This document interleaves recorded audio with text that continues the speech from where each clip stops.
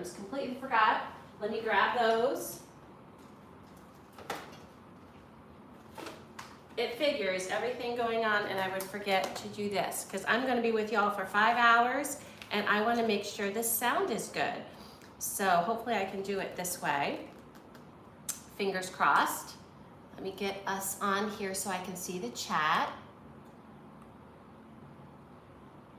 Oh my goodness. This is just a little crazy. Okay, let me see here. So I think I can do this, I think I can do this without having started this way, but let's just check it out. So we got these new things. Let's just make sure everything's working. These new microphones, that one's working, that one's working. So I'll have this one here for hubs.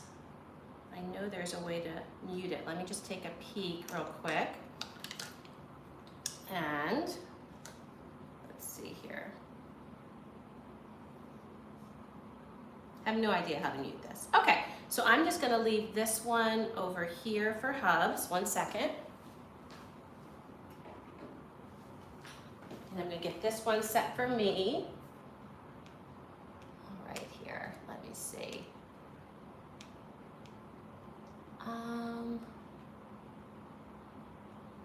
There we go. It's funny, this isn't showing the way it usually shows for me.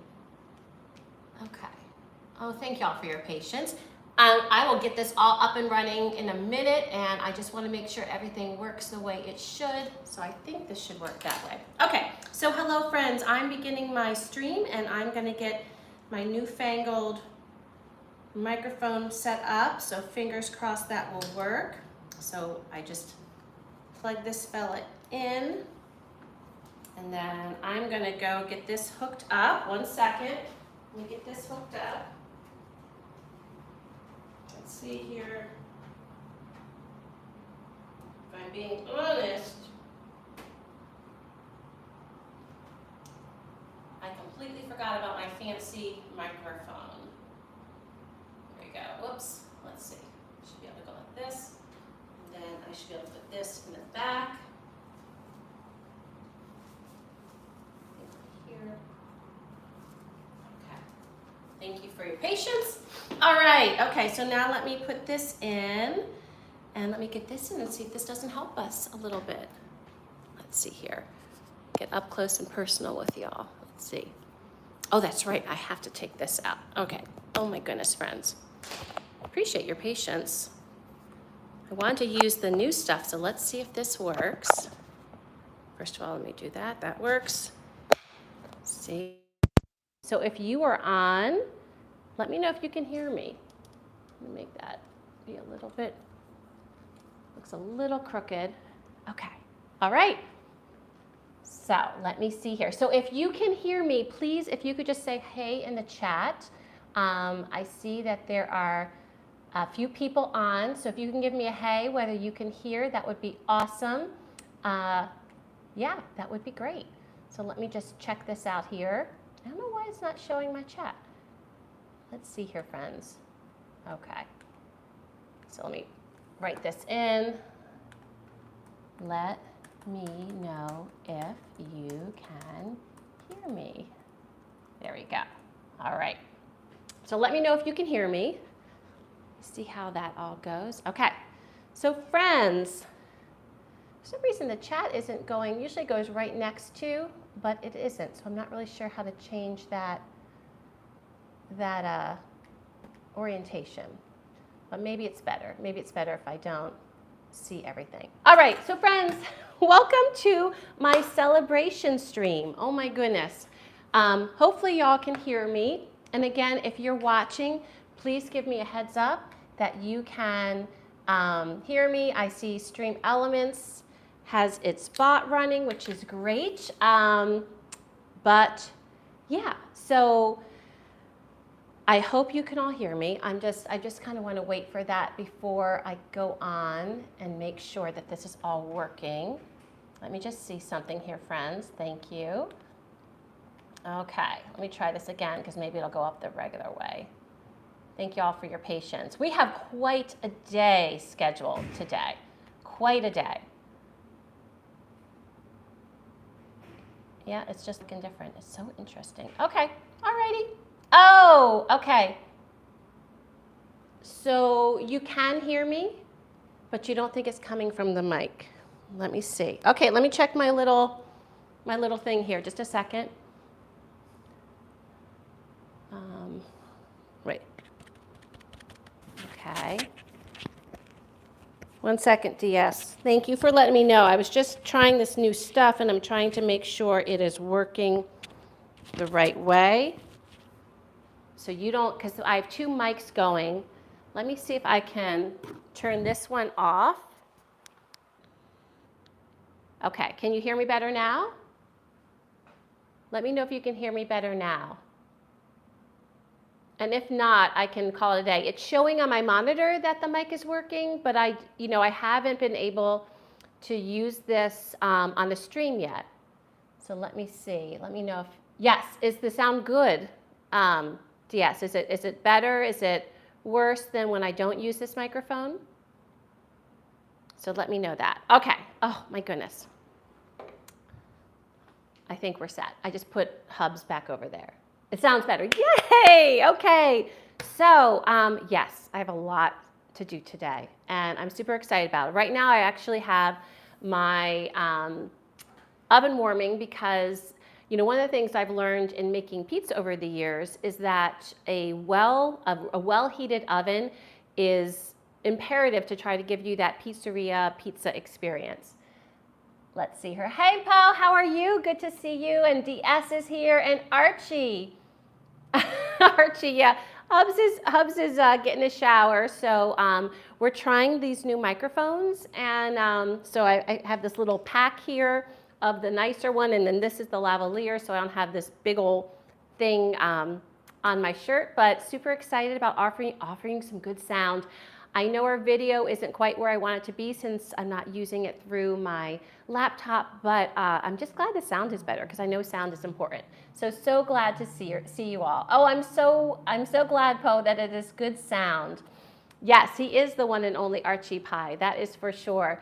So today we're making pizza, and my oven has been heating up. I've turned down, so I think I've mentioned where I live in the city, we have these really big windows, which are lovely, and that's one of the reasons we purchased the place. But we are east facing, and we get that morning sun, and it heats us up. So we actually have been using air. Well, actually, we have to use the air sometimes in the winter if it's a really sunny day and not too cold, and like we're getting ready for something, and you're just getting all hot. So it's interesting with those big, floor to ceiling windows that some people have. It creates its own issues. We barely ever turn on our heat, so we get it on that end, but air conditioning wise, we definitely use quite a bit of energy. So I turned the heat way down because my oven is going to be up high. So the highest my oven can go is 500. For this recipe, it's recommended 525, but mine can't go. So I'm only going as high as I can.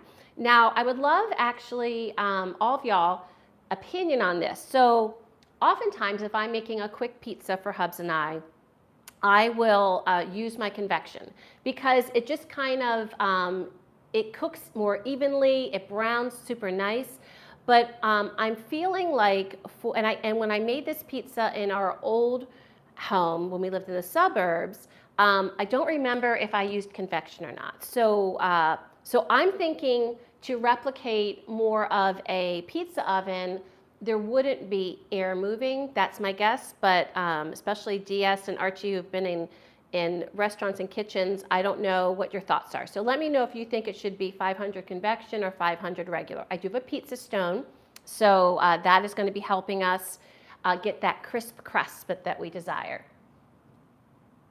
So which were you thinking? Oh, thank you. Thank you, Ruby. Thank you. Congrats on the 500. I know, I'm super excited. And Amy, hey Amy, it's a better time. It's not quite so late as some of my other streams for you guys across the river. Not the river, the pond. Oh my gosh, Archie, what about me sometimes, right? But what do you think? Should I do my pizzas in a regular hot oven or convection? I would love to know your all's opinion. So in any event, I'm super excited for y'all to join me. I fully realize this is a really long stream. So, and for anyone just joining us, you know, streaming, even when it's not a long stream, as a live streamer, one thing I've learned is that people come in and out, right? Because not everyone has a lot of time to devote to watching a stream. But I just want y'all to know with this, first of all, I always understand that. Like, I'm tickled that anyone comes to watch. I really am. Like, I'm doing my little thing here in Philly, and I'm doing it for personal reasons, you know, some of them being just having some of the stuff I make and that my grandma makes stay kind of encapsulated for history so that my kids could remake the recipes. But then it just kind of got fun. And now I realize that, you know, everyone has busy schedules, everyone has things they're doing. So don't ever worry about with my live streams coming in and out. Like, that is the nature of live streaming. So I'm thrilled that you guys are all here. I understand when it's a really long one, so we'll be coming and going as we can. But I'm just thrilled. So we are going to be making a very yummy pizza. And I have not made this pizza dough in a while. And this is a pizza dough that I found. Now, this has taken us back. When I was watching Taste by David Rosengarten. So that was kind of one of the OG people. Like, there's lots of OG in our cooking network, and he was one of them. And if I recall correctly, watching a show, I felt like when I watched, I thought, oh, I can do this. Because I'd made some pizza, was never super happy with it, right? When I found this recipe, I was like, and the way he talked about it and showed what to do, I was like, I can do this. And better yet, I had this cookbook, the Dean and DeLuca cookbook, because I kind of collect things. As we know, I collect whisks, especially rainbow whisks from my friend Archie. I have a lot of spatulas, rubber spatulas, and I have a lot of cookbooks. In fact, when we moved to the city, I actually had to kind of get rid of some of my cookbooks, and I gave them to some of my kids and my daughter-in-law just because we just couldn't bring everything here. But this is a great cookbook. It has a lot of wonderful recipes, and some of them are quite basic. And what I found was, because David Rosengarten is actually one of the authors, his master dough recipe is in here too. So that provided a few problems when I was getting ready for my stream, because, you know, I really like to share the recipes that I'm doing on here. And to make it easy, I kind of wanted to just find a link to share with y'all that had everything written down so that I wasn't typing very slow trying to get all this information. And I did find a link, but it doesn't, I don't think, and I don't remember if it quite gives him the credit, but the credit for this recipe is David Rosengarten, and again, it's in the Dean and DeLuca cookbook. So down below, I have the link. I have the link for all the different things we're going to be doing today. And if I miss anything, let me know, and I'll make sure and put it in after, later after the stream. So in this recipe, it involves a couple different things I wanted to talk to you about. So earlier today, because it needs to rise, or it needs to sit and let rise for 2 hours at least, I mixed together 1/2 cup milk that was room temperature, 3/4 cup water that was almost too hot to touch, and I think it was like 125 degrees Fahrenheit that they suggested. And I mixed that with 2 tablespoons of dry yeast. And then I let that sit for 10 to 20 minutes until it became bubbly. And that I added to 2 2/3 cups sifted cake flour, because you really want to make sure your flour is not packed down. For this dough to work, it needs to be just beyond sticky. So you don't want to have a dense, super smooth flour, or you're not going to get the consistency and the result that you're looking for, at least that I was looking for. And then 1/3 cup sifted regular flour. Now, I do not know why he has a little bit of regular. And I'm sure on the show they probably talked about it, but I completely forget. But that's what they say. So I do think that the cake flour is helping give you a very smooth and almost tender crust. It's supposed to mimic, especially depending on how you cook it, it's going to mimic those pizzas from Italy. Those little ones. This is not going to be a big pizza. I'm going to make 2 today. And they should only cook for about 6 minutes. They cook quick at this hot temperature. And so anyway, so then I mixed everything together, and then you want to kind of be adding flour, additional flour as you go to get it to be just sticky. And when you're kneading it, that's when you're kind of testing it. How sticky is it? Incorporating more flour, but you just don't want to go too far. You don't want to go over the edge. So that was something that I just wanted to share with you. I will be putting together a short of what I did earlier today and releasing that later, hopefully this weekend.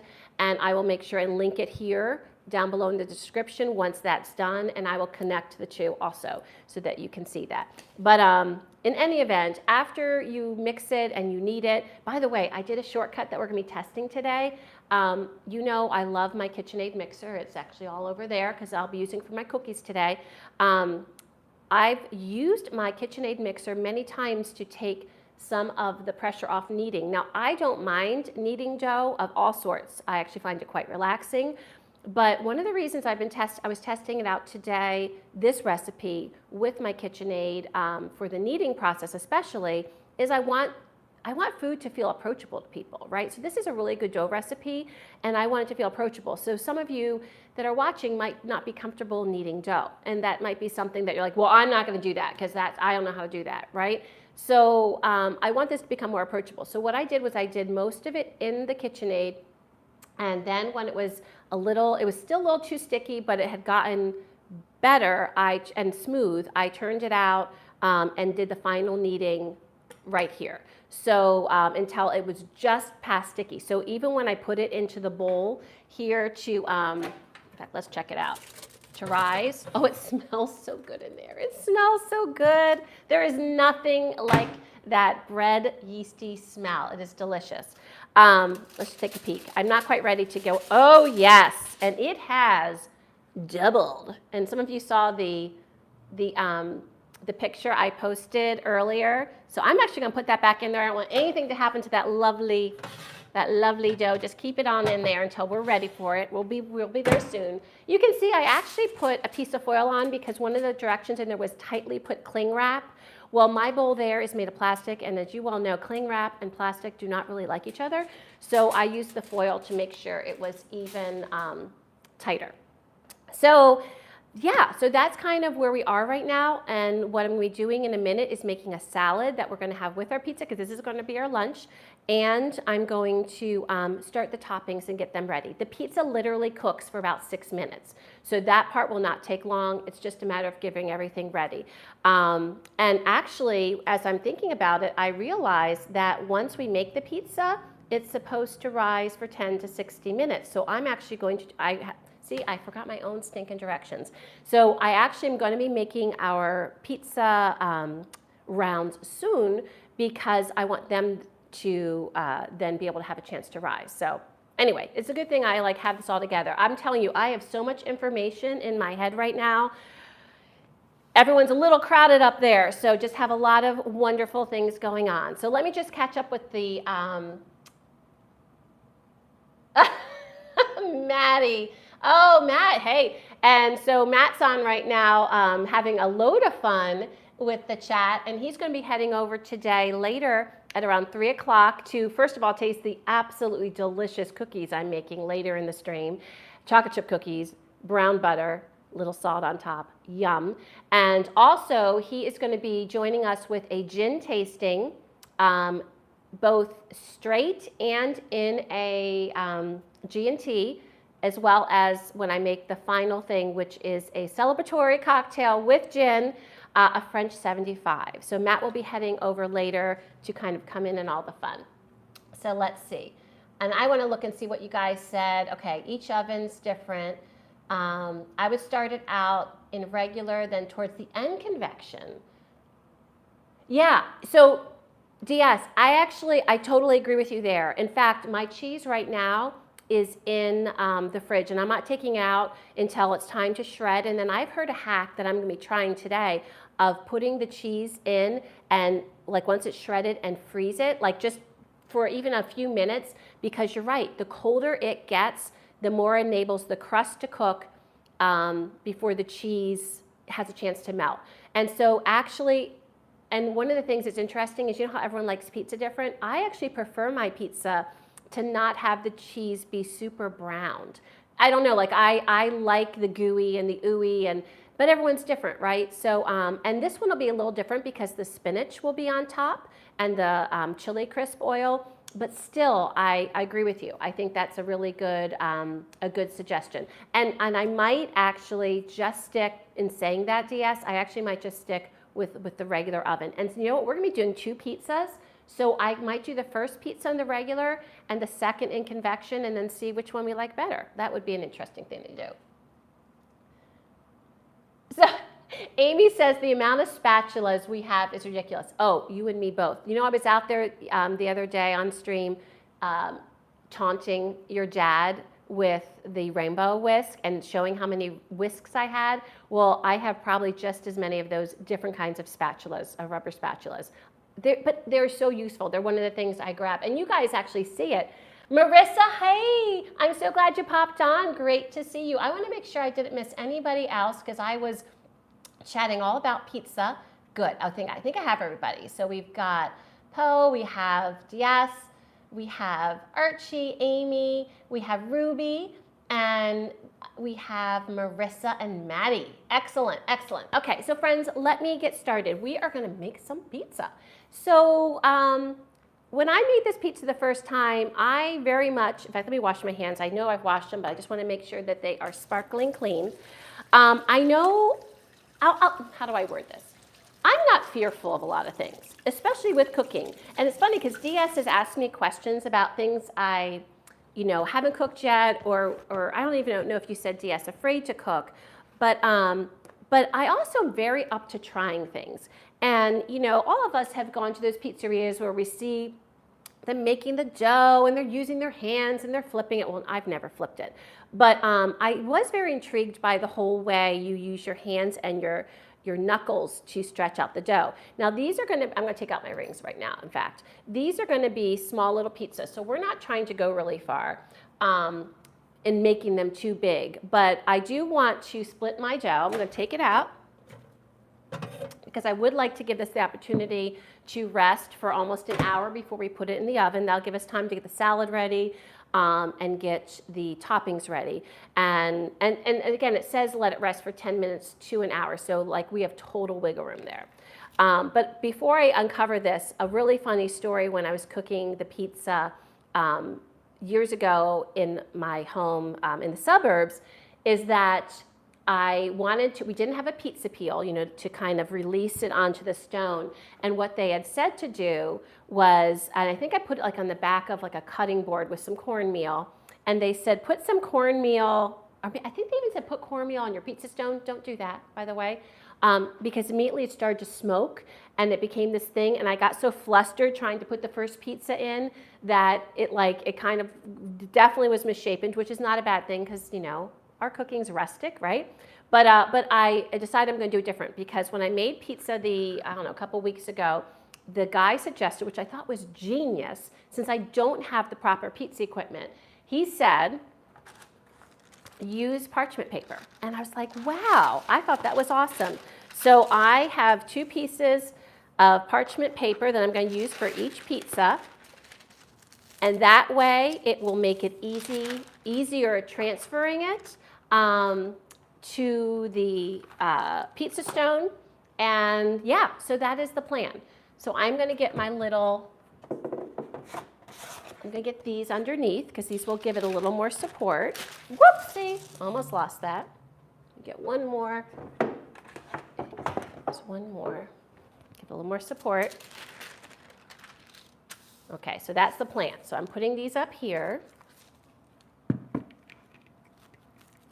So Marissa, I'm using a dough recipe from David Rosengarten, and it's from the Dean and DeLuca cookbook. I was talking about how I'm very old school, and I had seen this on Taste with David Rosengarten back in the day. I'm looking for my dough scraper. Oh, there it is. Okay. All right, so this is the dough that doubled. I'm going to turn this out onto here and divide it into 4 parts. There we go. Lovely. Whenever I say lovely, I always feel like I say lovely, governor. And Archie is wincing right now, I know, but I do. I don't know why. All right, so I'm going to divide into 4 parts as best I can. There we go. You do not want to take away the stickiness. Like you want this dough to not be, and it is perfect. Oh, this is just, I'm so excited about this dough. 4 parts. There's 1, 2. There we go. Okay. All right. So these 2 I'm actually going to put in here, and I'm going to freeze. I've never frozen the dough before. I'm going to wrap these up later and freeze them. So let me cover that up.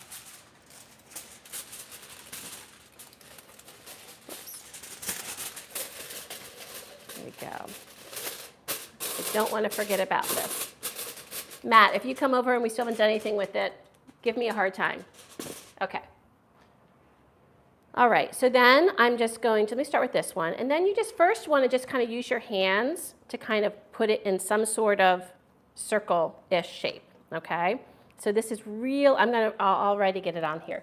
This dough is super, it's pliable, but it also is I don't want to use the word fragile. It's not fragile, but it's not super strong either. It's pillowy. That's a good way to describe it, pillowy. So this is working just fine. I don't even need to get fancy. So when I tried to get fancy making this years ago, it split, you made a hole, and I had to squish it all together so the hole went away. And you know what, at the end of the day, it was fine. But yeah, you know, it kind of is what it is. Now, one thing I wished I would have done, hey, oh, now see, okay, I gotta make a little comment here. So Philly went with workout clothes. Do you know why? Because this is gonna be a workout today. I'm gonna be doing a 5-hour stream. I have my sneakers on, as you would, I think, call them trainers, right, in England, and workout clothes. Look at him. He's fancy. He's all fancy today. I don't know about that. All right. Well, I don't have to be on camera for 5 hours.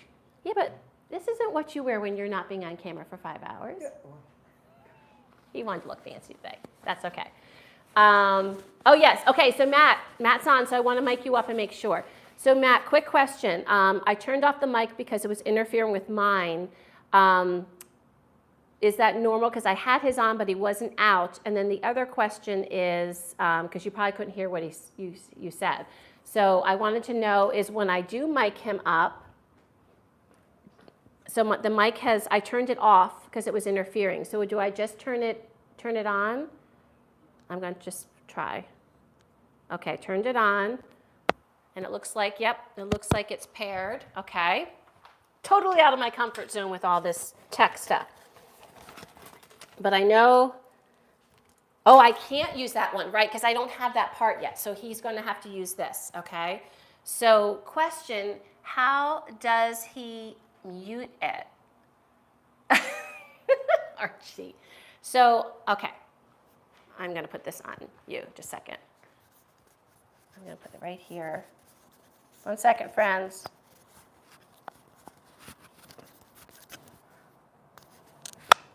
Can I do it? Yeah, you do it. Thank you. But first of all, can everyone hear him now, is my question. Can everyone hear him now? Hello, hello. Oh, correct. Oh, he's giving me shade. Hey y'all, do you read that chat and see my son, my techie son, who's a smarty pants giving me shade? I don't know, not my mic. Should have done your research. He stuck his tongue out at me. That's what that means. If you have young kids and you don't know what those symbols mean, that's what that means. But it's sticking out his tongue at me, but he's giving a wink too, because I know him. He knows he will not get any good stuff when he comes over here if he's not nice.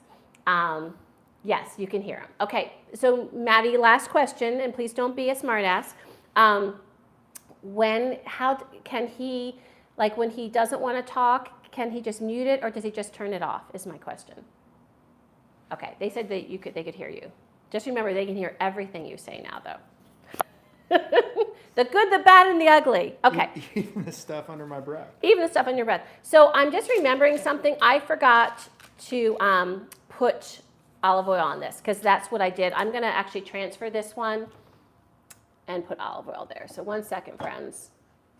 How do you turn this thing off? There's a little button that's there it is. the Okay. power button. Got it. So let's see what Maddie said.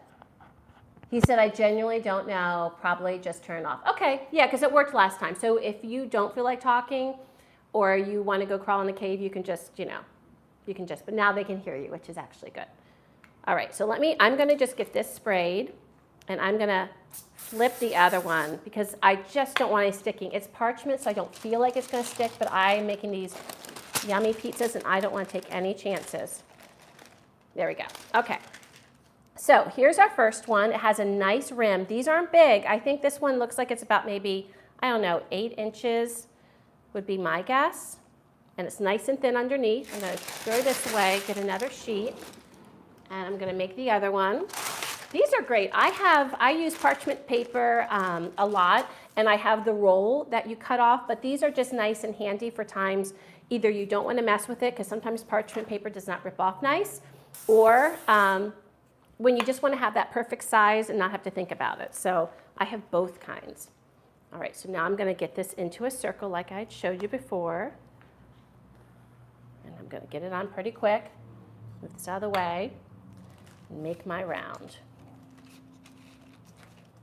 Okay, this one isn't going to be quite as pretty as the other one, but that's okay because these are just some rustic pies.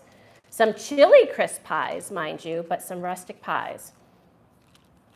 Yeah. Oh, see, this one already got a little holage. If you get a little hole that forms, just pinch it together. So I got a little hole that formed. Just pinch it together. Oh, that one got a hole. So we'll give this one to Hubs. We'll give the misshapen one to Hubs. Oh my goodness, holes everywhere. Holy moly. DS, Indeed. that is exactly what I was worried about. What's that? He said, make sure you turn it off before going to the bathroom. Yes. Oh, please, God, do that. Okay. That goes for actually me too, because this is a long stream. I don't know that I'm going to last the whole time. Remember the movie Naked Gun when that happened? I don't remember that. Do you all remember that? I know the movie, but I don't remember that scene. I think it was Naked Gun. No, it was I don't know, whatever. Okay. Yeah, it was Naked Gun. So my dough, this one is much more temperamental, so I'm just going to use my fingers gently to make it. I've got some super thin parts that make me a little nervous. Yeah, it's so interesting. This one this one did not do the whole thing. This one definitely did. Okay, so this guy is more like oval, and the other one's more circle. What would you say, babe? Eugenia? Oh, Eugenia! Welcome to the stream. Yes, Rainbow Whisk Unite. I love it. Rainbow Whisk Unite. I might just have to get my Rainbow Whisk out special for Archie.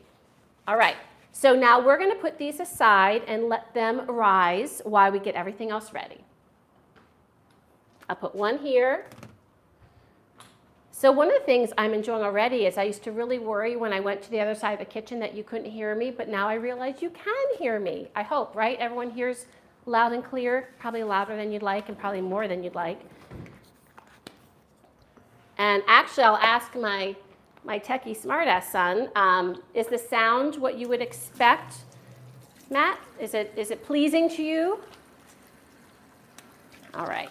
I can smell the oven getting more warm as it's getting up there in temperature. I'm just going to wash my hands again, put my rings back on. So now we're going to make a salad, and I'm doing a super shortcut here. I've got a lot of stuff going on today, so my salad I wanted to shortcut. And one of the things I do sometimes is, for convenience, I will buy a chopped salad, but then I can kind of make it my own. So this one I'm getting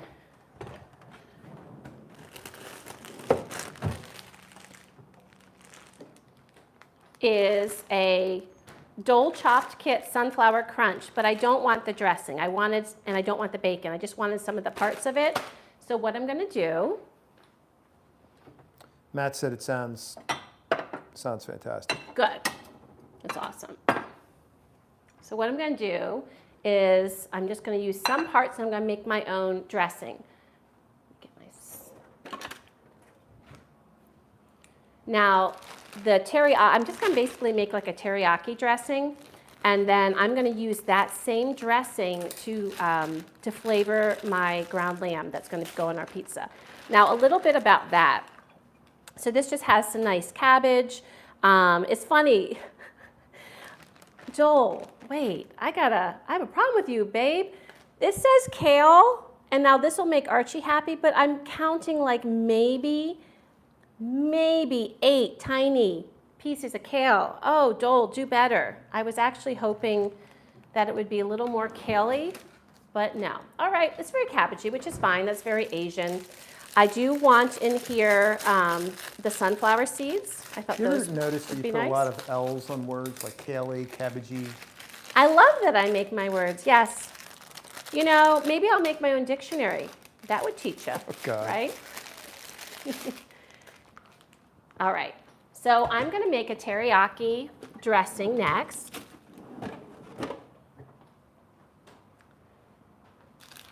Here's my sesame seeds. For teriyaki dressing, you can do it a couple different ways. If I'm being honest, I was hoping I had a shortcut there too. One of my favorite teriyaki marinades, dressings, it's like an all-purpose thing, is Very, Very Teriyaki by Soyve. I don't know if they have it everywhere, but that is one of my go-tos for just flavors, especially making a great marinade. But alas, I did not have any in my cupboard or in my fridge. So I'm gonna make my own, because what's great about cooking is if you don't have the ingredients, you can just whip it up together yourself. And it doesn't take a lot of difficult products to do that. So in my dressing, I'm gonna use more than the typical teriyaki. So I don't even know if I can really call it teriyaki. But I'm going to use some soy sauce. I'm going to use a little bit of rice wine vinegar, some honey, some garlic, some ginger, and a little sesame oil. And of course, salt and pepper. I might add some water to kind of thin it out. And then I'll use this to flavor both my salad, but also our lamb, because that's like a whole nother story. So let me see how y'all are doing.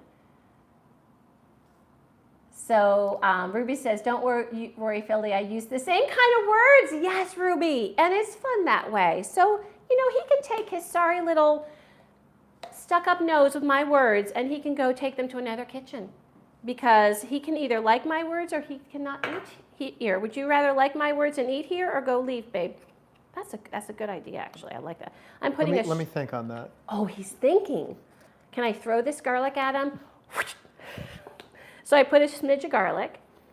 I put a smidge of... Drew tube's on. Drew!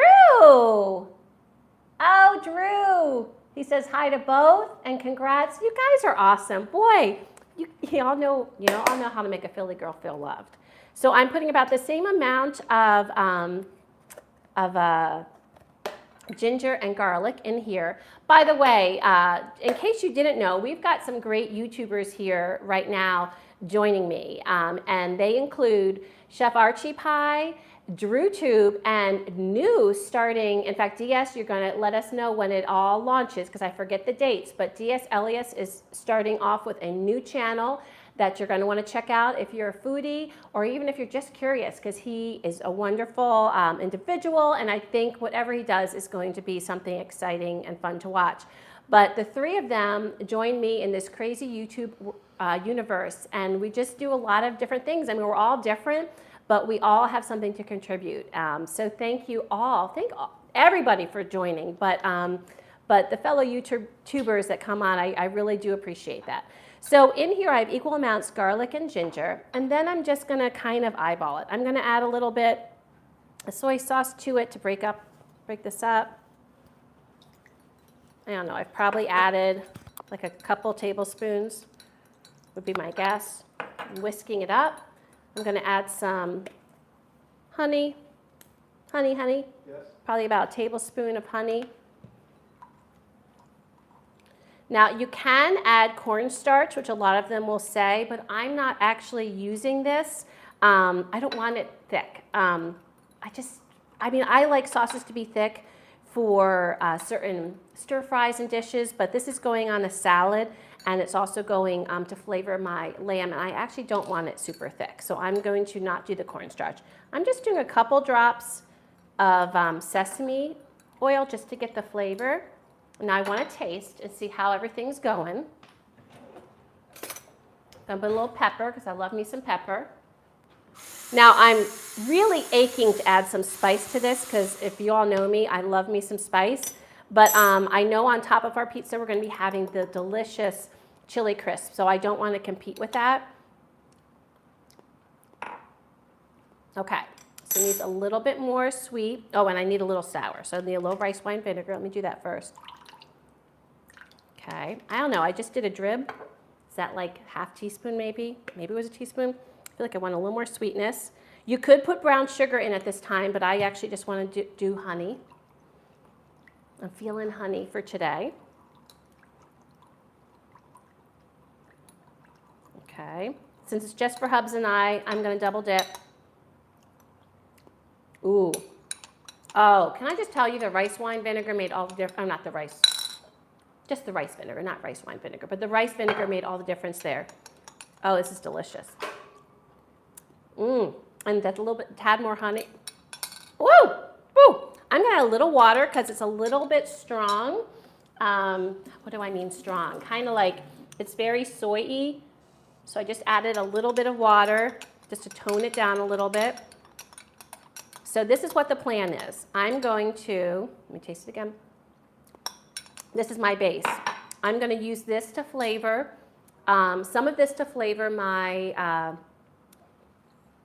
my lamb in just a minute. And then at the end, whatever's left, I'm going to be adding a little bit more sesame oil and maybe even some canola oil, and then balancing with just a little more vinegar if I need to make it more of a dressing. So this is a great base right now, but I am going to kind of zhuzh it up a little bit at the very end. So I'm going to keep that there so I don't forget. I don't think I'll need soy. I think I'll just need some rice wine vinegar and sesame, maybe some canola. So we put our salad here. Let's see. So friends, you've all been with me for a while. What are some of your, I forgot to announce the top 5. Oh, you give a girl a platform and she totally forgets. By the way, I'm just going to sprinkle some of these. I'm a bit of a mess today. So sorry, friends. For a 5-hour stream, you've got this. But hey, you know I love y'all. I'm just using some of those. That's plenty of sunflower seeds. Let me get my top 5 info. Oh my goodness. Okay. And I need to look at my agenda so I can see what goes up first. Let me just bring that up, friends. Okay, here. So I'm looking at my agenda. My first top 5, which was supposed to be at 11 o'clock promptly, is my top 5 recipes from my grandma. So let me go and read those. I have them all written down. Wifey, like a good girl should. read your chats.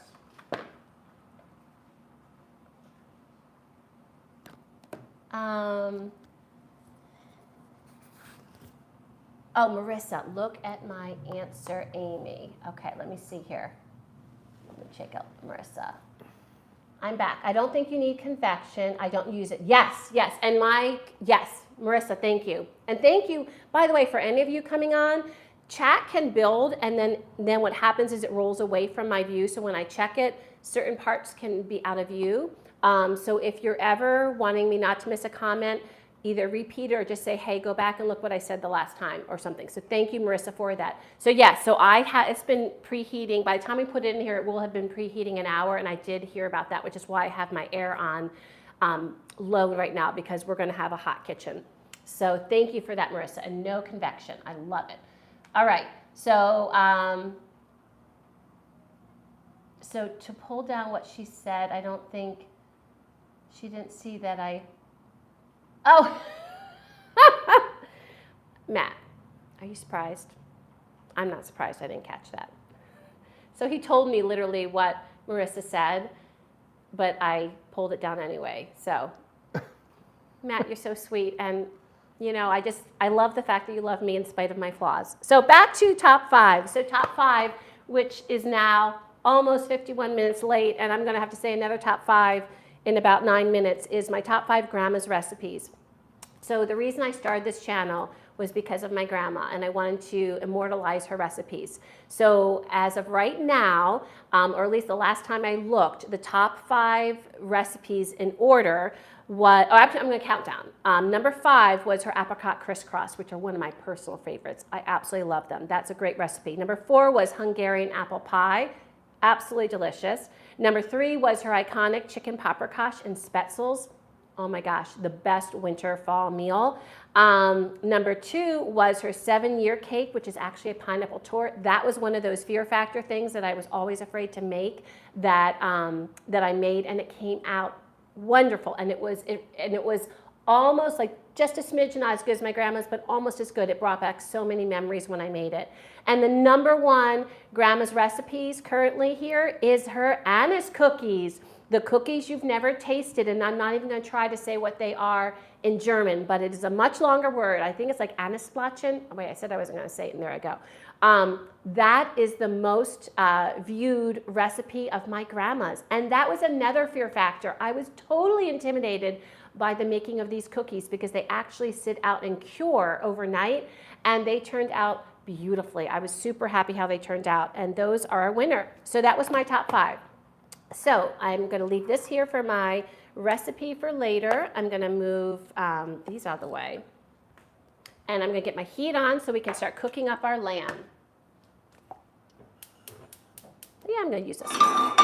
So I don't have a camera here, but there's really not going to be that much to see. So don't worry about that. I'm going to put this on, I guess, medium heat. And I'm just going to brown up some lamb. Now I have much more lamb than we need. I'm going to put these in the fridge. I have much more lamb than we need. So I'm just going to be cooking up about probably like 1/4 to 1/3 pound of it. We put our honey away. And the sauce I'll use to flavor it. So on our pizza today, which by the way was made famous at Paulie G's, and we actually have a Paulie G's here in Philly. My son has had Paulie G's. Hey, Matt, do you want to let everyone know how your pizza was from Paulie G's in Philly? Because I know they're in a few different cities. And yes, I know you're trying to help. I appreciate that. You're the best. And isn't he funny? I mean, he's a hoot. All right, so tell him about Paulie G's, Matt, while I grab some of the ingredients. We are going to need some ground lamb. We are going to need some baby spinach and gouda. I'll get the gouda out last because, again, I want to keep that cold. So I've got my baby spinach.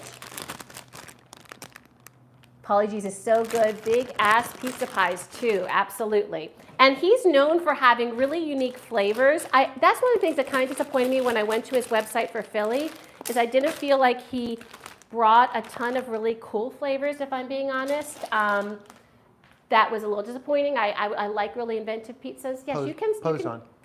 Yeah, I know. I said hi to her. She's been on. Sorry, I was not paying attention. But he's kind of slow to the game, so. But he wanted to make sure I knew that you were on, and I knew that. But this is going to be the star attraction, and this is going to make Archie swoon. What is it? So it's chili crisp, and it's the Laugenma chili crisp. Now, the star attraction at the Paulie G's in New York City is actually Xi'an chili crisp, and they are right next door to that Paulie G's, and that's why he decided to make a pizza that embodied all that is yummy about the chili crisp. So he chose, I guess they use lamb a lot in that restaurant, so he chose lamb. And Hubs, actually, I could use your help with this because I'm going to get you some of this lamb, and I would love it if you would put the rest in this baggie for me. Okay. Because I know I'm going to have to say top 5 soon. And actually, if you want to let me know every time we're on the hour that I need to say the top 5, that would be awesome. That would be lovely. All right, so I'm going to get some of this lamb out. So these shrink wrap ones are great, but they're not great when they don't actually open up like they're supposed to. Is on. Hey, Matthew, welcome. Good morning. Oh, you're awesome, Matthew. You guys are awesome. And so that's a good reminder. So please, I love what I do. If you like content like this, I know live streaming is a little bit different. I'm actually going to be creating a new video for my homepage to talk a little bit about live streaming. But if you like this kind of content, please like, subscribe, and share.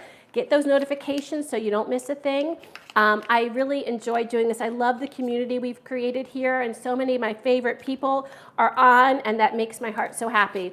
And I appreciate meeting new friends. We all appreciate meeting new friends. So, and if you prefer not chatting during the stream, totally get it, not a problem. We still love you, and we still appreciate your support. But yes, if you would kind of smash that subscribe and press the like. That would be so appreciative. Thank you for the reminder, Matthew. All right, so I'm going to take this, turn down my heat a little bit because I had it going. You know me, I just let those pans go. And I'm going to put about 1/3 pound, and that probably will still be more than we need for our pizzas. But I'm going to get some of that scooped in there with one of my spatulas. And when I want a little oil in there, I'm going to use my grapeseed oil. Just not, you know, the lamb has fat, but I just want to create a little oil to get things started. So I'm actually probably only be putting like 1/4 pound in here. It's probably a little more, but whatever. I'm just trying to make it easy. So if you would put that in that baggie, Yep. that would be wonderful. Let me put this away. And I'm just going to get my spoon. Can you keep it in this? I'd rather that come off. You can hear it all crackling away. Dude, that's gross. I'm just browning it. Hubs doesn't realize all that we have to deal with as cooks, all the raw meats. He's making comments. Good thing we love them. So I'm just going to get this browned. And then I'm going to hit it with some of our sauce. And you know, our sauce has quite a bit of soy sauce in there, so that should do a lot for helping flavor it. But I will test it after, as we should always test while we cook. And yeah, and see if it's flavorful enough, if we need to add some more salt. Okay, so getting this going and brown. I let that get a little hot.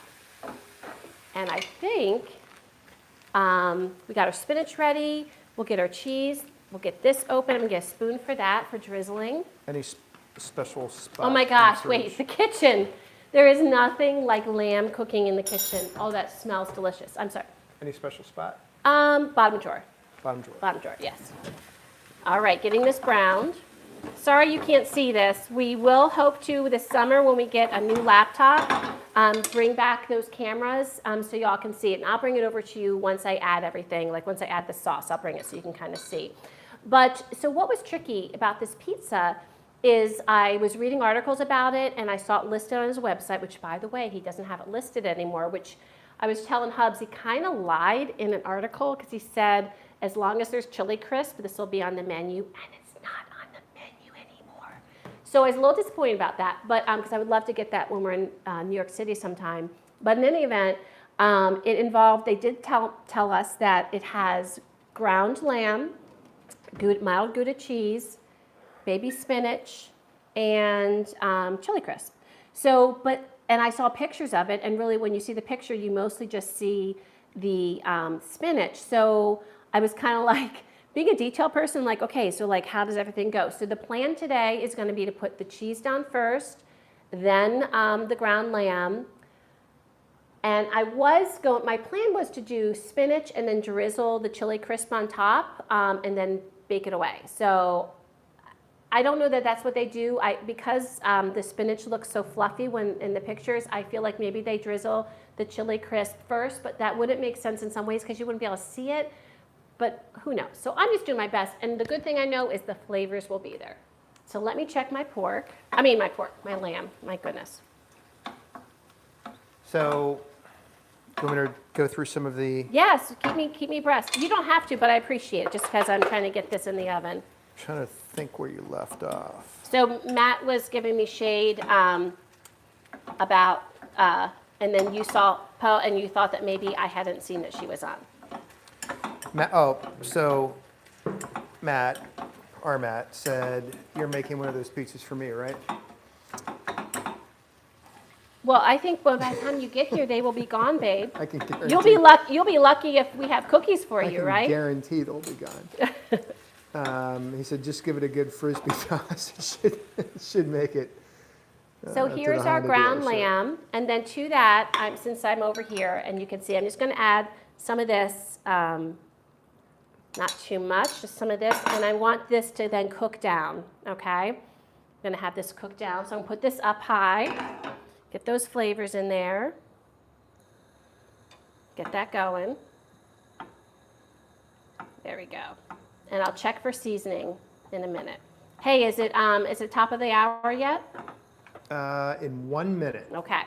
And then to this, I'm going to add a little bit more of the sesame oil to make it more of a dressing. Yes, babe. So I'm going to open that all up. Archie said, I'm a big fan of Chef John, and then said he's a good lad. Oh, who's Chef John?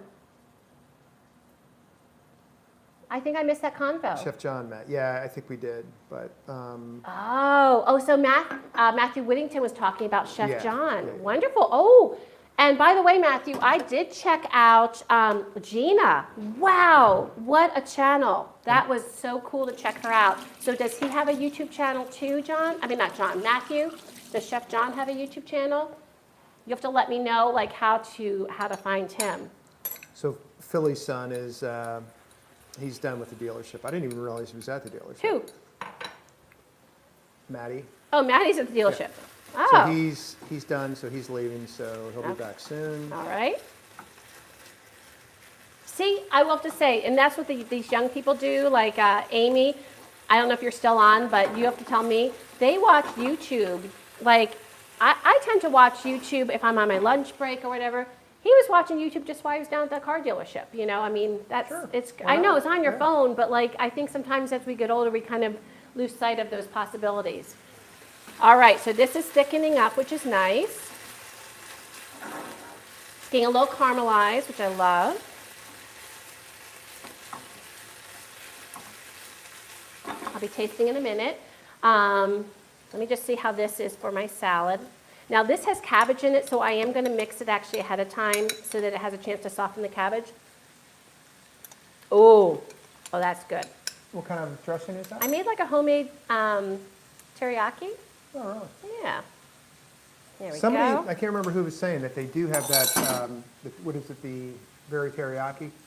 They have that on the West Coast. They do. Yeah. Oh, yeah, no, that doesn't surprise me. I wasn't sure if it was like in England. That was one of the things I wasn't sure about.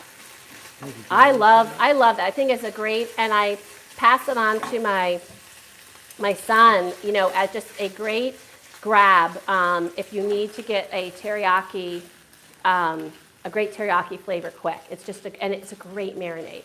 Okay, so now I'm going to taste this, and I put my spoon away and see how the seasoning is. I make sure everything tastes good. Oh, that's good.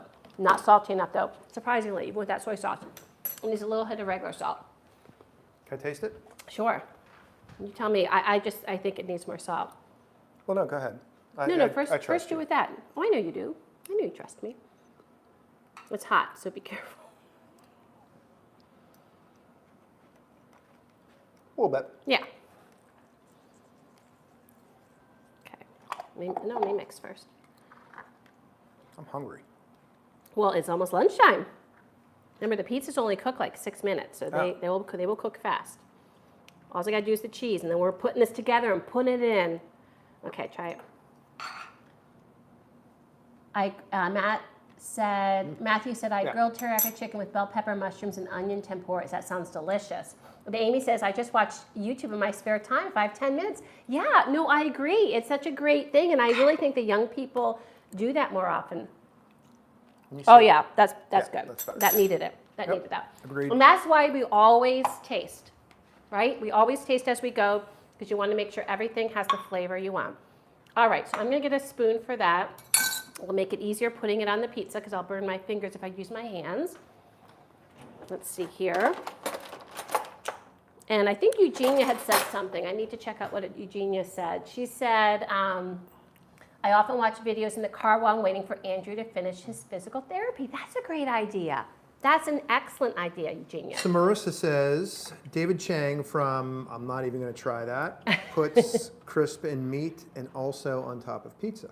Yes, yeah, so I'm very excited for this type of pizza. All right, so let's get our dough. All right, so it has sat around. I don't feel like it rose that much, but you know, whatever. And this one still has those stinking holes. All right. Is that one mine? Well, actually, we're going to be having this one first, and then we'll cook that one second. Okay.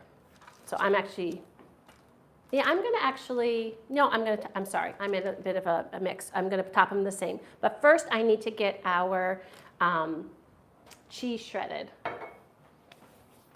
So mild Gouda is what they suggested. I've never had Gouda on a pizza. Have any of you had Gouda on a pizza before? This is definitely something new for me. I love Gouda. But have you ever had it on a pizza? I don't remember. I really don't think so. I might have, actually. I know I've never had I Gouda might on have. pizza. Or if I did, I wasn't aware of it, you know. And just wasn't anything I tried, so I'm really anxious. What's your And favorite cheese? Oh, don't make me do that. That is too hard. I think one of mine is smoked Gouda. I love smoked Gouda. I love aged Gouda. I think you're thinking aged Gouda. Whatever. You're the one that's kind of almost Parmesan-like. No, it's smoky. I think aged it's Gouda is smoked. one of my favorites. Like when aged Gouda came out, I don't know how many years ago that you just saw it everywhere. And my sister, she's the one that introduced me to it. She actually had it on a cheese plate, like, you know, with a variety of cheeses and meats and things. I was just like, wow, this is amazing. Now, this is going to be a little bit difficult to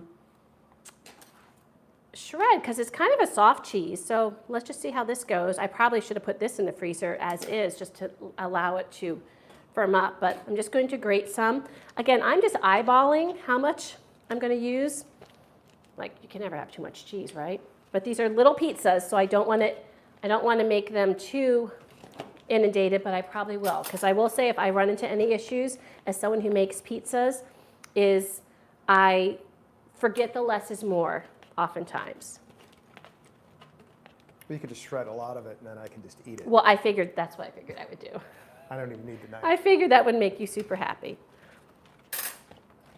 All right, and you have your mic on, right, babe? I do. Oh, I could actually look here and see that. That's so cool. So the little contraption is in my phone that helps this all kind of happen. Okay, just wait till I'm done with it though, please, babe. I'm just looking at the mic. Or the And can you get a baggie for that Gouda? That would be awesome. Don't seal it up yet in case we need more, but I think this will do. And we're ready. Okay, so we have our Gouda, we have our chili crisp. I want to give it a good stir. Oh. Okay. Yeah, it might be a little greasy from my hands with the cheese. Thank you. So if you're not familiar, I know most of the people on here are familiar with chili crisp, but if you're not familiar with chili crisp, it is the best thing you do not know that you're missing right now. Oh, Hey, the smell of this. I could smell this for ages. Yes, just leave it. Okay. Just put it in. No, just leave it, please. But I'm just worried, did you shred that? Yes, it's not. It's fine. Okay, good. It's not the red thing. The other stuff is fine. All right. So, all right. So there we go. We've got all of our ingredients. Let's get them on. I'm going to first start with some cheese. Let me move this out of the way. Can you all see? Yes. Okay. I think everyone can kind of see. Oh, that's good cheese. That was really good cheese.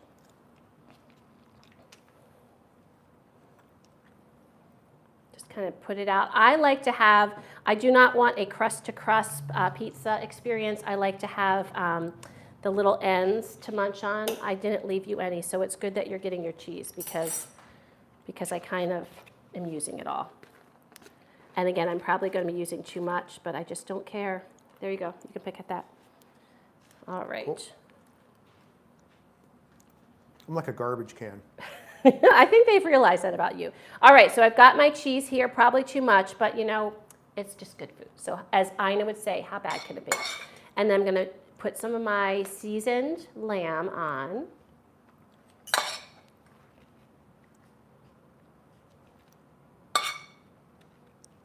Oh, and I know here's where I need to be a little judicious. Okay, I probably shouldn't put any more than that there, this one.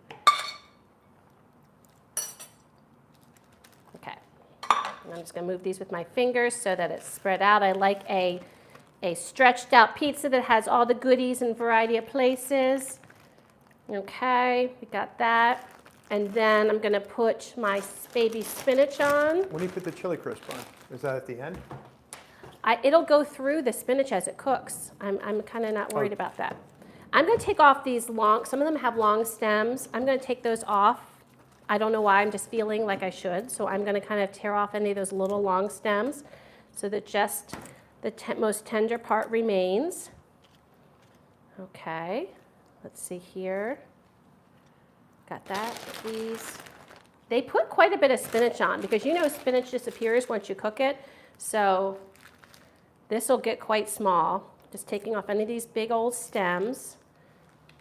Again, I would always cook these off, but since it's going super fast in a pizza oven, this is what I'm going to do. Okay, that looks good. Maybe just a couple more. Excellent. Okay, and then you can put this back in the fridge for me, please. And now I'm going to drizzle it with some of this chili crisp. And I'm going to use a different spoon because I have actually a good spoon that really works well for drizzling. It's actually an old grapefruit spoon. You do not need to worry about that, of course, but it has like this really slim tip here at the end, so it really makes good for drizzling. Okay, so I'm just going to drizzle this around, get some goodness. I'm not quite sure how much to put on, so I'm just going to eyeball it, which is really what we're doing this whole stream, right? We're eyeballing a lot of stuff. I'm going to blow. Johnny says pelican in the kitchen. Oh, Johnny. Hey. Good to see you. Thanks for coming on and saying hello. We've got our pizzas done, and this one's about ready to go in the oven now. It's been preheating for about an hour to 500, and I'm going to slide this parchment paper right onto my pizza stone. So, and now we're going to heat up our place by probably about 10 degrees just by opening this really hot oven. So I'm going to get this one over here so it's ready, and the other one, one second, the other one will go in after this one's done. We're going to have you set the timer for 6 minutes when I close the oven door, okay? All right, so get it out, heat's out, bring this. There we go, it's in, close. Ooh, it's hot. That makes me think of Robin Williams when I say it's hot, remember? So 6 minutes. Hubs has it. All right. By the way, when this is cooking. Did you do your top 5? Oh, no. You were supposed to let me know that. Well, I kind of did. Just teasing. Well, right now, right? Yeah. So is it on time? It's 12:14. I told you in 1 minute. He has so few jobs to do. No, this is all good. I'm just teasing you, babe. I know. So my top 5 try or buy. This again was supposed to be at top of the hour, so my apologies. So I do need to reduce my adrenaline a little bit. I'm feeling quite hyped up right now on nothing but just 1 cup of coffee earlier today. So anyway, back to the top 5. Top 5 try or buy videos. That's where we do Takeout Philly try or buy. Starting with number 5 is Cray Taste, which is great Southern style cuisine in Old City.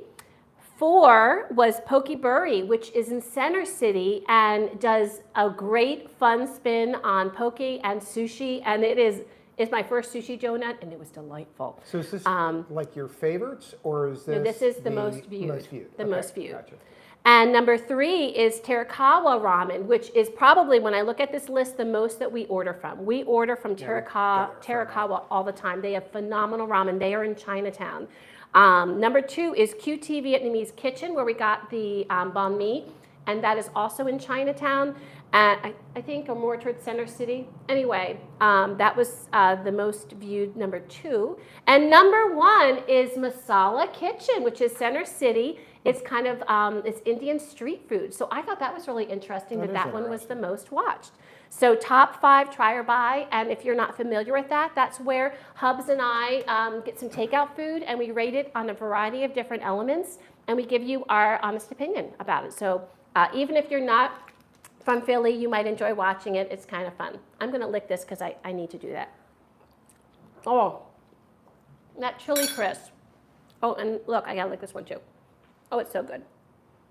And what's great is it has spice, but it's just delicious. Such good flavor. I'm going to leave that out just in case we want more. So Hubs, could you do me a favor?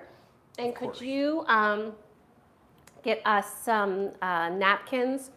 And we are going to just kind of get things set up over there, plates and napkins, regular plates. No, we're not setting up. We're going to be eating here so that we can be on screen. Okay. But just get it set up so it's easy to bring over when we need to. That would be awesome. You want regular plates and forks and cloth napkins just because it's messy and it'll be easier. So we are a cloth napkin family that we use a lot of times. And maybe we should just pick at this lamb. Matt, we'll save this for you. You can bring this home when you leave. Nah, let's just eat it. I'm going to toss that salad. Don't let me forget to put the timer on the second pizza. You know I probably will. Don't forget. Pressure's on. Okay. So Chris, I'm so glad you joined. And you said pelican in the kitchen. That's me. Oh, that's you. I think I'm the pelican. Okay. I'm like, I don't get it. All right. So I'm tossing up our salad that we used with our homemade teriyaki dressing that we also used in a little bit different form on the lamb on our pizza. And I noticed here, where's my little scissors? Here they are, that they have a green onion that they did not chop up enough. And if I did, I know I'm kind of low on time, or I would chop up some more green onion because I like a nice green oniony. Oh, there's another word, onion. Green oniony. I love my words.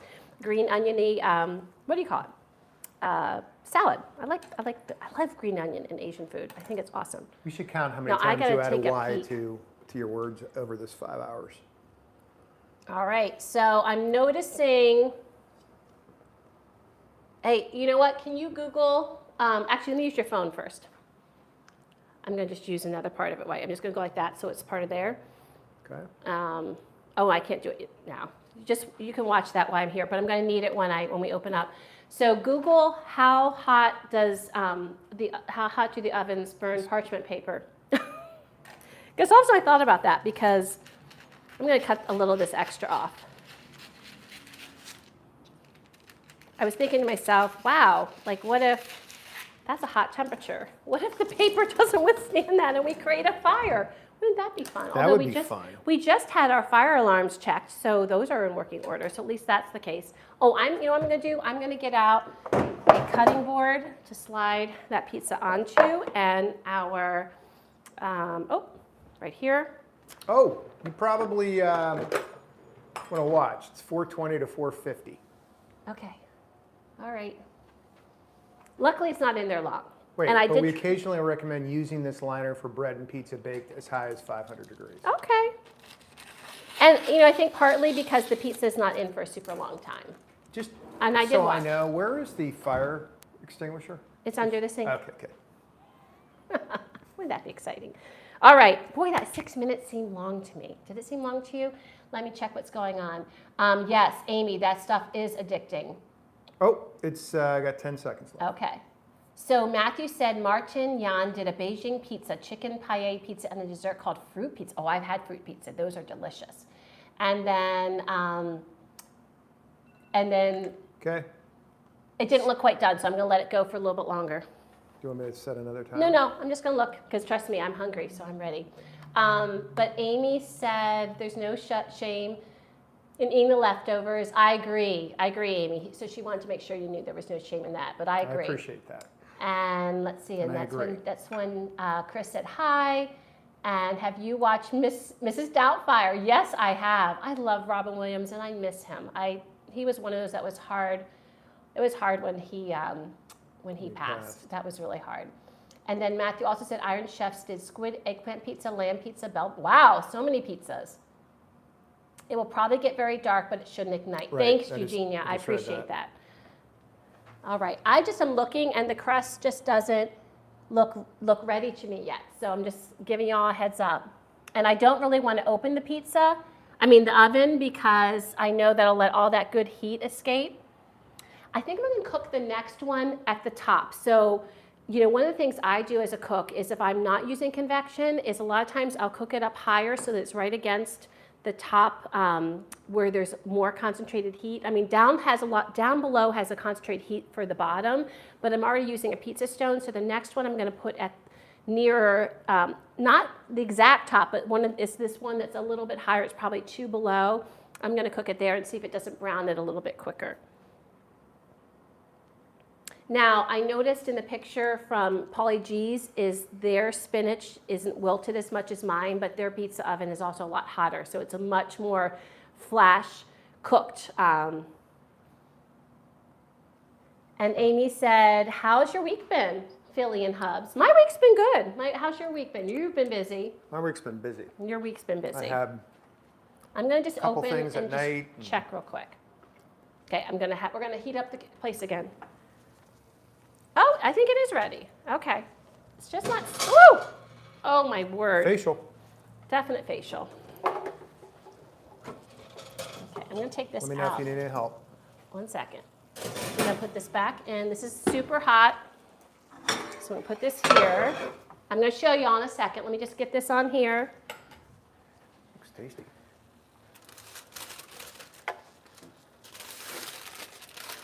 Okay. I think Eugenia was right. Look at that. Look how dark that is. I know. And then I'm going to, so I'm not happy with how the browning on the crust. I'm not gonna lie, I'm fussy. You know I'm fussy, which is I think kind of what makes me good in the kitchen too, is I am always striving for better. So we are definitely putting this next one up here. Go get this ready. And I'm gonna slide this on. I feel like I took all the heat out of my great oven. Go. Oops, I'll put that there. And set it for 6 minutes. All right. I think part of it is the ovens, they just can't, and we're gonna bring chairs over. I think part of it is that the oven just can't handle, or they just can't get hot enough, you know, babe? So, yeah, it's probably true. Here, I'm gonna sit over there, you're gonna sit here, because I wanna be close to the oven. You're gonna sit over to the left. Oh, I never put the timer on. And then put it for 5 then. And then I need my water. Let me see. Here we go. Okay. And you can bring the plates over. And we have our little lunch here. We've got a lovely teriyaki salad. I really wish you could all eat this. And we've got this delicious, come around, this delicious pizza. Trying to make the pizza that they make at Paulie G's. I don't quite think we mastered it. What were these for? We're done. Okay. I don't think we quite mastered it, but I'm going to go into, I just wish there was more color in the crust. You know that's going to bug me. Well, maybe the next one. And I remember the last time there was color in the crust when we did this before. Maybe it's using the KitchenAid to knead. Maybe that's what happens. So I'm going to give you a piece of pizza. I will show you one thing, friends. If I don't burn my fingers. Pardon. Let me show you. You can see that yumminess right in there. Oh, feels good though. So this is supposed to be more, it is supposed to be actually more of a softer, pillowy dough. Yeah, I was going to do that for you, but that's fine. Napkin. Right there. Isn't that your napkin? There's 2 of them there. Okay, that's fine. All right, so friends, okay, so we're about to eat, but this is what I ask of you. If you are still around and hanging around, this is a great, thank you. This is a great Q&A time. So, and what time do we have right now? It is 12:30, which is about what I thought we'd be eating lunch, so that's good. Can we eat? Yes, just 1 sec, 1 sec. Hungry. Are you surprised that he's rushing the eating process? And actually, we can't see you well. So we're going to move this a little bit so we can see you. Oh. Yeah, we want to see you. All right. Okay.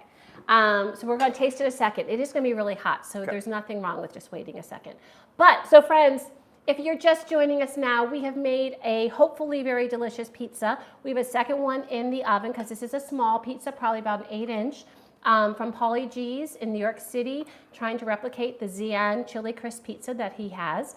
And we've done 2 of our top 5 lists, and we're so glad you're here. And be sure, if you feel comfortable, say hi in the chat. We'd love to know that you're here. And thank you for watching. And please remember to like and subscribe and get notifications so you don't miss a thing. We're about to have lunch, but we're also open to having a Q&A. So I brought the chat closer so we could read it.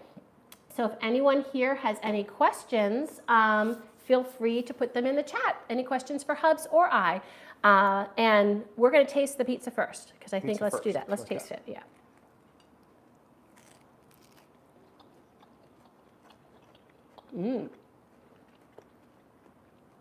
Well, Oh, that's good.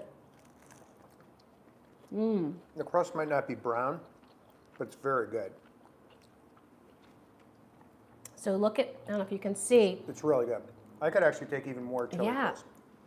Well, you could add more. That's why I left it out when we bring it over. No, I mean, So I wanted to show y'all how thin this crust got. And you know, you do have to be a little careful. Look at how thin that got. No, See it's that good. right there? That is super thin, but it is not floppy. So in the book, and I don't think this will show up in the link that actually that I found the copy of the recipe, but in the book it goes on about how, depending upon how you bake this in your oven, gives you different crust results. So I did it, I think the second way. The first way was more for just like this wouldn't be hard at all. It was more for just like a pillowy crust, but I wanted mine to get a little more crisp. And so, but yeah, and look underneath. It got nice and brown. Like not blackened, but I also put a parchment on there, but it's got nice brown. I'll show the next one. I'll show the bottom of it. it's very good. Very yummy. To me, it's like Asian pizza. It's easy to eat. You know, it's like, The lamb is really good. yeah, it is. And the lamb with the chili crisp, I knew. Went down the wrong pipe. Kind of gotcha. The lamb with the chili crisp is a marriage, a delicious marriage. It is so tasty. And the crust is tender, which is what this kind of crust is. This kind of crust is more, again, like the Napoli region of Italy. So it's not. Crust is really good. It's not it's not a chewy crust, but it's There we delicious. go. Good flavor too. Man, that's loud. Let's check it. That was only 5 minutes, but we were probably a minute late. Can you do it for one more minute? Now let's taste the salad. Oop, that's the wrong thing. Perfect. Okay, so What do you want to ask me? so Amy asked if you could move about 3 feet. Oh, I think I know what he's doing. Amy asked if you could move about 3 feet from your left. To the left? To left. Could you move this way about 3 feet? Archie wanted to know. Nobody wants to see me. Oh, he's a good chap. He just loves giving you a hard time. Thank you, Pup. I appreciate that. It is very tasty, very delicious, very good. But no questions from anybody? Like anything you're curious about. I know, and DS, I think, had to pop off, so he has really good questions. Do you have any questions for me? Uh-oh. How is this going for you? You're what? We've been on an hour and a half. An hour and a half And in? it has flown by. It has flown by. So how many words do you think you've said? Is it a million yet? Okay, let me turn this off. That's why we get along. Our oven is going to get a workout because it's going to be on later for the cookies at 350, but we need to give it a little bit of a break now. You know, that's why we've And what been is, married by the way, for what so does our long. thermometer do? what is our thermostat show, babe? Woo! 70. This one looks a little more brown. Super happy about that. So one of the reasons we get along so well and been married for so long, because you like to talk, but I prefer not to. But we talked about that actually. We talked about how he always says that I'm the talker in the family, but you do talk. Like he comes sometimes in the morning. So when he wakes up, he goes from 0 to 60 in 5 seconds. My brain is going. And I'm on a dull bull, like for a good hour.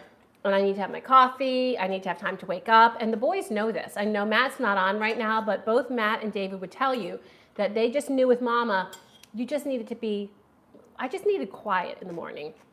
And frankly, you know, when they were in their teenage phase, teenagers, as Amy, as you might be able to attest to, teenagers do not usually wake up quickly. Right. They didn't want to talk And to they you don't really anyway. want to talk anyway. At least they went through that phase, especially. But he gets up, and he's like my friend Jackie was. Gets up and he's going, and he's like got conversations, and I'm like, oh, like it's like it actually. I literally do this, I think, sometimes, or I just glare at him. But yeah, but so you have your talk moments for sure. Yeah. So, ooh, some good questions. Okay. So let me see. Do either of you have any? So I'm going to start with Eugenia. So Eugenia has a question and Amy has a question. Eugenia's is: do either of you have any aversions to any foods? You go first, because you're further along in your eating. So aversions, meaning that I just don't, any foods that I don't like. Mm-hmm. Or don't want to try. Right. Or So preparations. So this is somewhat embarrassing, but there's really very few foods that I don't like. I mean, so what you know one I don't like. It was beets, but now you like them. Yeah, I like beets now, which is. But tell why you didn't like beets.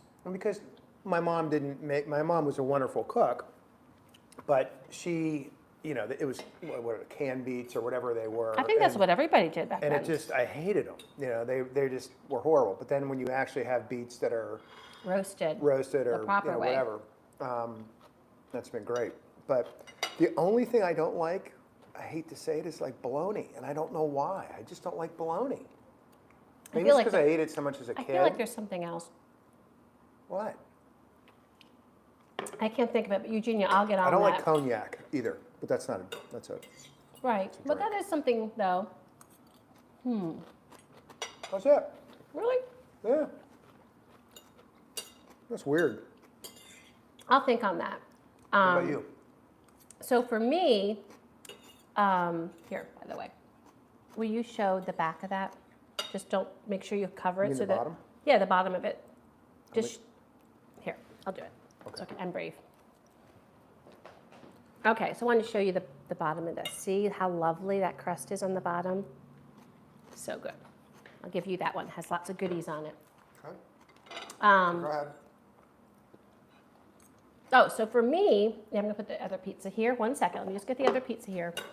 For me, so there was a little thing with some foodie friends and I talking about what foods you haven't tried yet.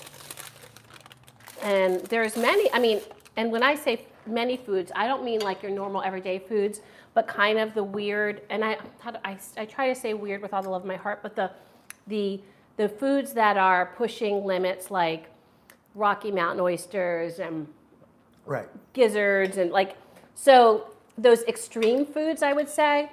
So I don't really have any desire for extreme foods. That's not to say I would never try those, but I guess for me, food has always been about pleasure. So to taste something that I think most people don't like and most people would scrunch their face up with, I don't really have a big desire. Now, so for instance, as we've talked about, I did not have like the idea of eating raw fish for the longest time. And you helped with that. But I also saw how much you liked it. Right. So when I saw how much he liked it, I saw pleasure with food.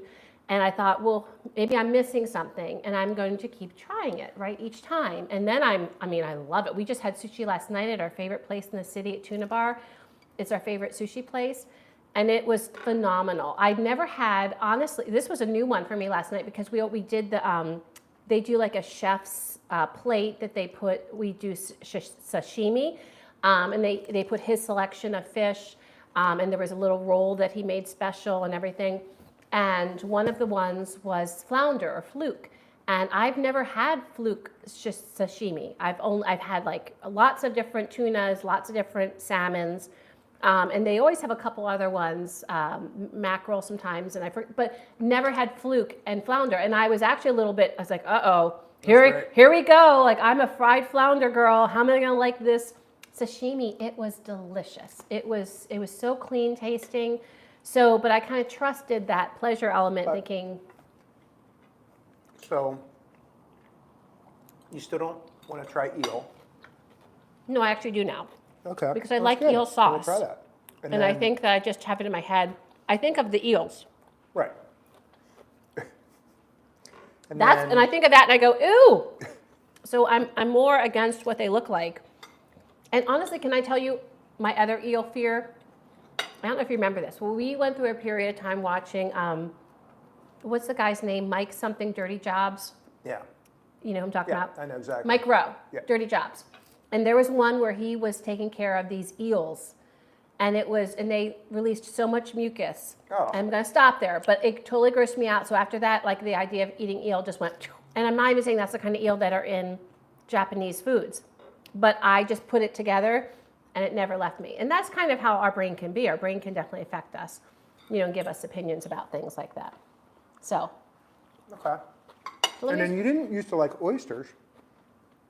And you just I'm at a slow oysters. Well, you had fried oysters with. I've had some of 2 mine. fried oysters that were delicious, but they were fried too. Which honestly, that's how a lot of people learn to like fish, right? A lot of people learn to like fish fried first, and then they start. So oysters, you don't know. I told him, I said, I'm not ready for a raw oyster, but that one I won't say never. I won't say never to that. What's the next question? So next question was Amy.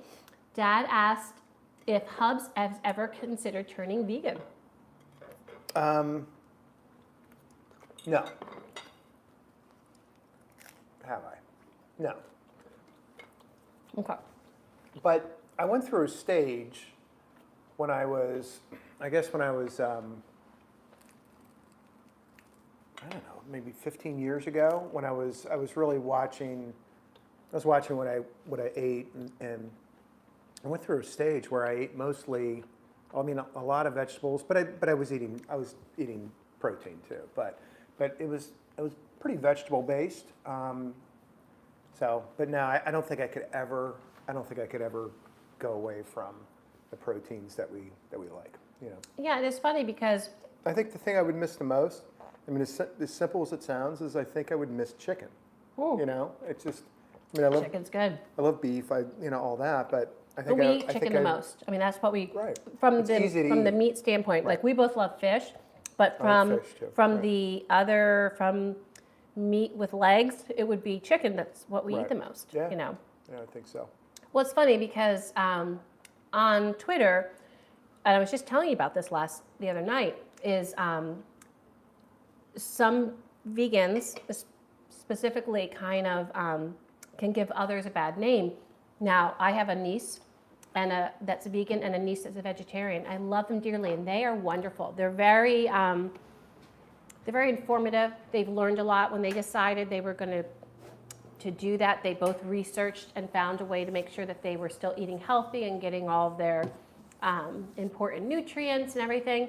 And so I've learned a lot through them, and it's helped me branch out a lot. Now, Hubs and I both love vegetables, so we definitely have like a meatless Monday day. It's not always on Monday, but we are comfortable doing that. I don't always. Did you ever think about going? Mm-mm. I enjoy protein. So, I can't say protein. I enjoy animal protein very much, and I will say that. Now look at that. I wonder if that's. Well, wait. This was a little bit thinner, but it also was at the top and not at the bottom. So it did get a little bit. So I don't think it got as crisp on the bottom. So I had the first pizza cooking at the bottom. It got a very crisp bottom, and they were both on the stone, mind you. And then this one was at the top, so it got more brown at the top, but the bottom didn't get as crisp. And so this is a little bit like more charred. Yeah, but it's great. But I think if I did it again, I would keep it to the bottom because I would rather my crust be like that. I like when a crust is like that. That's really it's still good, but you know what I'm saying? But back to the vegan vegetarian thing. So in the city we have some amazing restaurants that are vegan or vegetarian, and I've taken my nieces there, and their food is outstanding. And this is what I love. What I love about it is I love in food that anyone can get super creative and use their passion to create absolutely delicious things to eat. And I don't care if you're vegan, I don't care if you're vegetarian. I don't care if you're a carnivore. I don't care if you're a pescatarian. I don't care what, what background you have, what nationality you are. I think it's all good. And I think as a human race, if we could kind of love and accept each other for the different things we like, I just think it'd be a happier place. So that parlays into It's not like a Twitter. politician. Oh, no, I'm not a politician. No. But anyway, back to Twitter. So there are some people on Twitter that are vegan or vegetarian, but I think it's usually vegan, and they can get quite nasty about things. And that's just sad because the thing is that I think in our country specifically, but I think around the world even, but I think specifically the United States, we have lost the ability to let someone else have different likes and dislikes than us, right? So I totally respect my nieces for their choices, but they also respect me for my choice. So let's see I here. love my food too much to even have a thought of vegetarian. Yes. Vegetarianism. And Post says, I want to be there nibbling. I wish you could. I wish I could give you some of this pizza. That oh one my had goodness. more heat. Well, I think I put a little bit more in there. I want to taste it real quick before it gets colder. That's good. What's next, by the way? Oh, that's good. He's rushing me. I have a freaking 5-hour stream, and Hubs is rushing me. My goodness. No, I was just curious. I just don't know. Well, I got to finish this first. Right. Oh, that is hotter. Yep. I must have done a heavier hand there. So this was supposed to last a while, so I'm not rushing out of the lunch portion. All right. I didn't. He didn't look at the schedule, apparently. I'm so sorry, friend. I can guarantee you I didn't look at the schedule. So good. I wish I could share this with you. Poe, what wine would you put with this? Because I respect your wine opinion so much. I'm almost thinking I have some thoughts. I would love to know what your thoughts are, Poe, what you'd put wine with this. It's a spicy chili crisp lamb pizza. Let's see about any other questions. Sauvignon The Blanc. crust is so good. Pinot Gris. Well, I wanted to Okay. get her opinion first and not chat as much.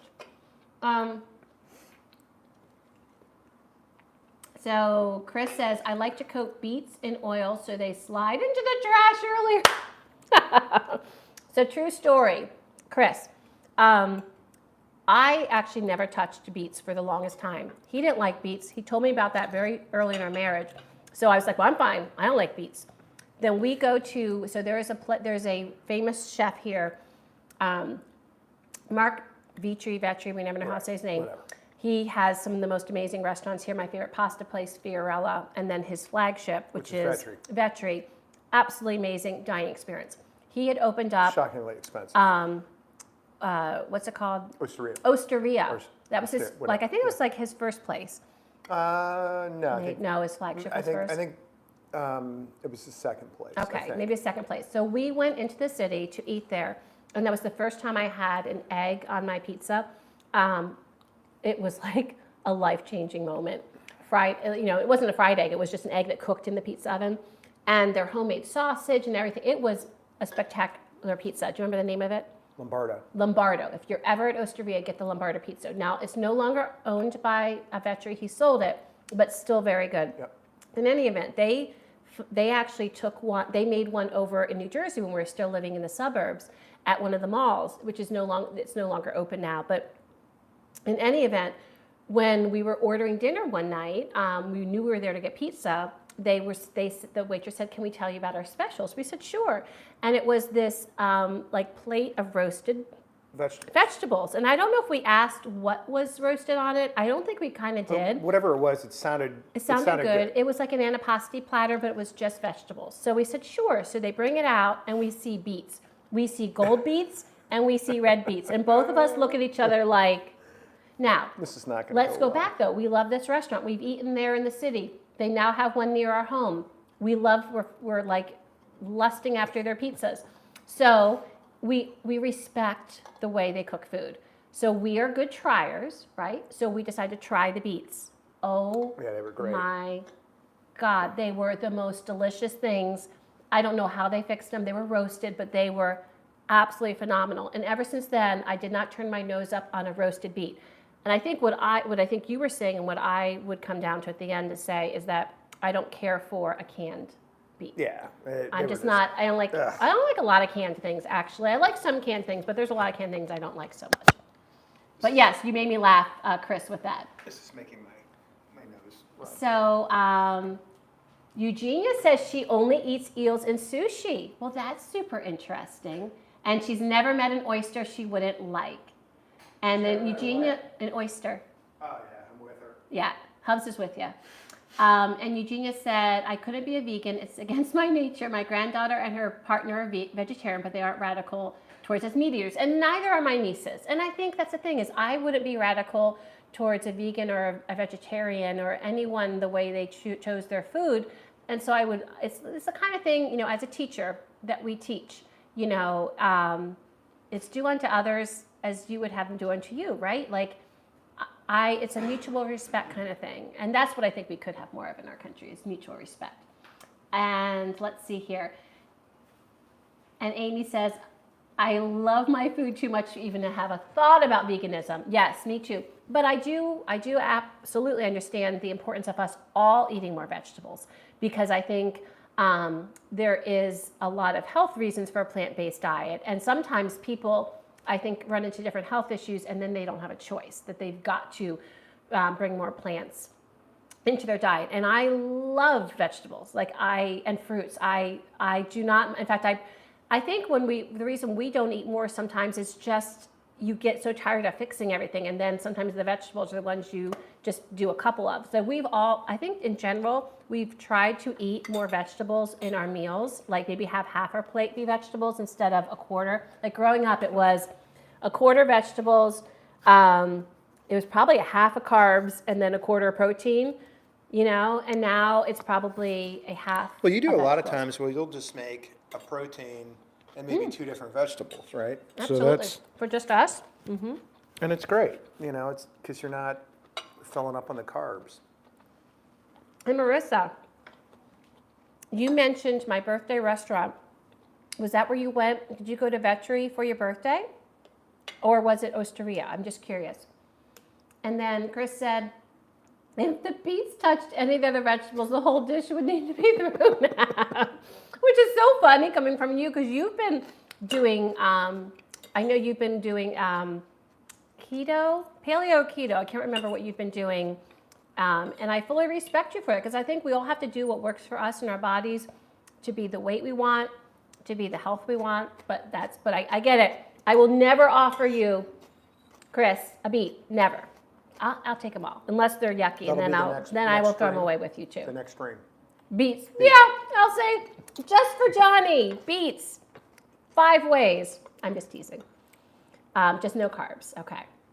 But that would be hard, and that is hard, and that's hard because you and I we've tweeted about it, right? It is hard giving up the carbs, and I know that every once in a while you splurge, but that's a hard thing. I mean, I've tried that, and I think it's really difficult. So I give you props for that. And Vetri, Marissa, did it blow you away like it blew us away? We went there for an anniversary dinner years ago. It was a number of years, yeah. Yeah, and I will never forget that meal. Yeah, it was spectacular. It was pretty good. And Post said a Pinot Grigio, Yeah. wonderful. That would be delicious with this. The one I was thinking was one that our son Matt has gotten us onto, are dry Rieslings. Right. A dry Riesling would be lovely. I think Pinot would be good with this. Pinot Grigio. Wonderful. Well, Hubs is looking antsy. What I'm thinking, I just need to eat a little bit more so that I am not hungry. And I'm probably not going to finish the salad because it's too awkward to eat on camera. But do you mind starting some of the dishes? And then Sure. I will finish my pizza and then get prepped for cookies. So I'll let you know about our cookies. When's the boy coming over? 3. Okay. Make sure you let me know when it's 1 o'clock. All right. So coming up, friends, let me let you know. And this can go just in a... I'm going to take this off. Do you notice that I put this here? I kept this here. Oh, yeah. Now I'm going to move that. I'm going to have to put some... I am going to move it for the cookie section because we're going to need this section open for the gin tasting and for the French 75, because that's a better place to do it. So we will be moving stuff a little bit. But a little bit about what's going to be happening coming up. So I'm going to be making this. Whoops. Oops, sorry. Wonder why my thing went off. That was really weird. What went off? My screen all of a sudden turned off, which was interesting. But anyway, so we are going to be making some brown butter, or I'm going to be making some brown butter cookies. And they are supposed to be so good. So I'm really excited about that. I like the idea of the more flavorful butter with the chocolate and sprinkled with a little bit of finishing salt at the end. I also like the idea of the fact of how the texture is going to be. So the texture we're aiming for is still kind of a dense and chewy center, but crispier edges. So this is a technique that I'm super excited about. Are you excited about the cookies, babe? Me? Mm-hmm. Absolutely. I'm always excited about cookies. Eugenia, I love your suggestion. She thought maybe not a white wine, or you're not a white wine girl, so you would have a Tempranillo. That would be fabulous. A Tempranillo would be great. Because you wouldn't want like a heavy Cabernet with this. I mean, at the end of the day, I think we all should drink what we want to drink with whatever food we're eating. But I do think that tongue feel and everything of like those heavier reds wouldn't pair as nicely with this. But Tempranillo would be lovely. And then Marissa said, thinking about your pizza, did you put olive oil lightly on the crust? Would brown work? Good idea, Marissa. I did not. Now, there was, I had lightly oiled the bowl, that the dough was in. So there was a little bit of olive oil because as you saw, like I just kind of spread it out. There was a little bit of olive oil on the dough, but that's a great idea. I love that. Okay, so I kind of feel bad sitting. So I'm going to nibble as I go. I'm going to save your napkin. Okay, babe? I'll put the chairs over here. Okay. We'll have to move them once we do our tasting. I think we can wait till the very end of it, though. All right, so friends, we're going to be in our cleanup phase. We do save leftovers. We love leftovers, so I'm going to put these into, I'll show you my little trick for pizza.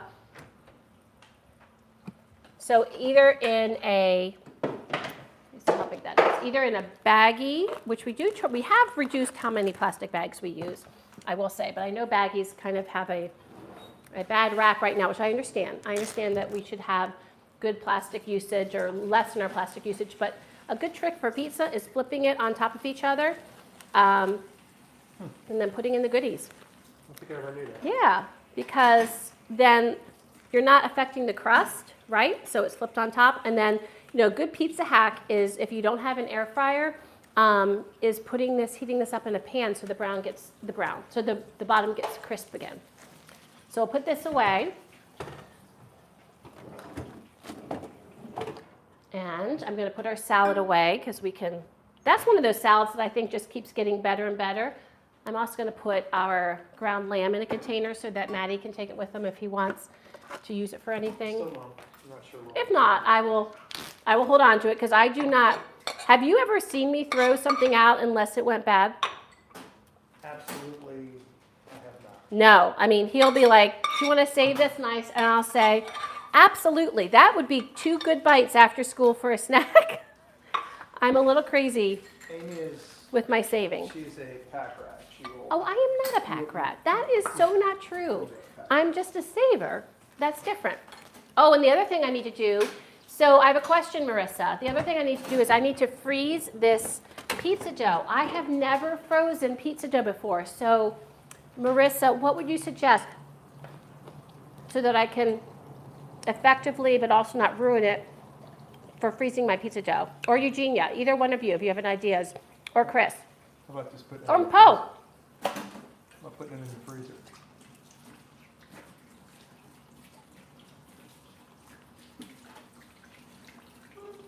He's here all night, friends. Okay, let me get this salad away while they're writing anything down. We put this in a bowl. This is the highlight of the event. Oh my gosh, they were all waiting. So it's funny. one of the YouTubers I follow, they are delightful. They are, I'm pretty sure, husband and wife. It's called Aaron and Claire, Aaron and Claire. They do all sorts of, or he does all sorts of Asian dishes. And in their family, he cooks, she cleans up. So he ends all of his videos with a speeding up version of her cleaning up the whole mess.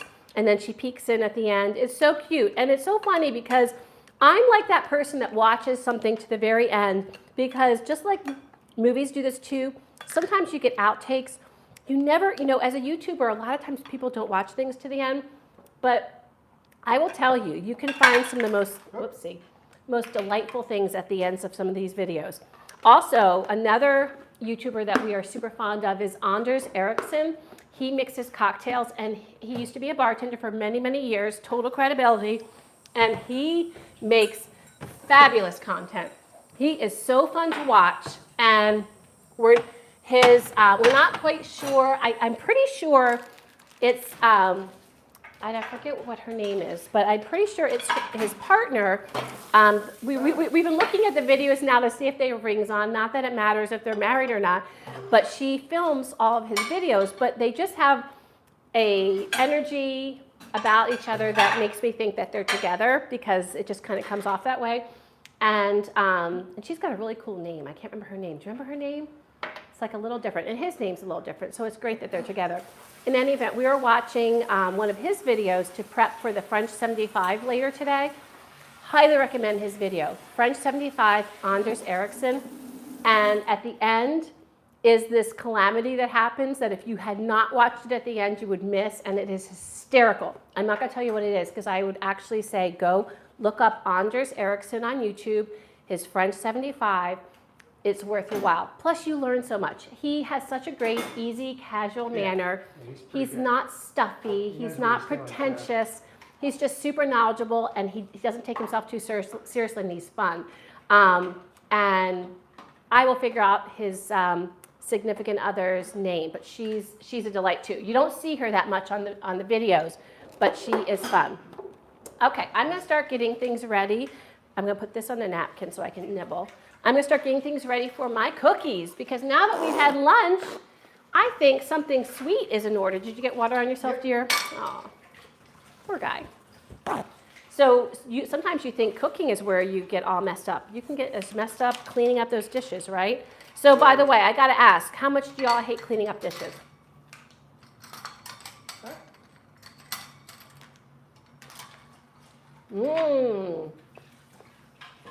Amy said, one second. She said you guys should make paella. I love paella. Oh. I've never made a proper paella. I think I've made like a quick version, but I've gotten paella out. It just has a definite technique, especially if you want that sauerkraut on the bottom, which is that crispy part. Yeah.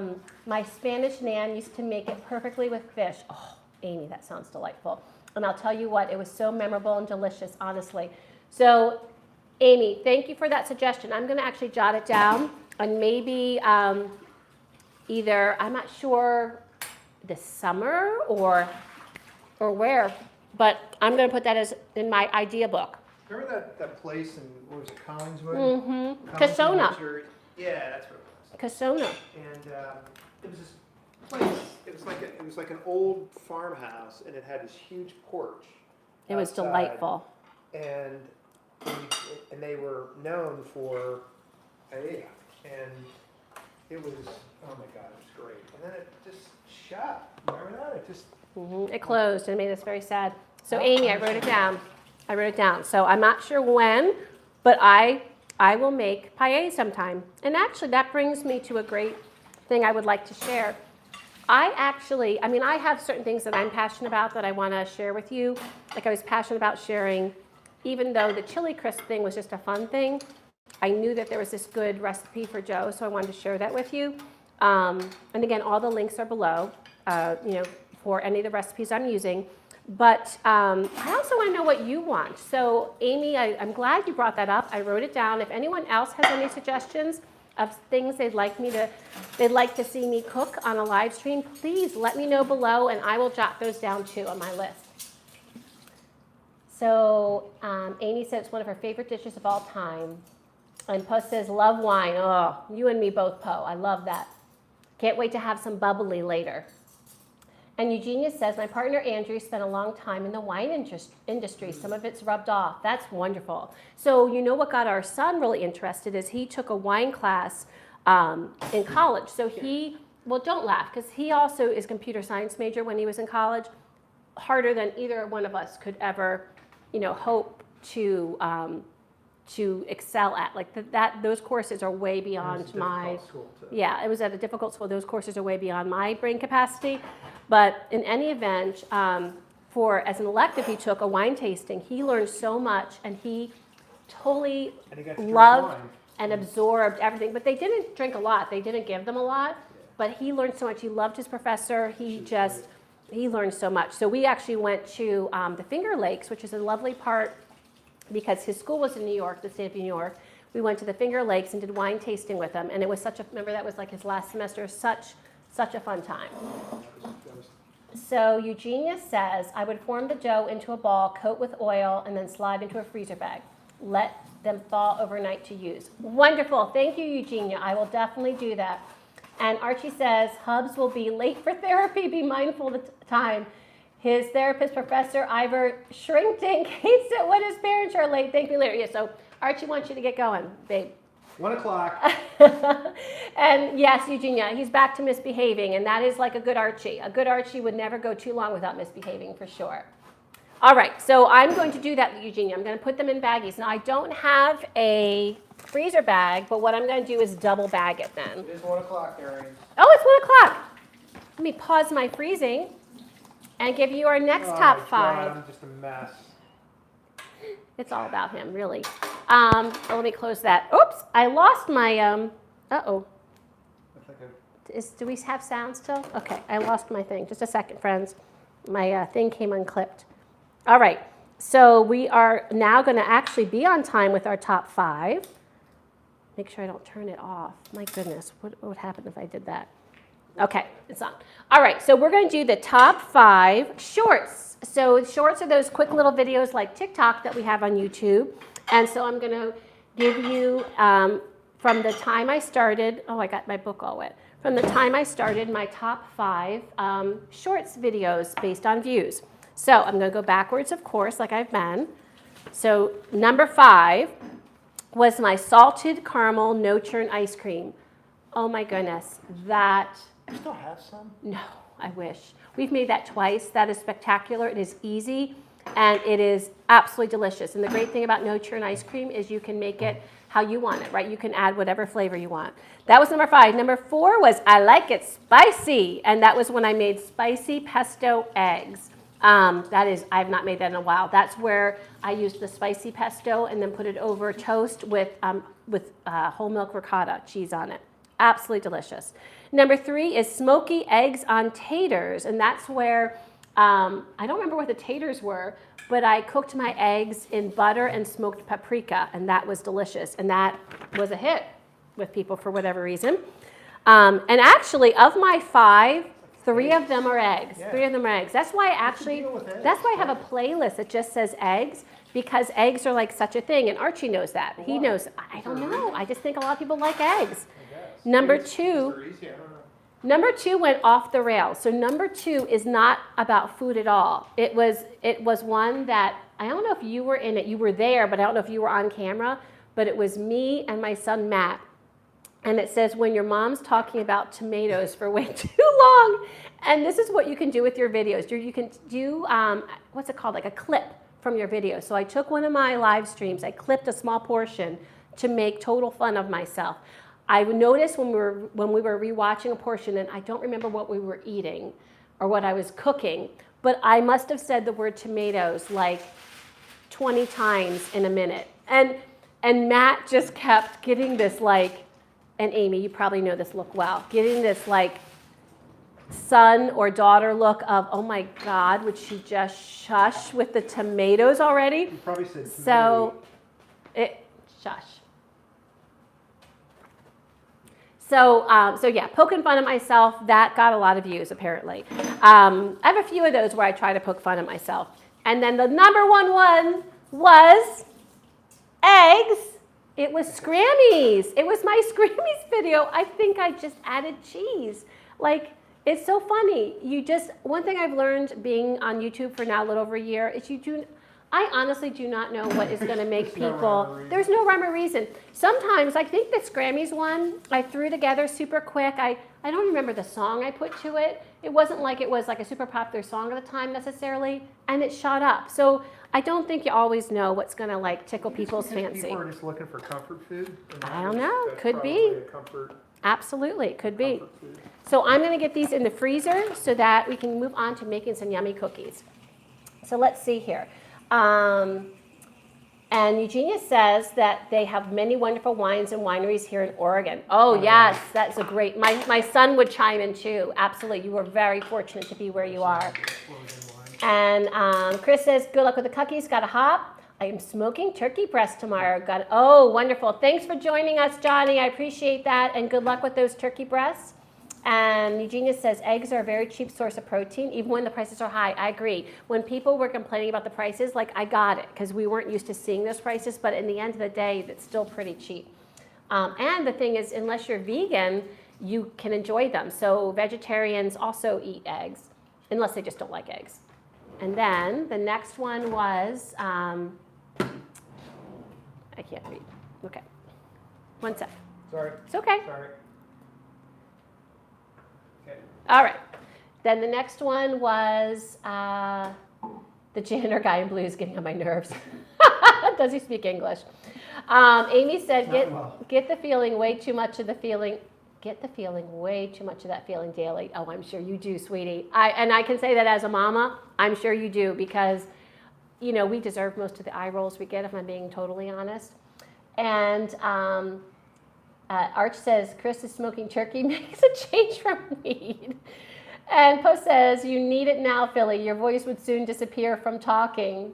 What do I need? Do I need wine? Is that what I need? Oh, I need wine. And Chris says, haha. No, I'm waiting because we have a gin tasting and I do not want to start soon. I do not have a high tolerance. Wait, let me finish with the things. And yes, we all want pictures of that turkey, Chris. Absolutely. Have a great day, Chris. I appreciate it. Okay, so before you talk, but I'm going to get the dough in. I'm curious, like, what people think about a gin tasting. Because I love gin, but I like gin mixed with things. I knew he was going to bring this up. I mean, just like, we're going to drink plain gin. It's going to... So we're not drinking gin, we're tasting plain gin. So one of the things I actually said to you, babe, was Anders, who I highly respect, he's the one I told you about, and he likes Anders too. Anders said, really, if you have something in your bar, you should have tasted it so you know what it tastes like. Why would you put an ingredient in your, can you open the baggie for me, please? Yes. Why would you put an ingredient in your baggie, Why would you put an ingredient in your bar, and these already have oil on them, so it should, nope, yep. Be fine. Can you open up that one? That you haven't tasted, and I thought that was actually really profound. That's fair. So right. We are just taking a very small taste corrected. of those. Don't do anything with that. I want to do that. Thank you. You can wash the bowl, though. I actually really do want to do that. Okay. Thank you. No shade, just oil. That's oil, yeah. So yeah, but I think, you know, it's a spirit. We're going to have 3 different versions, and I think it'll be good to taste and see if in all of its like puckeriness, because I know my face will be making all sorts of faces, is there any differences that we notice? Okay, so I'm going to take all the air out because I know that's in general a really good practice when freezing. Air and food is not happy in the freezer. We get all the air out. And then, Eugenia, I'm going to rebag these. I'm going to put these in another bag to further protect them. So let me get the other bag from the freezer. And while I'm doing that, I'm going to take a bite so I can chew while I'm getting it from the freezer. Okay. Let's see. Wasn't too bad. Clean up.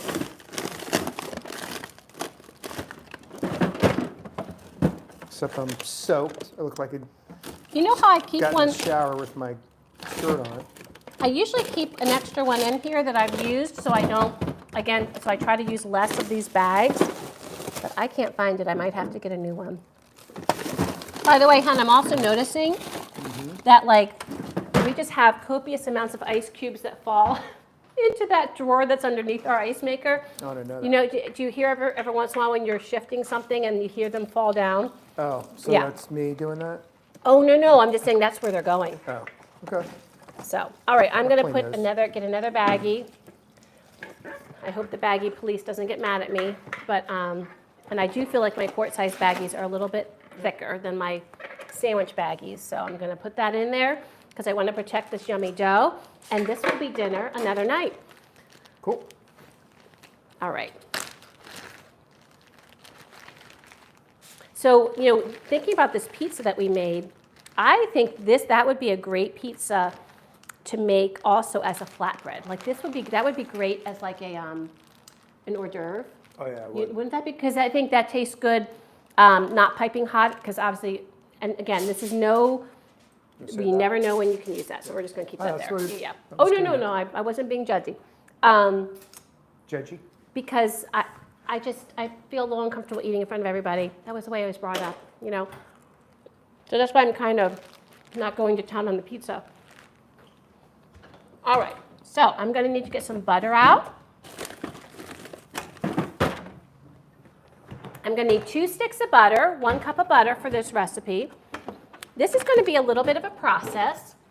I read the recipe really well. I might need to refer to my notes because she definitely had a process to it. The link is below of how she made these brown butter chocolate chip cookies. By the way, love, thank you so much for doing the dishes. You're welcome. It is not lost on me that how much I appreciate that you do and clean up all the messes I make. I truly very appreciate kind.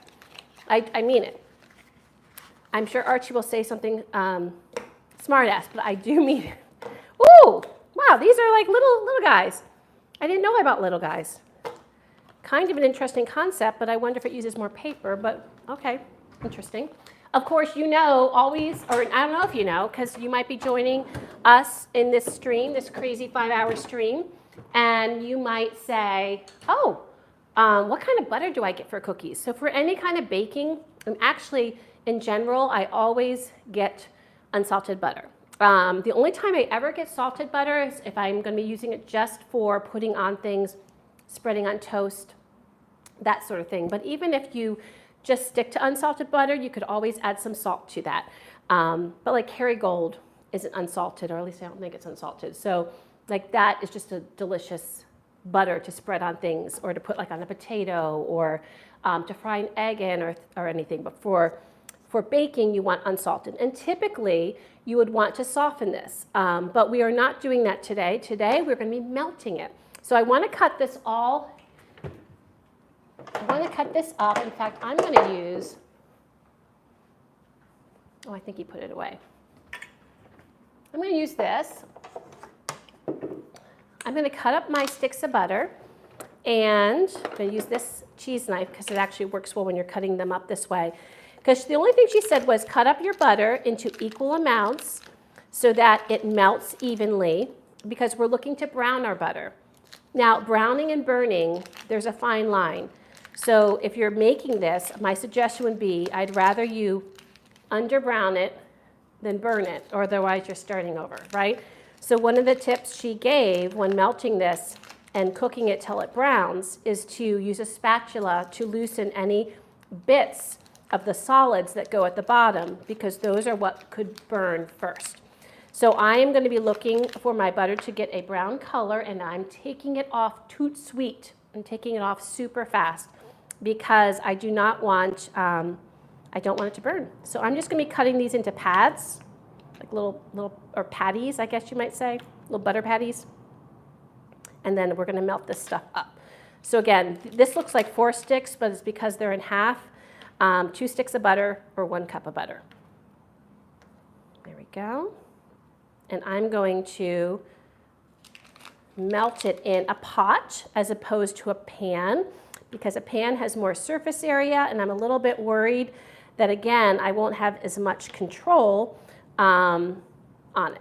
So this part I wish I could show you with the camera, but unfortunately I can't. So I will show it to you at a couple different stages at the foamy stage, and then once I pull it off so you can see the color. All right, so there's our butter. Our butter is going to need to cool for, I think she said, about 5 to 10 minutes. So that's why I want to get this going so it can cool while I get some of the other stuff ready. I'm going to get the oven turned back on. Poor oven. Thank you, oven. I'm going to put it on convection because I do like baking cookies with convection. And I'm going to be putting it for convection at 325. If you were cooking this, wait, that's not what I wanted, just a second. If we were cooking this regular, it would be 350 Fahrenheit. Sorry for my friends that use Celsius, I apologize. We are so behind with that. So let me get this melting. Let me get my pan. I'll leave this out. Oh, that's where they went. There they are. I forgot these, sweetie. We'll get these washed later. They're not super dirty, but. What's that? These are just some of the things I use to set the pizza on, but they might have. Do that now? Sure. They might have a tad of oil on them. Okay. Okay, so we're going to melt our butter and get it brown so that it can sit. So let me get my little pot I'm going to use. I'll show it to you.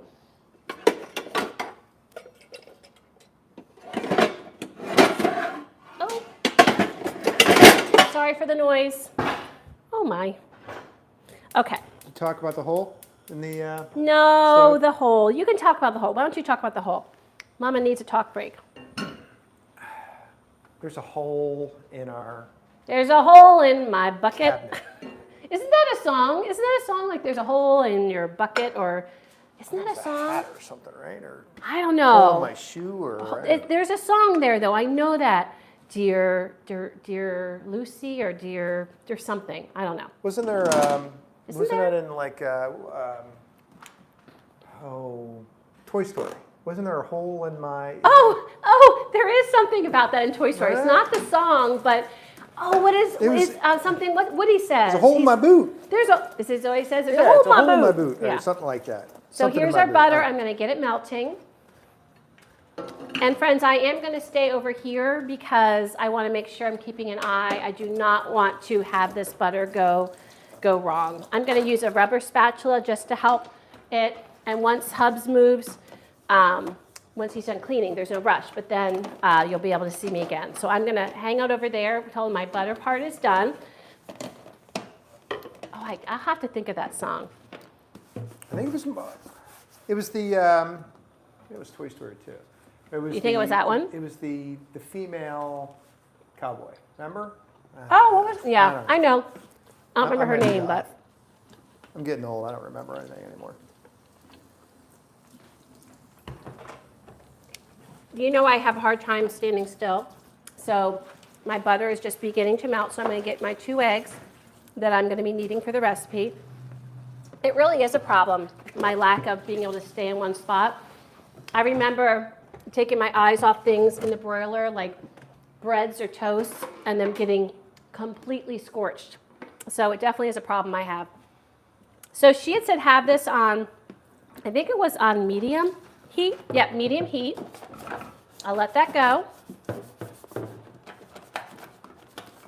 I'm going to take a brief peek at the chat before I go back there. So let's see here. Eugenia says, I can't abide gin. No, and I will say I'm newer to gin. We'll talk about that during our gin tasting, but I am definitely newer to the gin game. I'm fussy with my liquors. Like I don't enjoy bourbon except for in cooking.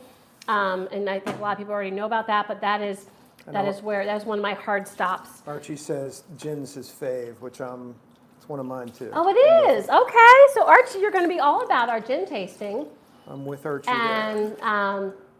Archie says, please don't leave the stream with the janitor.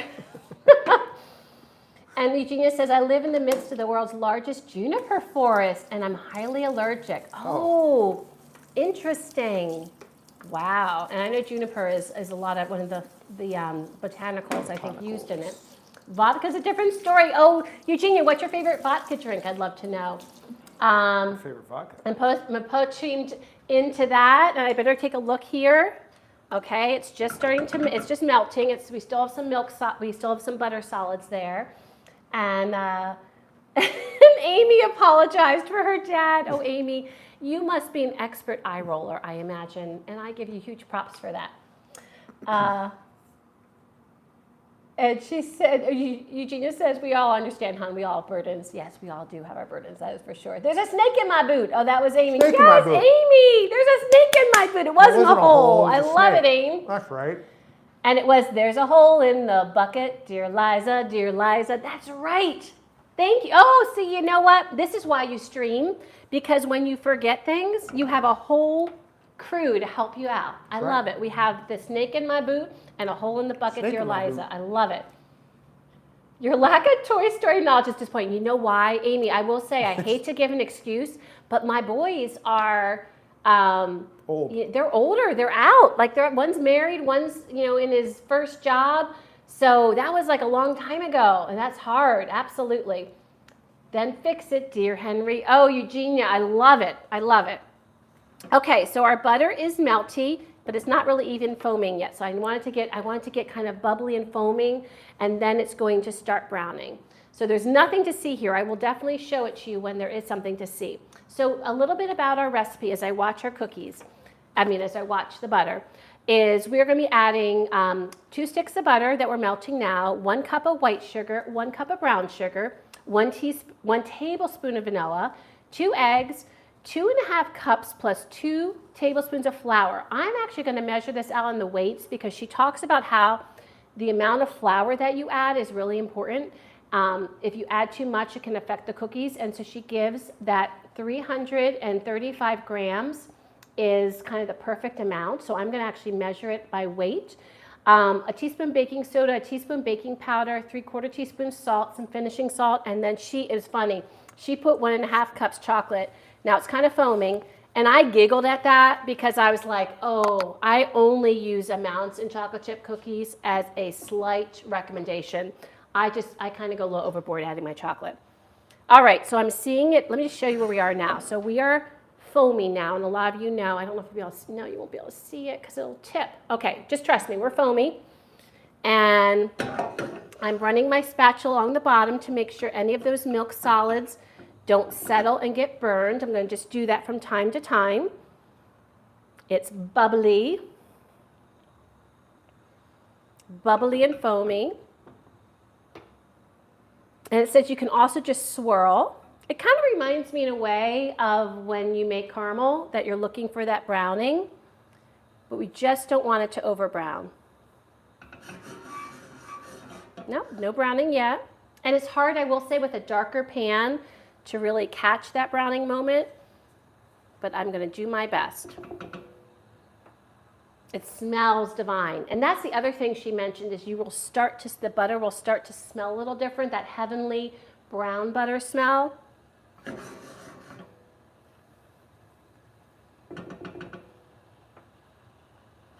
All right.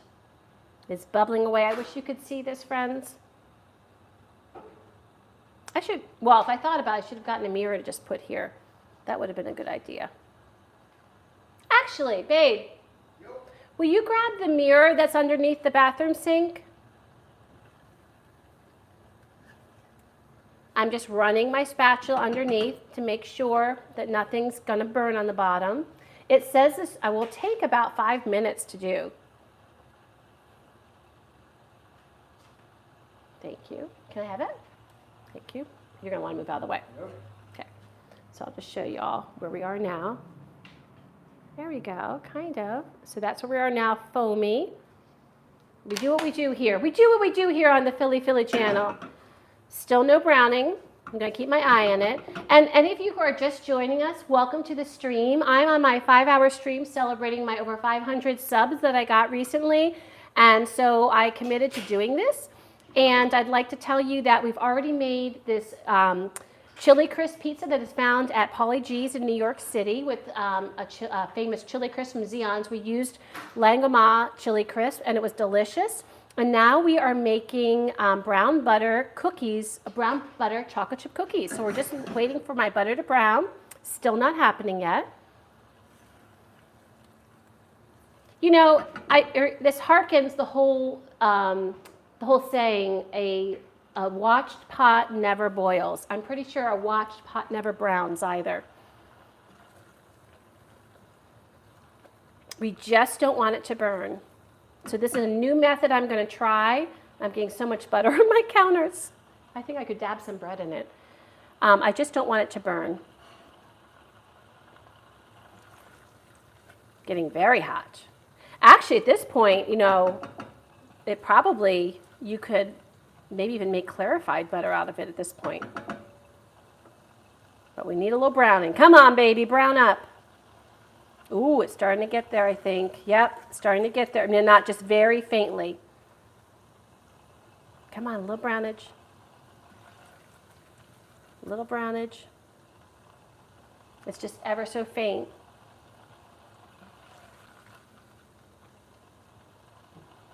Okay, come on. Sorry for the waiting, friends. I'm as impatient as you are, waiting for this stinking butter to brown. Oh my goodness gracious.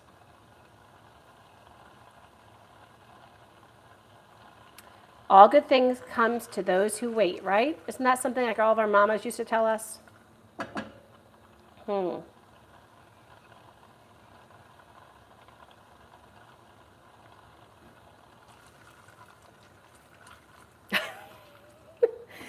Be honest, and I've browned butter a bajillion times, usually in a pan, which now I'm regretting not using a pan because I'm like, maybe this is taking too long using this control. But I'm also sitting here thinking, damn, it's taking a long time. Oh my goodness. Yikes. This is hysterical, actually. It's even more foamy now. This is so funny, and I wish I could see what chat was saying. Hey, babe. Yeah. Do you mind catching me up on chat? Because I don't want to tear my eyes from this.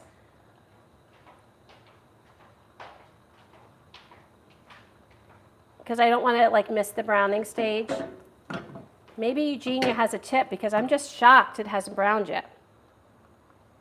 I usually look.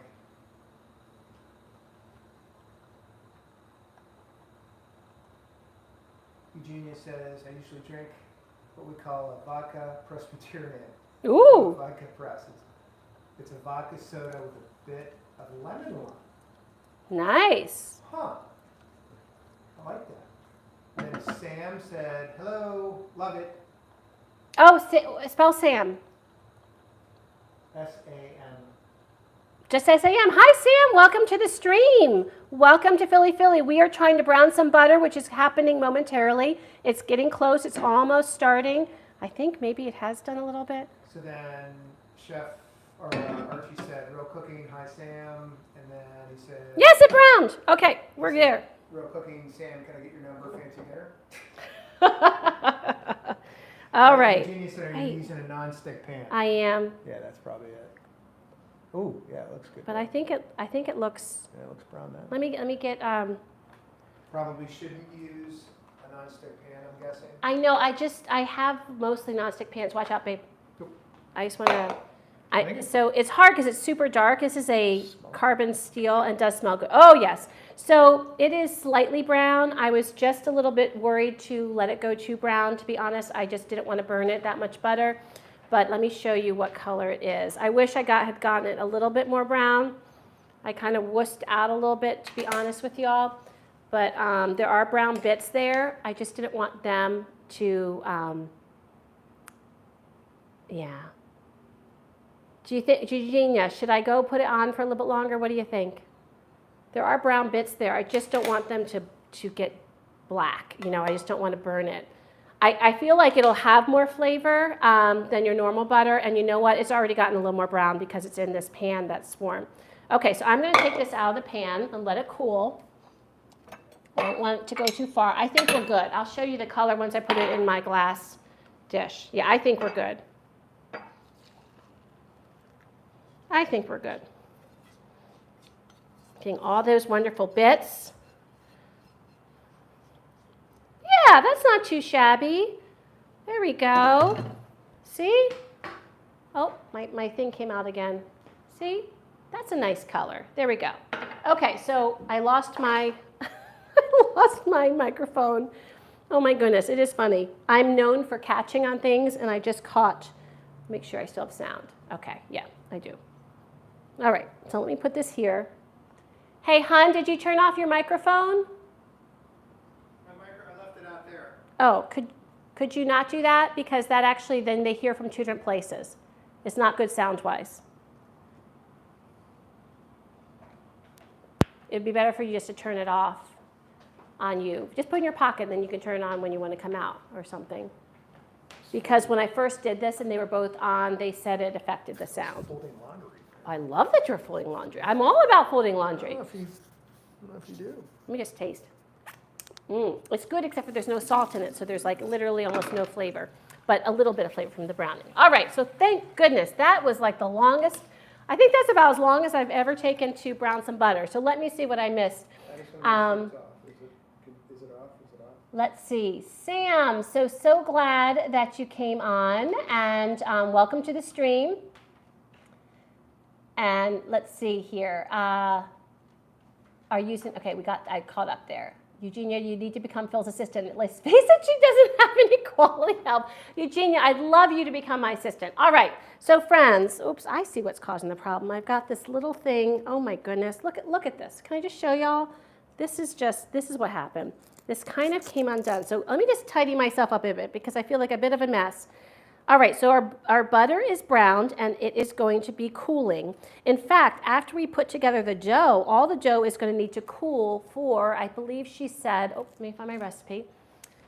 So, and by the way, this was from Pinch of Yum, and the creator's name is Lindsay, and this was her recipe. But she said that once we make the dough, it is going to need to cool, I thought I wrote it down, for 15-20 minutes, because you want to, if you put the chips in right away, they'll begin to melt, and you don't want them to melt till they're baking. The other thing we'll have to do after we mix the chips in is we will need to let it rest for 20 to 30 minutes. At that point, what we'll do is we'll get some of the things ready for the gin tasting, just so things are set up. So that's kind of the plan now. So now I'm going to actually make the batter. So I'm going to use my mixing bowl. I find that the electric mixer really helps take a lot of the grunt work out of, mixing some of these thicker batters. And cookie dough is definitely a thicker batter. I'm going to unplug this. Get this plugged in. I used this earlier for my pizza dough. I don't need my dough hook. All right, so to this, let me get this in. So what we're going to do is I'm going to right now get my sugars and vanilla put in, then I'll add my butter because by then it should be cool enough. So in here I'm going to put a cup of white sugar, a cup of brown sugar, and 1 tablespoon of vanilla. So I have my sugar over here and my vanilla. There we go. I'll find my little... I don't know if I'm going to find that. I'm going to get my little ½ tablespoon because it'll be easier scooping it out with that. There we go. Get my cup measure. Do you put those away? Yep, perfect. Okay. So first I'm going to get my white sugar measured. Okay.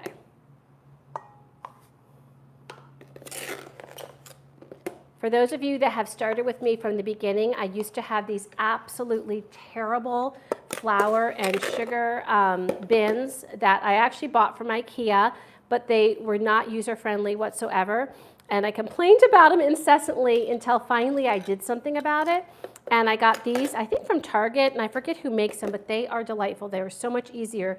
And it just goes to show that sometimes it's the little things that makes our cooking easier, They have this little pop-up thing that releases it, and then you press it down to create an airtight seal, and it is from OXO. I just saw that on there. These are great. They're plastic and great. So put that there. Then I need a cup of She just said brown sugar. I have light brown sugar, so that's what I'm going to use. I did see some recipes that use dark brown sugar. That, of course, just has more molasses in it, a little more flavor, a little more moisture. And we're going to want to pack this in so that we get the right amount. It's good to know there's not much sugar in this recipe. I don't know the last time I've made, I guess it was Christmas when I made chocolate chip cookies.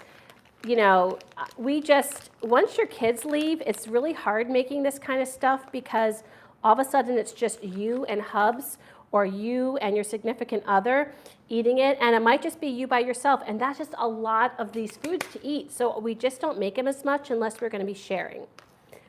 My plan for this, by the way, is I'm going to be sharing, but I'm going to save probably about half of the dough and freeze it. I'm going to make it into the little. I think she suggests 3 tablespoons for each cookie, which is an awful lot. That's more than I usually do. But anyway, I'm going to make the cookie sizes, and then I'm going to put them in the freezer and freeze them so that we can pop them out when we want them. Isn't that a good idea? It is. I had to put my slippers on. My feet were so cold because you've got the air conditioning down so low. I've got it like the Arctic in here. Oh, his feet were cold, Arch. His little tootsies were cold. I'm such a mean wife, right, babe? You're just a warm wife. Apparently, I'm not a warm wife. Although that's part of the problem because I am so running warm all the time that I have to compensate by turning the thermostat down. I usually don't keep it this cool, but with the ovens going, I was like, I need to be comfortable, right? All right, so we have our white sugar, our brown sugar. I've made a mess, as is usual. And we're going to add 1 tablespoon of vanilla. All yummy stuff. Okay. Get that in. White sugar, brown sugar. There's that. If you care to do that, it's totally up to you, but I always appreciate your dishwashing skills, my love. So, and I'm using vanilla paste. That's just what we have, but you can use regular vanilla for sure, or if you want to use a vanilla bean, that would be great too. I'm using my ½ tablespoon because I'm getting low. In fact, mental note I need to order some more. So there's 1, which is a ½ tablespoon, and then there's another, so the second half. What is that? It's vanilla paste. Oh, vanilla paste. Yeah, I really like this. I got this from Amazon. I think for me, it has wonderful flavor, and it has those little seeds, vanilla seeds that vanilla beans have. So I love seeing that that in the recipes, especially now you won't see it in the cookies, but like when we made that homemade ice cream, you can see those little flecks in there, which I love. I'm going to get this on so we're ready for our butter. I think it's been about 10 minutes. Let me check the chat out before we do it. LaShondra! Oh, it's so good to have you on. Thank you for coming on. LaShondra, we are making brown butter chocolate chip cookies. We made pizza earlier. We had our lunch, had a little salad, and now we're on to dessert. So have you ever made brown butter chocolate chip cookies? I'm super excited about this technique. I've never done this one myself. And Archie is here to monitor proceedings. Sorry, Arch. And he's railing on poor Hubs. And you've missed a lot. Well, we've been very busy chatting, as I know you would find really shocking, right? And we are having fun, absolutely. And you've never used vanilla paste. Yes, it's something, I never saw vanilla paste until a couple years ago. And it was being advertised, and then I got it, was able to get it on Amazon, and I really do like it. I think the flavor, and I can actually, LaShondra, and don't ever mind reminding me or direct message me if I forget to do it, but if I remember, I'll try to later put a link with the kind I purchased from Amazon. I thought it was quite tasty. Okay, so our butter has, well, it's not cooled a ton, but it's going to cool more. So I'm going to now pour it in, because I said let cool 5 to 10 minutes. I know it's cooled at least a little bit, but it does still feel quite warm. And then I'm going to just pour this in. I mixed up the brown bits just so all that yumminess got put throughout. And then I'm just going to turn this on, and she says beat for 2 to 3 minutes on medium high. So let me get it going first. Let me get my lovely spatula. Maybe we might put it away already. Which one? This one. Oh, yeah. All right. And now that it's mixed, I'm going to put it on medium high. Gonna let it go for 2 to 3 minutes. By the way, Yes. You're past halfway. Thank God. No. So it's funny. I have thought about this as far as future streams. So just putting it out there. When and if I ever reach 1,000, I'm not doing 10 hours. So I'm just going to put that hard limit there. But what I do think my plan is anytime I reach a goal, because my next goal after 500 will be 1,000, is I'll do another one of these crazy 5-hour streams. So I won't go past 5 hours, but that'll just be on my way to celebrate and give thanks to my subscribers and hopefully meet some new people, you know, and yeah, that's what we'll do. So if you are just hopping on the stream and you're staying quiet in the background, that's okay. But feel free to say hi in the chat. While a lot of us chat with each other regularly, we love meeting new friends. We're friendly and we don't bite. Archie bites a little bit, but he doesn't have rabies, so at least we don't think he does. So that's all good there. All right, so it is mixing together. We have just 1 more minute.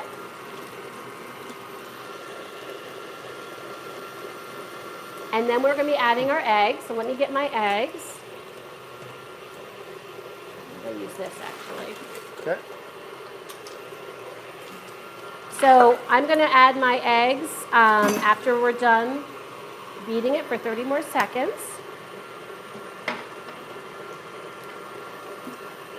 I love these brown eggs. Oh, I love these brown eggs, but the shell is always, I don't know if it's all brown eggs, but the shell is just a little bit harder.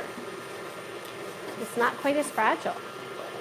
There we go, my little eggs. Do you mind if I rinse my hands real quick? Sorry. Thank you.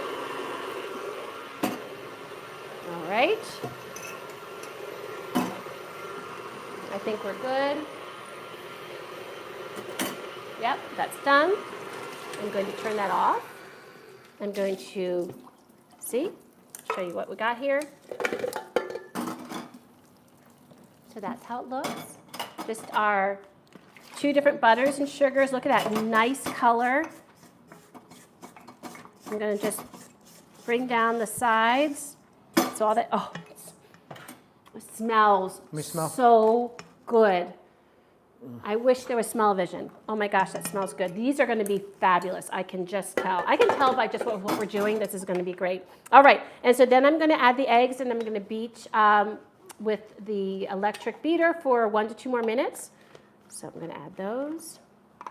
How long do these cook for? I think 8 or 9 minutes. That's it. Cool. Okay. So we're going to let that beat for 2 more minutes, and then we are going to add the rest of the ingredients. So I'm going to get out my weight, my little measure, so we can measure the flour. And get that out of here, and our Lazy Susan. I always feel bad, you know, how did the word Lazy Susan come together? Like, is there, the poor Susans, they're like, why was I called lazy? It's a fact, most Susans are lazy. Most Susans are lazy. I just thought that's like really, I know it's random, but like, why are those called Lazy Susans? All right, let me see. What would be good to put this in? Oh, I know. This would be good. Uh-oh. What are you looking for? I got it. All right. So I'm going to use an old wonton soup container because that way I can see what's happening here as I measure the flour. Oh, this looks beautiful. Look how nice. Are you That looks awesome. Are you done with this? So so it says beat it until it's shiny and smooth. It looks pretty smooth, but I'll let it go. So let me think. I need all my flour. Okay, let me grab my flour.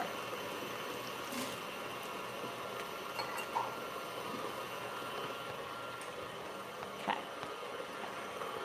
I also bring in the baking soda, the baking powder, the finishing salt, and here's my flour. And I think that looks good. 1 second. Let me do my little trick, my little dangerous trick that I do to get the extra batter off. There we go. Okay. Just helps get some of the extra off. Can you turn that off for me, please? So let me show you.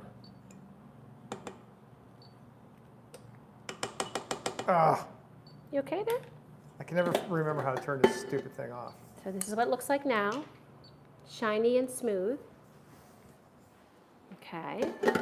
Now I'm going to measure my flour. Okay, so and I'm going to need more flour. Let me get that out because I don't think this will be enough. Well, we'll see. So what I'm going to do is I'm going to turn on my scale. Now, you don't have to do it with this way. She does recommend when you're measuring flour to make sure your flour is not packed and to use a spoon and a knife to precisely measure off the flour so that you're not using too much flour. She said you don't want this to be too dense. It will be a dense dough, but she says you just don't want to have too much flour. So the right amount of flour, she said, let me do this and bring it 0. Yep, the right amount of flour, she said, was 335 grams. So I'm going to just keep adding. I might have to get my other thing of flour. We shall see. I bet you I will. Because you know, I should have prepared and put all my flour in there ahead of time, but that's just me, right? I bring you me, the good, the bad, and the ugly. Okay, pretty sure, yep. Ooh, we're pretty close. 328. Wow, that's impressive. Okay, let me get my flour out. Of course, it's just a little bit less, right? It probably doesn't even matter, but I'll get it. They were saying that vanilla extract is expensive. So It is Archie expensive. said it was approximately $18.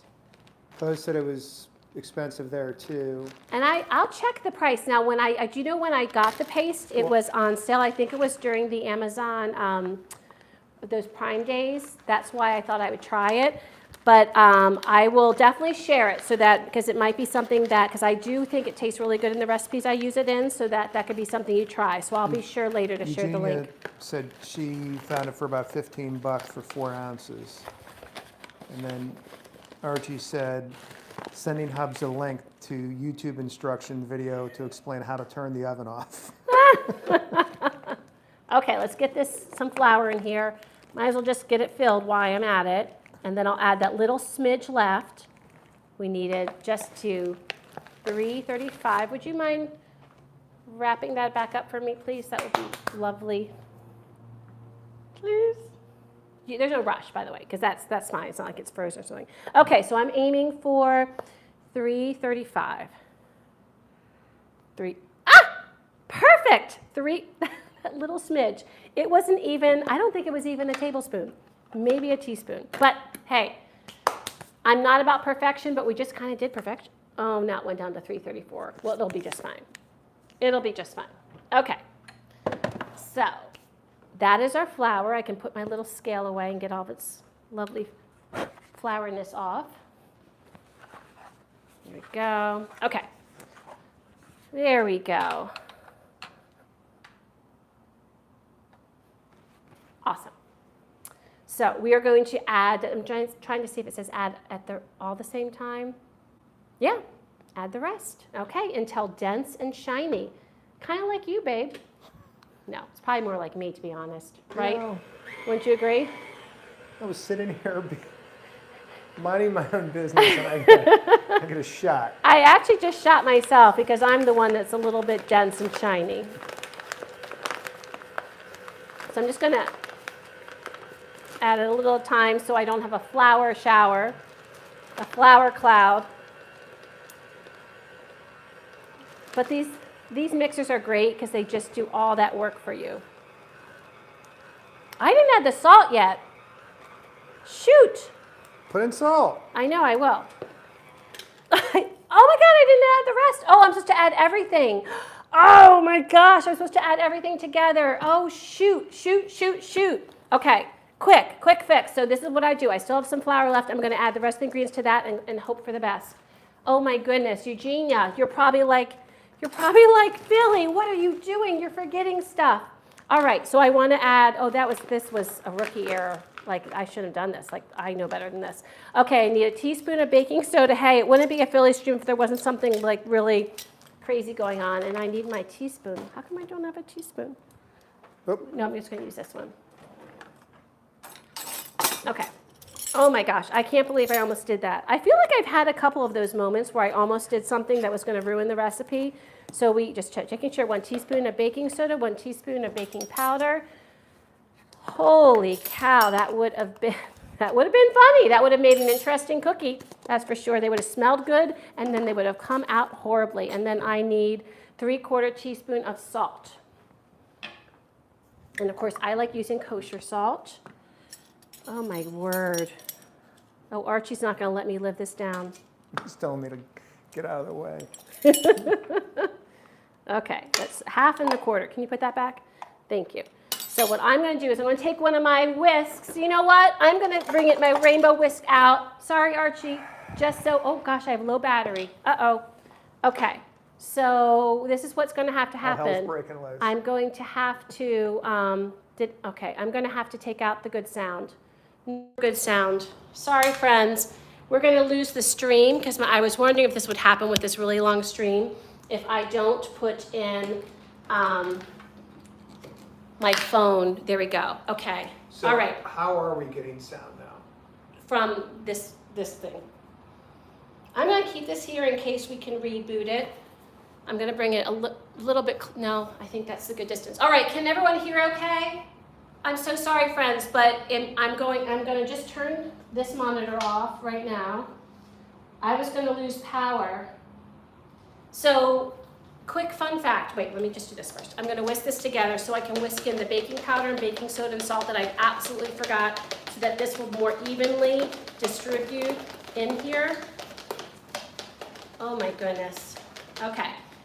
What we'll do is, I can see, this is actually a speedy, it's supposed to be like a speedy charger. So we might be able to, for the tasting, actually for the tasting, we're going to have it off anyway because Matt will be there. He won't have a microphone. Okay, so I'm back to my mixing.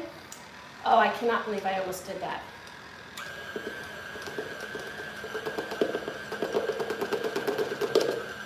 It's going to be fine.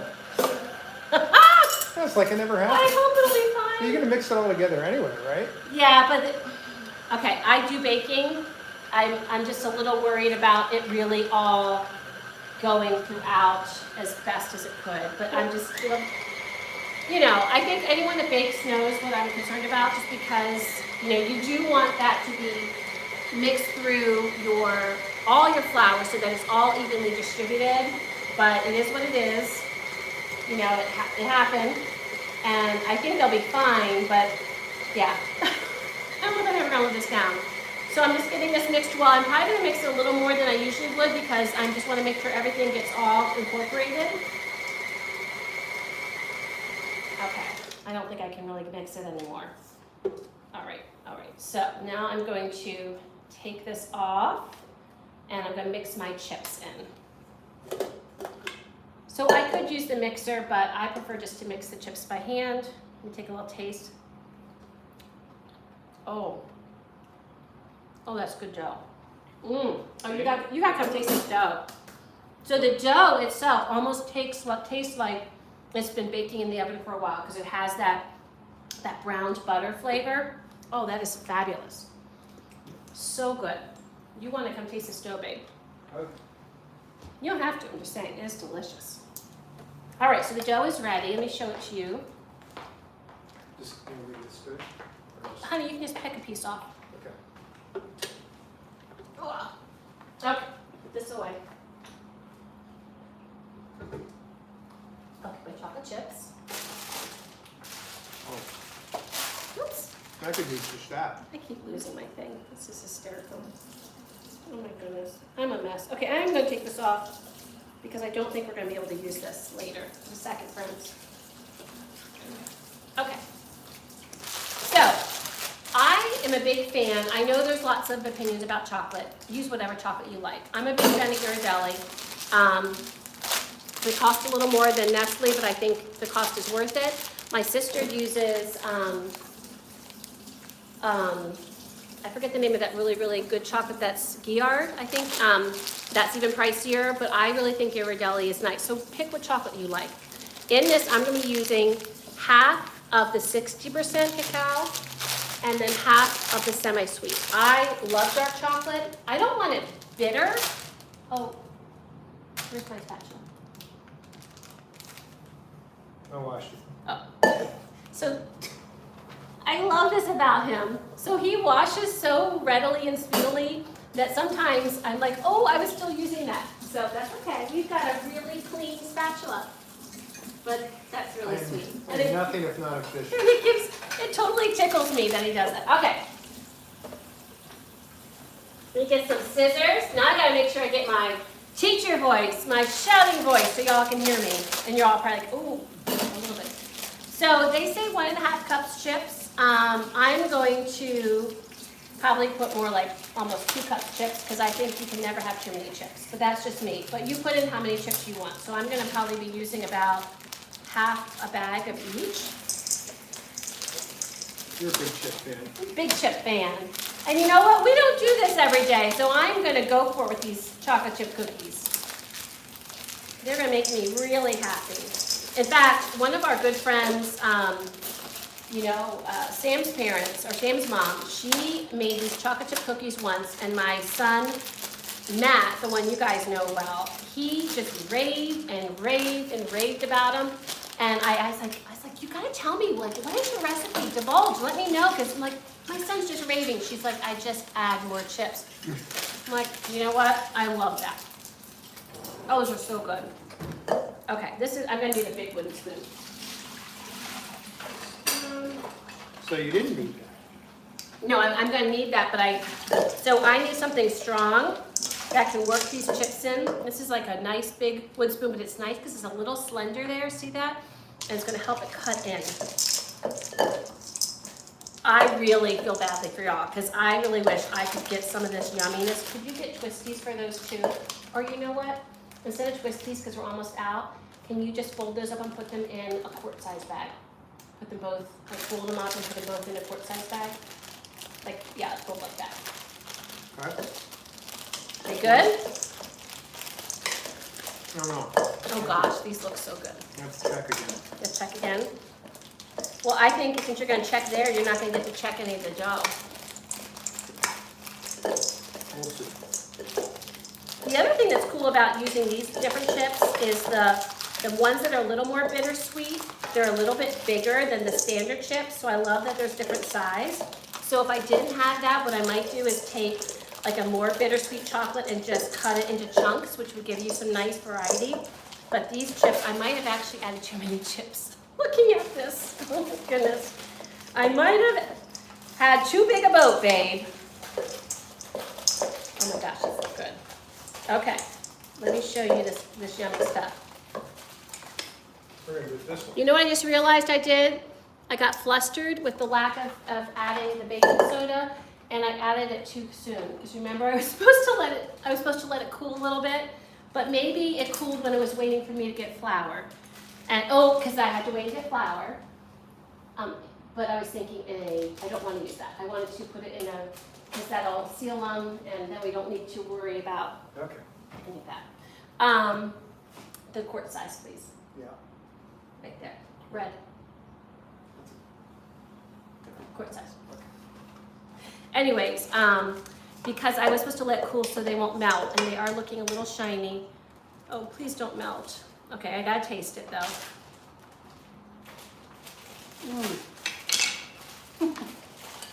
They're so good.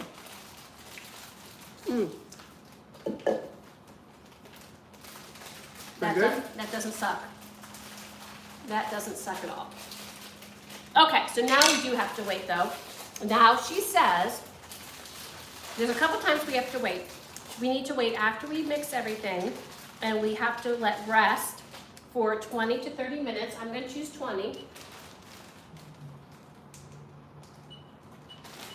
We can always let it go longer if we get into something. And the reason was, she said that letting this dough rest specifically helps the butter flavor. I guess it helps the flour absorb, the moisture from everything, you know, all the wet ingredients, the butter, the eggs. And she said it also helps kind of that flavor of that brown butter permeate more. Now, I don't know if that's a bunch of bunk or what, but I'm gonna follow her directions because, you know, she has a big blogging recipe site. There's lots of recipes and people raved about these, so I'm gonna follow her directions. So I set the timer for 20 minutes. You could do for 30. Then we're remaking 3 tablespoon size balls, which are really big. I'm just really shocked about that. And I gotta actually picture this. That's like a big ass cookie. So here's a tablespoon. I'm supposed to do 3 of those. Wow. I wonder if, okay. So I have an ice cream scoop. These are the old-fashioned kind of ice cream scoops. Did you ever have those? You have the little lever. I mean, I have the little mini one that I use sometimes for portion size and for making like little mini cookies. I wonder if this is 3 tablespoons. I'm gonna check it out. It's more than that. I'm gonna check it out. We're gonna do a little science, friends. Welcome to Philly. It's science today. She teaches reading, but now she's teaching science. She's teaching measurements. Actually, I think it's more like math. It's really not science, it's math. Okay, so I'm gonna fill it. We have a little bit of time. So we have 1, 2, 3. Hubs was right. I hate when he's right. He's right. Shocking. Hey, he's right. It only, you see it, how the water's kind of going there? It like comes to maybe about a half inch. So I was hoping I could use that. I thought that would be kind of cool. But yeah, it's too Can big. you let Archie know that I did wash my hands? Archie, he says, he claims he washed his hands. All right. So, And Eugenia uses Ghirardelli or Baker's. Oh, yeah. So do you know what Baker's reminds me of? And she also said, it makes me wonder how it would be if you slightly browned the flour as well. Ooh, boy, you should try that, Eugenia. That would, you could make a new recipe. You could go viral. Baker's actually reminds me of my grandma because my grandma, I haven't shared this recipe yet. I might actually do this in a short. My grandma made the best chocolate fudge icing and it involved unsweetened Baker's chocolate. When my mom made it once, I realized that unsweetened Baker's chocolate looks like chocolate, smells like chocolate, and tastes horrible. And I was so disappointed to find that out. But yes, but it starts there, and then of course you add sugar. And that's a really good frosting. It's very fudgy. I loved it. It was my favorite frosting. As a child, my grandma would make me cakes. So I will share that in a short sometime. So friends, this is resting. We are going to get together. We are going to get our stuff out for our cookies. I'm just going to be making 2 cookie sheets. The rest I will freeze. Let me see. Because I'll cook these at the same time. Does anyone else's cookie sheets get all yucky looking? They had a hack out there. I forget, like you added, I think, baking soda and vinegar and all this, and it's supposed to come shiny, clean. I've tried that. And my pans were like, oh, you're going to need to do better than Maybe that. you just need to get some new ones. So that didn't work. I don't know, they work. I don't mind that they're discolored. I mean, they still work. And aren't we from that family? We were just talking about the other, you and I, is that we do not get rid of things until they stop working. Like the TV that we had, we have a plasma TV from way back. And In our bedroom. in our bedroom, right? In our bedroom. Here. Yeah, but in our bedroom we have a plasma TV and it works great. And we do that with our cars. We keep our cars until they stop working. That's kind of how we were raised, right? Right? Yeah, Yeah. it's known as being tight. No, I actually think, you know what, the younger generation wouldn't say that. They'd say it's also being green because it's being responsible. You know, it's not going, it's not consuming all of these things and getting rid of things that work perfectly fine just to get something new. So, in any event, let me see what everyone's saying. They'll be totally fine. That's the beauty of cookies. They're forgiving baked good, unlike pastry. Yes, Eugenia. Pastry, you have to know what you're doing and you have to work quickly, and it's a little bit more fussy for sure. And let's see here. And then LaShandra said, so have I, and nothing really works. Chandra, tell me what you're meaning. I might have missed a previous comment. Oh, that's the cleaning thing. So I love it, and I need someone to clean while I cook. Absolutely. So you've tried the whole like baking powder. Yeah, it didn't work. I mean, it took off some stuff, but it did not make them completely stainless steel shiny. And Eugenia says, I think many of us experienced a disappointing of tasting unsweetened cookies. So you know who else did? My son who's coming over in a little bit, he did too, because he was the same way. He was just like, it just smells so good, right? You get totally sucked in by that. But yeah, it's a little disappointing. But it's almost one of those lessons that you have to learn, because then you're like, yep, I'm not gonna do that again. It was about the pans, yes. My cookie sheets look terrible. Work great. Yes, I'm so with you. So Hubs.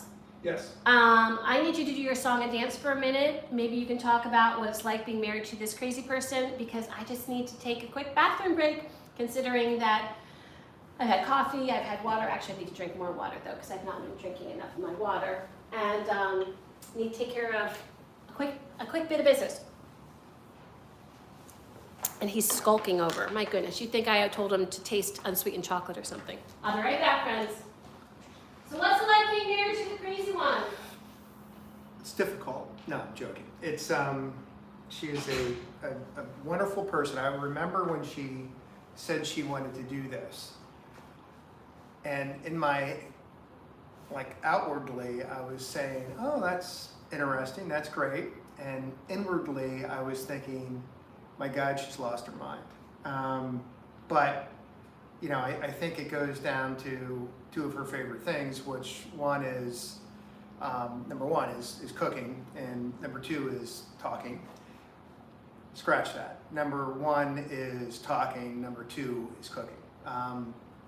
But she's been great at it, and I guess the only thing I can tell you is the amount of preparation she does is literally unbelievable. She really works it and thinks about it. So she puts in a lot of time and effort. What else? So what's it like being with her? We're gonna let me go through this thing. So she. I'm gonna watch the second time, because you can never be too clean. So I will tell you. So Amy is a sweet, caring person. I hear a butt coming. I hear a butt coming. Very nice person. Would do anything for anybody. So, except like about a half an hour before the stream, she turns into Psycho Amy, where it's just. And again, it's like when she wakes up and I start to try to talk to her. It's just I've learned that when she's in that mode, I kind of just I do it every once in a while just to tweak you. I don't think you've learned that. So, I think you know that. So this goes back to the number one thing that she likes talking. So, but there, yeah, I'm done. So we were talking about doing this stream, and the fact that I'm like, I think I'm going to need to use the little girl's room at some point. And he's like, you can't do that to me. And I'm like, oh, hon, I just need like a minute, please. So I said to him, you should talk about what it's like to be married to me, right? Okay, so let's see what I missed besides, yeah, so we actually had to take the mics off, DS. Thank you for that suggestion. But we ran out of power on my phone, and so we had to plug in the phone. So we wouldn't lose the stream, we had to plug in the phone, so that's why the sound isn't as good. So if you're just joining us, by the way, the sound is not as good because we had to take off the mics, which we will have to do anyway for the gin tasting, because our son will be here and we can't mic all three of us. But we're going to be finishing the stream without the mic so that the phone can stay plugged in and continue our crazy 5-hour stream. So if you have not liked and subscribed, please consider doing so. I would love to make sure that I can always share with you the content that I create. I really do a variety of different things, anything from something my grandma made, to something that's trending at the time, to some of my favorite things, to some of the things my viewers request. I wrote down a request earlier from one of my viewers, Amy, to eventually do a stream of paella. Another one of my Twitter followers asked me to do, what are those rice balls? Arancini. to do that sometime, and I'll do it in the air fryer. Because he's like, why don't you try it in an air fryer instead of deep fried? I'm like, that's a great idea. So I definitely write down, in fact, he also had suggested a beef stroganoff, and I did beef stroganoff in November. So I definitely love to know what you think. I'll jot it down if you're on stream today, or you can just send me some information about it on Twitter. So make sure if you are on Twitter to find me on Twitter, which is Philly Live. And we have a great foodie community there, sharing lots of delicious food, lots of fun. I follow quite a few people that know a lot about wine and enjoy that part too. So yes, so join in on the fun. All right, let me see here. Archie wanted me off of the... And you said it's called being in your zone, and she said, hello, DS. DS, welcome back, bud. Yes, so they're not cooking yet. So we are waiting for the dough to cool, to properly cool. Actually, at this point, it's cooling, but also the content creator said that letting it rest a little bit helps the flour to absorb all of the moisture and flavors from everything we added and create a better cookie. So that's what we're aiming to do. And then Eugenia says, there's someone at the, wait, no, Eugenia, I'm sorry, you didn't say that. Archie said there's someone at the door, Mormons are calling you. And actually, it's usually not the Mormons, and I have nothing against Mormons. So if you're Mormon, I have nothing against that. But it's usually, it was another religion that would come calling on the door. And I firmly remember being at our house in the suburbs, and we would see them start to walk the neighborhood, and we would like turn off the lights and say, no one's answering the door, because, you know, they'd always have a pamphlet and they'd want to, you know, it was just like, I give everyone credit for what they do, but like, I don't want to get in a big conversation with you about religion. I have my own beliefs, and you don't need to chat. A stranger does not need to chat with me about that. My crazy dad used to invite him in and talk. And I never got a chance to meet your dad. I wish I would have met your dad. He's cool. He's an awesome man. Eugenia then said, every now and then my spouse tries to get me to answer a question in the morning. He forgets that I need coffee to solve my morning mutism. Yes, Eugenia, I think you and I have we're like, what do they say? They say, they'll say brothers from another mother, but we're like sisters from another mother, because there's so much that I relate to that you say. So I'm that way exactly. So let's see how much time we have left. We have 7 minutes left till we can make our cookies. So I think what I'll do in the meantime is, I will let you, actually, can you look up Twitter? Did you do number 5? What? It's past 2. I didn't do my 5. You were supposed to let me know. You were supposed to. One thing I asked him to do was just let me know when the time changes so that I can. Just to be You clear, had just really to be clear, 2 jobs. I'm sorry. Washing dishes and letting me know every hour. Okay. So we're almost down to our last top 5. So the top 5 for 2 o'clock is a top 5 of my live stream cooking. So this doesn't necessarily mean the actual live stream, because I don't still have, I guess I could get to the data, but what I was doing was the eventual views, because some people come on live like y'all, and then other people watch it later, which is totally fine. And so I was basing my top 5 for my live stream cooking on the eventual views. So if I look at that, number 5 was how to make a cheesy egg strata with prosciutto. And that is a delicious make-ahead brunch meal. Great for holidays, great for having company over, absolutely delicious. So that was number 5. Number 4 was one we did together. Light and refreshing summer rolls. Remember making those?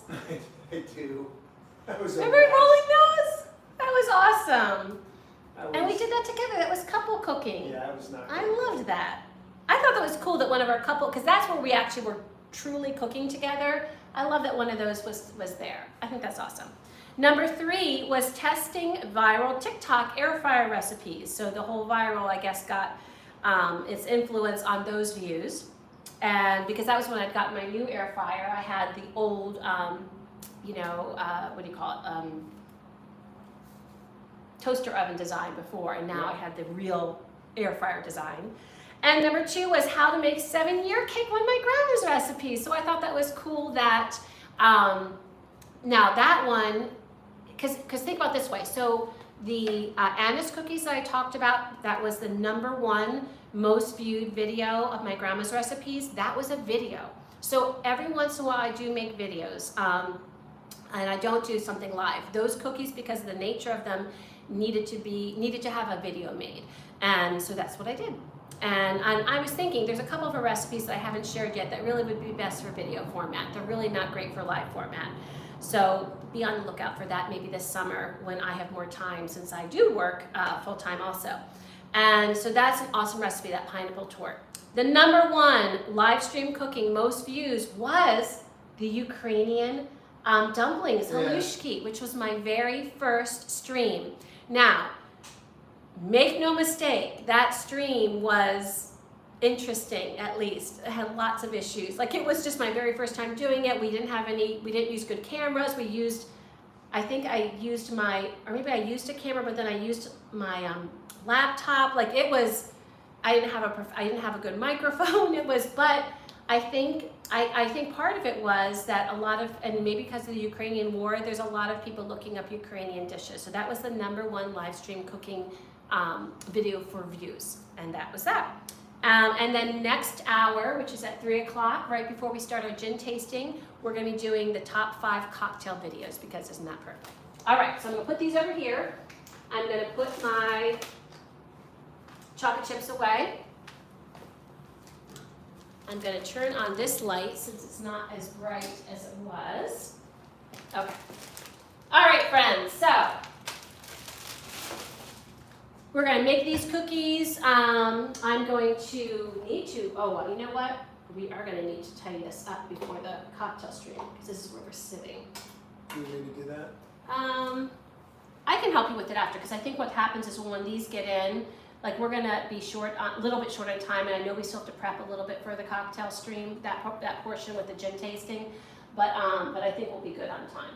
All right, so friends, let me see how much time I have left. 2 minutes. I think what I'm going to do is I need to get a firm idea of that 3 tablespoons. So I need to get that tablespoon back out.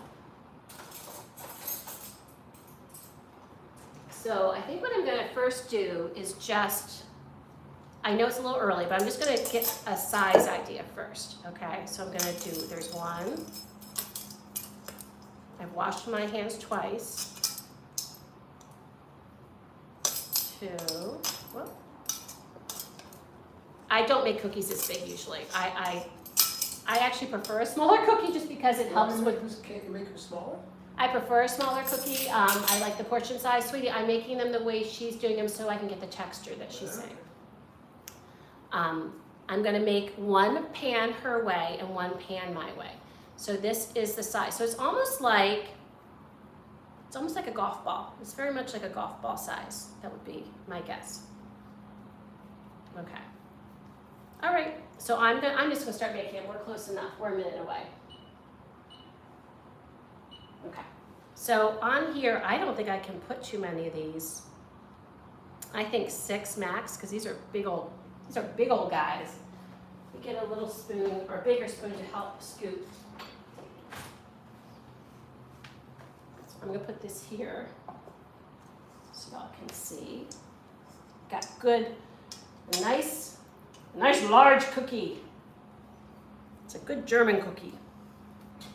I don't know. I always say like large German woman.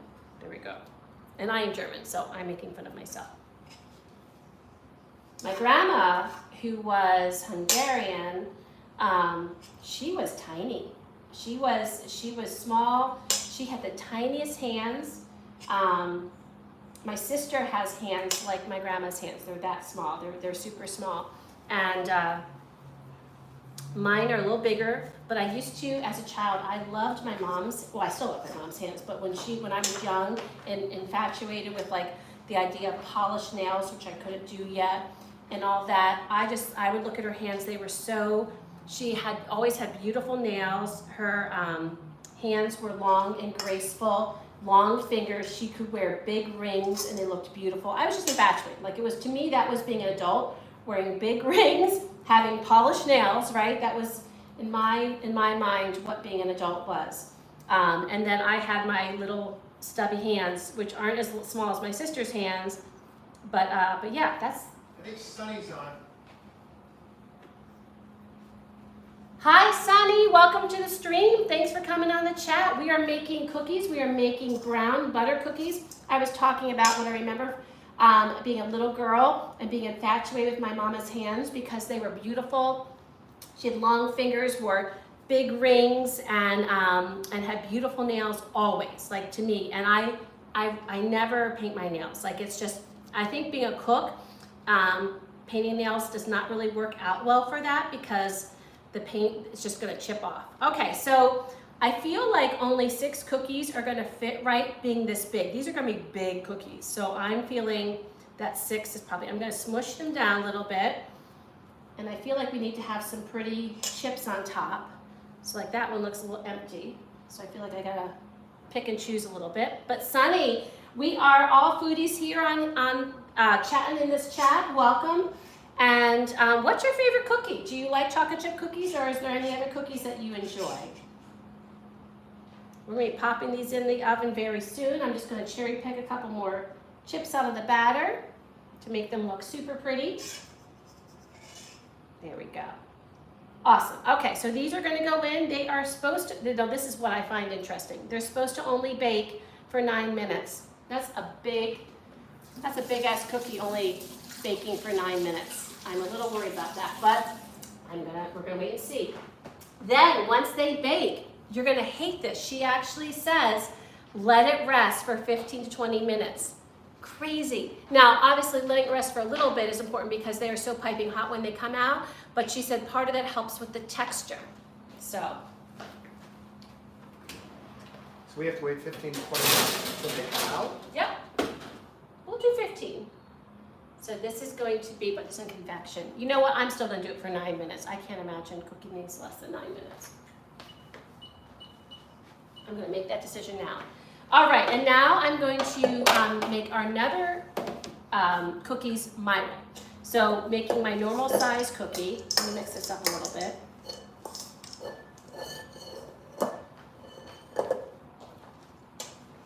Better charge my phone.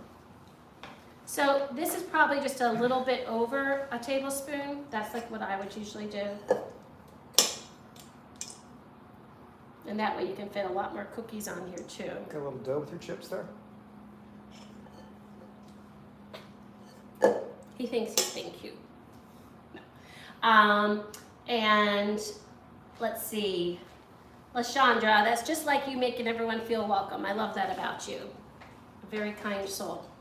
And then Eugenia says, my German grandma was 4'10" and 90 pounds soaking wet, but she was a force to be reckoned with. Oh my gosh. So my grandma, like I said, who was Hungarian, she was small, and so here's what now this is me growing up, and I think my dad actually, because we talked at length the last time I visited them down in Florida about this.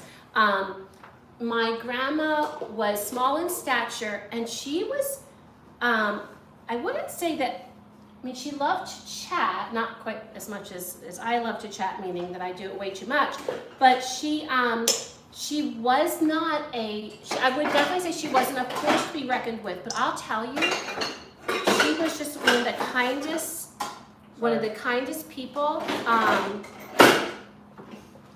My grandma was one of the kindest people I ever knew, and you know, all of us grandkids, we would do anything for her, right? I'm sure she had to raise her voice at me sometimes, but I don't remember her raising her voice at me. So if she did, it wasn't often. And she was just so kind. And I was talking to my dad about it, because I said, Dad, these are the memories I have of Grandma. I'm like, is that just my memory, or is that, or was she like that as a mom? He said, truth be told, he's like, as a mom, he said she was just the sweetest thing. Like, she would, in college, now mind you, in college, he would send home his dirty clothes, and she would package them up and send them back to him, washed, pressed, and everything for him. Like, who does that? And I know that was back in time, but seriously, I'm like, Dad, she spoiled you. He said, I know. He said that was just the way she was. But no one took advantage of it. Do you know what I'm saying? So she was that person that was sweeter than anybody, and you did not want to take advantage of it. You totally respected her.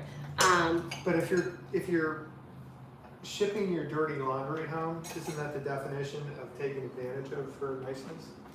Do we mention that, of course, he is a boy, so I could totally see one of our boys thinking that was a grand idea. In fact, if we had told that story before our boys were in college, I could see Matt saying, well, can't I do that? Yeah, it's a good idea. That's a great idea. It was genius.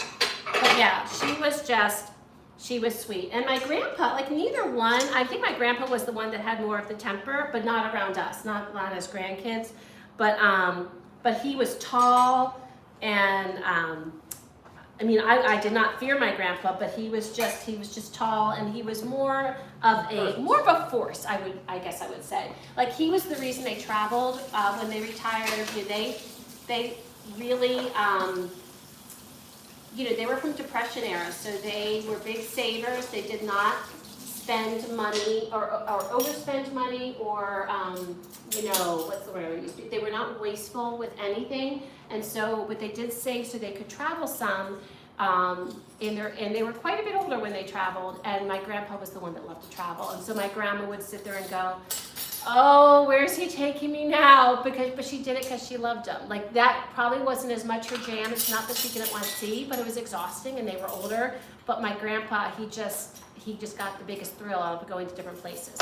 All right, now. Your grandpa was a cool guy. Yeah, he got to meet my grandpa before he passed. My grandma passed when we were first dating. So you can remember that was like April of when we were dating. Yeah. So he never got a chance to meet my grandma. So these are the cookies my size. So I'm putting them in there. I already have some in there based on Pinch of Yum, Lindsay's size. But these would be how I would do it. So probably like 1.5 tablespoons. So I'm gonna put those in. There's no way those are gonna be done. You should see these cookies. Oh my! And actually, I can bring it over to you. That's what I'll do. See, with going solely from my phone, I can actually unplug my phone because it'll have enough charge. I can show you that oven and show you how I don't know how these cookies are going to work. Like they have not spread much. They're huge. I know, and I measured them out exactly. I measured them out to. She said 3 tablespoons, and that's what I did. 3 tablespoon balls. You sure you didn't? You sure it wasn't Well now, 3 teaspoons? well now I gotta look just to make sure. I'm pretty sure, but let me. Well, with Hubs, I always have to say pretty sure because I'm me, right? Right, babe? Yes. Okay, let me look. I'm gonna look. Let's see here. Okay. Let's see here. I'm checking, friends. Oh my goodness. The thing with these blogs is there's so much, let's see. So anyway, she says to let them rest. She says, don't be mad, but it lets those little middles sink and get super dense and barely thick, and everything is perfectly chewy crisp. What a dream. So that's why she says to do it. So I guess, so it says, you know the drill. Edge is cooked, middle is a little soft and puffy. That's when we're supposed to take them out. But I think I'm going to cook my personal ones a little bit more because I do like my chocolate chip cookies a little more cooked. So let me see about how big. Let me just make sure. My gosh. I love that they give so many details, but like it's hard to find the actual. But you know how some of the cookies are kind of a little bit taller, Ames? And then... Yeah. But hers And aren't they in the have that- picture though. Yeah, but hers aren't in the picture. No. Let me just look and see. Scratch that. I know, it's a good theory. Let me find it, friends. Okay. Yes. Roll or scoop cookie dough into 3 tablespoon balls onto a baking sheet. Bake for 9 minutes till the edges look cooked, but the middles are still slightly soft and puffy. And look at her. Here, I'll show you all her pictures. Here, let me get to where they're cooked. I think that's what they look like when they come out. Yeah, but those I think are a little bit higher, right?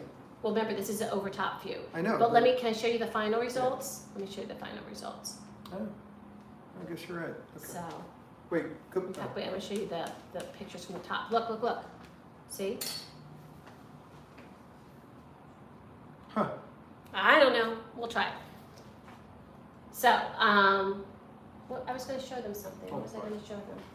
I don't remember. All right, so let me get back to the chat because I digress. See, these 5-hour streams are dangerous because my mouth just keeps it going. Alrighty. And Amy said a peanut butter and chocolate cookie is the best personally. Oh, those are good. There is a place in Philly called, babe. What? They have good macarons too. I can't think of the name. There's a place in Philly that used to have those cookies. They were chocolate peanut butter and they are phenomenal. They are so good. Aurora Grace, look at you. Look at him pulling that out of his ass. That was awesome. Aurora Grace, yes. And and then Eugenia says, and Eugenia says Martha Stewart's recipe for lime meltaways is fabulous. Ooh, good tip. And LaShandra says, what a mother. And yeah, right? Exactly, doing that. And then Genia says, my grandfather was rather stern. And I think that generation a lot were.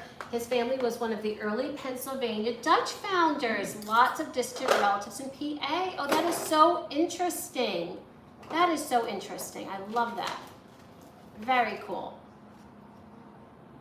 All right. Okay. So, friends, we have our timer went off. Let's check it out. I gotta see this. I'm gonna show you all. Okay. I'm gonna show you all what's going on here. Okay. Let me just take this out for a minute. Sorry for the hand. Oh, I'm sorry, friends. Okay. Well, they are starting to go down, aren't they? Yeah, so let me show you what we got. See, that's what we got. And they look a little browner on the edges. I think I'm taking them out. I'm going to take them out, friends. Okay. Think yet? The top ones, yeah, because of how they described it. Let me see if I got that right. Okay, not too bad. So you guys were able to see it. Let me do this. All right, let's get them out. The other ones are going to stay in. I'm going to cook them more my normal way.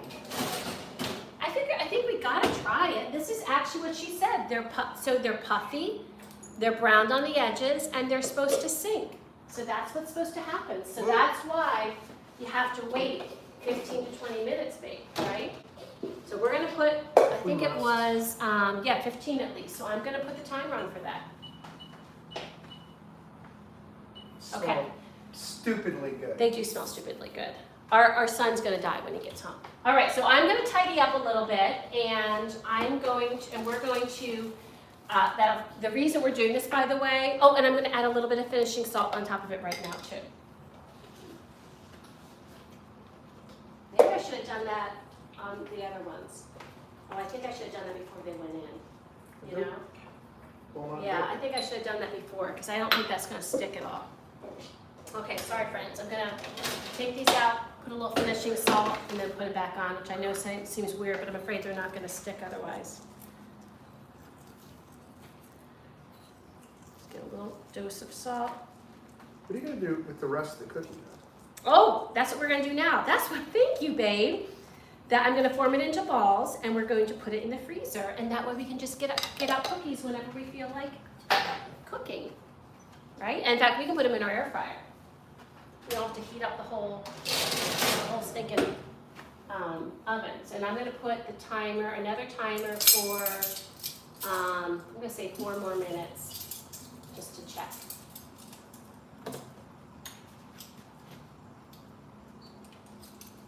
Okay. Oh shoot, I took off my other timer. Why did I do that? Huh. You put it in about 2:30. Or, No, I'm talking about us waiting, so I think. yeah, it was about 2:30. It's 2:32 on my watch right now. It keeps changing my, that's so weird. Oh, turn off both timers. That's so weird. So Archie needs to send you a Oh my gosh. YouTube video. It's not cooperating. There we go. That was the weirdest thing. I've never had that timer be difficult with me. It was being all difficult. All right, so I'm gonna get my little, what am I gonna put it in? I know I'm gonna put it in. I'm gonna put it in this thing.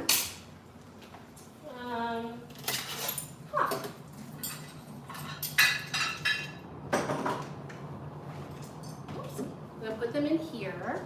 I'm gonna wash my hands again. And yes, we're gonna roll them and put them in there, and then I'm gonna put them in the freezer so that they can freeze them. And put them in an airtight bag. Okay, so actually, you know what you could do? Would you be able to, what I'm doing now, I'm gonna take off my rings for the rest of it. Would you be able to just, this stuff is all gonna have to go. You want me to dry it with these? Yeah, although I guess we can just shift it over here when we're done. That's not a big deal. All right, so I'm just gonna make my size now. Okay, so Sunny, do you like to cook? Sunny, who's new? And LaShondra, and Eugenia, and Archie, and Amy, if you're still on, what are your, so Amy told us what her favorite cookie was, which was a chocolate peanut butter. What's your all favorite cookie? I didn't know if it was, well, I was asking them, I just wanted to focus a little bit. I don't know, I have to think, because I was trying to actually give my brain a break. So mine is a weird one. Whoa, Walked over to that. you No, walked because- straight into that, babe. Because I'm not a big fan of white chocolate. Oh, that one, I know which one. But my favorite cookie is white chocolate That's right. and macadamia. I doesn't. I make forgot any- about that, Doesn't yep. make any sense to me, but It doesn't have to. You like what you like, right? I guess. So I think asking what my favorite cookie is like asking what my favorite food is. Like I think that's hard. Because I know this is a bad answer, but for me, my cookie that I'm craving depends on my mood. It depends on time of year. Like it depends on a lot of things, right? At least for me. So like I'm thinking right now. Remember that cookie that Wegmans used to make? It was almost like a brown butter one that had the chocolate chunks in there. Remember that one I would bring home sometime, and then Yep. they stopped making it, which made me so sad. Yeah, that was a good cookie. That was a good cookie. But then I also love a shortbread. I sometimes just am in the mood for just a good shortbread. I love a good chocolate chip cookie, but I'll tell you, I am fussiest on my chocolate chip cookies. I rarely get a chocolate chip cookie out unless I've heard that theirs are extraordinary. I need your help. A second. Can you press that one timer off on the left? Left. At your left. Thank you. Open that up so I can see. Okay. Do one more minute. Because I like mine a certain way too. No, I lost my train of thought. What was I saying? Do you remember what I was saying? Don't remember. Shoot! Y'all, what was I saying? I forget what I was saying now. You think you've got some on here. So, Phil, how booby trapped do you have in a prank you speaking snow cookies?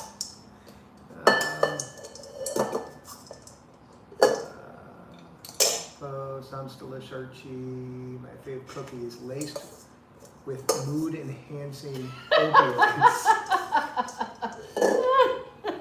Archie, only you, my friend. I thought he was going to say hash brownies. Yeah, there you go. But back to the cookies, like, you know, it really depends on my mood. It depends on what I'm feeling like. Like I love a good rugelach. Oh, yeah. That's, ooh, I've got so many, like, different, like, you know what's great? You know you've made your chocolate chip cookies well when there's a bunch of chocolate chips that are sitting at the bottom needing a home, right? You can take those out and you can put them right there to the right of the strainer, or the dish rack rather. Okay. I'm at the end, friends, here. So take the cookies out? And put it to the right of the dish rack, please. And then you can turn off the stove, the oven. I'm gonna embellish some of these. I have so many chips left because I chipped up my cookies and only no. Oh, I see you guys are doing. I'm sorry. I thought you were gonna put them here. I'm like, babe. Sorry, babe. I thought you were gonna do. Never mind. Yeah. I misread it. No. Okay. No.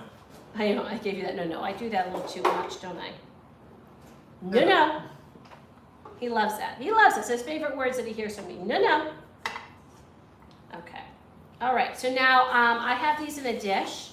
And I just want to make sure that they're not squishing next to each other. And then I need to wash my hands. squishing next to each other because I don't want them to freeze together. And I'm gonna then take them out of the dish and I'll put them in a baggie. I could just leave them in there actually and put the lid on, but it'll take up more room. A baggie would take up less room. And I have a whole host of treasures in my freezer. So yeah, and then we can pull those out. And I think she said you just cook them for like an extra minute or so, doing them from the freezer. So it's really a great thing. So these are good to go in the freezer, and these will be good yummies that we can have. All right, so these are going in the freezer, and now we're going to be adjusting for our gin tasting. Archie, don't get too excited. So We're gonna our plate the son prep is for that. bringing his gin. Oh, are you going to tell why? Are you going to tell everyone why the son has to bring his gin? I mean, part of it's fair, because we do, you know, we do buy a lot of things for him. But is there another reason why? Because I was told not to drink the one gin. 2 gins. There were 2 gins that just had a little bit left. There were 2 gins that had a little bit left, and I said, hey, let's just save those for the stream, like drink the other one if you want something. I forgot, And he says, Both of them. I thought you would be happy that I was getting rid of these so you had more space. I was like, I don't think you did that for me. Actually, I just forgot. So, Well, I give you props for admitting it. I think so a I went good out. man or woman admits their mistakes, So I went right? out and bought one of the bottle, another little By the bottle. way, I just had deja vu on that. I'm not gonna lie, I just had deja vu. What? That whole thing about what you were talking about and how I just responded, and I just had deja vu. I have not had deja vu in a long time. Isn't that weird? I don't know what you're talking. You know what deja vu is, right? Well, I do, but I don't know. The whole conversation. Ah, Not the whole one, but like the past 2 minutes. I just had a deja vu. All right, so we're gonna be shifting things over. We're gonna be these cookies, by the way, it smells so good. It is so hard not to try one. yeah, it really does. Here, let me just. Oh, okay. take that. Sure. It We're gonna do a little smells so shift good in because here. the bourbon tasting will be better, not bourbon, oh my God, not bourbon. The gin tasting will be over here. So we're gonna do a little shifting of everything. This is where you usually see me, is over here. So this isn't going to be a blind tasting, is it? Yes, Oh, it is going to be blind. yes. Which, I will say the blind tasting part is difficult for me only because I have to like keep everything straight. I gotta get those colored stickers out that don't stick on, you know, that whole spiel. So you're going to taste too, though. So how are Yeah, you so gonna do yours? what I did How are you was, gonna do yours? you know what I do is because most of the glasses are alike and gin looks alike, and so when you switch it out, if you don't look on the bottom, I don't remember which was which, I'm not that talented. So, that's how it works. All right, so I'm gonna move this over. I'm gonna move these over here. Where's this go on? I forget. That's called a dough scraper. No, where does it go? I put it away. I'm gonna put that away because let's see where that goes. All right, so we have how many more minutes? We have 4 minutes on the big one, so I think it's time for us. We've been so good and patient. We're gonna taste the little ones, the ones I made my size, because I do like a warm cookie, even a hot cookie. Well, what? Okay. Honey, you don't have to taste anything. I'm tasting one.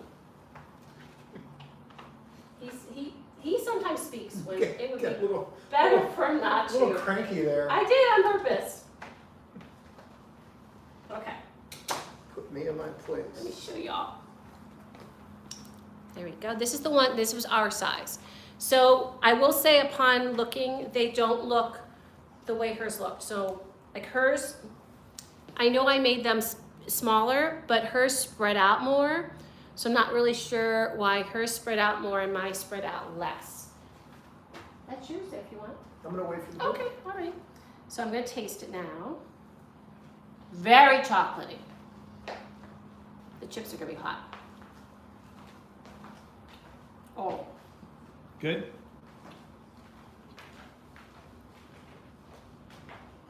oh, they are so tasty. Now, chocolate chip cookies are the most, in my opinion, tasty and addictive in the warm stage. But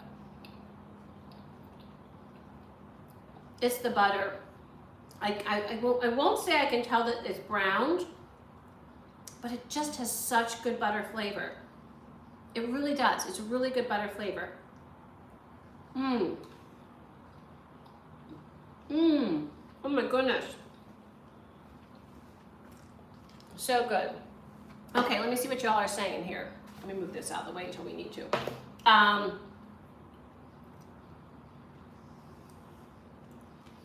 So Eugenia says, I'm crazy about lemon or lime shortbread cookies. Now, do you mean like lemon squares, or is actual shortbread lemon or lime cookie? I would love, because I love lemon squares too. But I don't know if I've had a lemon shortbread, so that sounds delicious, or a lime one. And I don't think you can beat a great chewy peanut butter cookie. Yes, that's delicious. And those warm, oh my gosh, peanut butter cookies warm, so yummy. And Amy said a coconut and chocolate cookie is a beautiful thing. That sounds divine, Amy. That sounds so yummy.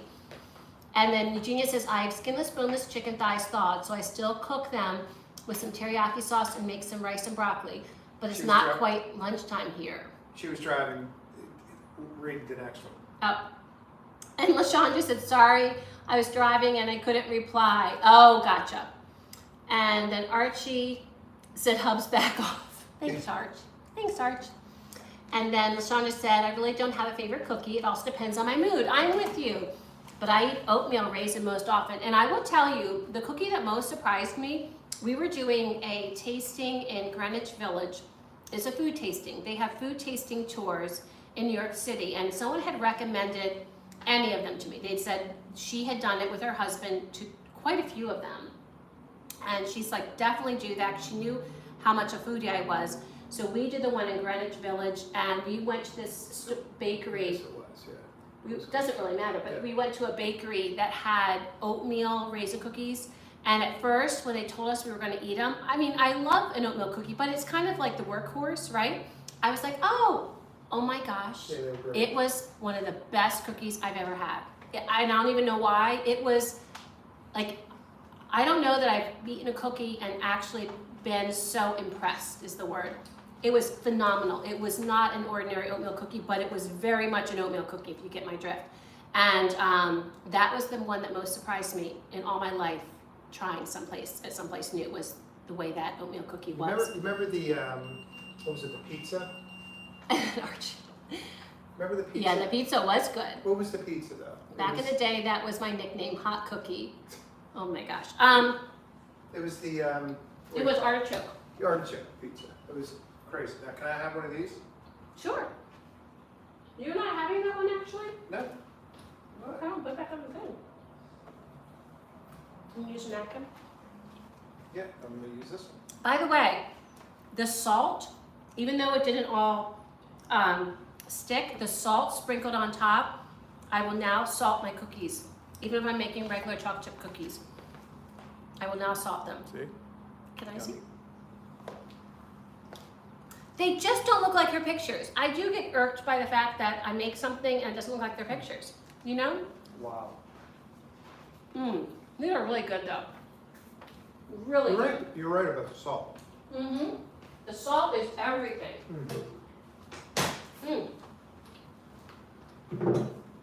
Okay, it's setup time. So,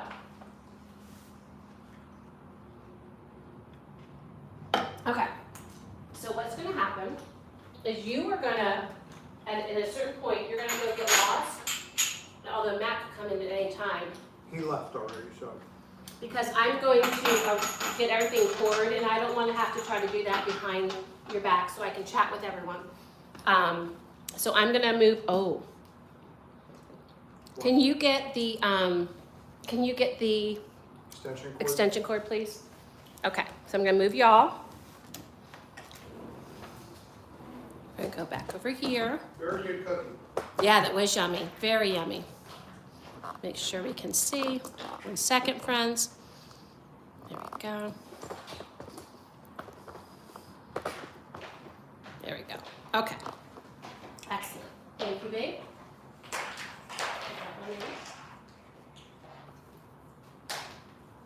Thank you. Okay. All right. So let me get things set up. Do you mind bringing do you mind bringing the other chairs just over by the, over here? 1 second, let me get things ready. Or can't you just put in the thing?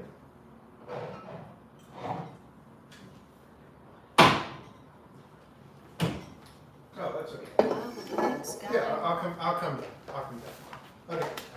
Where's the other gin, by the way? What's that? Where's the other gin? When you bought, Behind that one? oh, what's? Okay. Yeah. Sorry, I didn't see it. Okay, we're getting our little workout in. Oh, thank you, babe. I'm sorry, that was silly.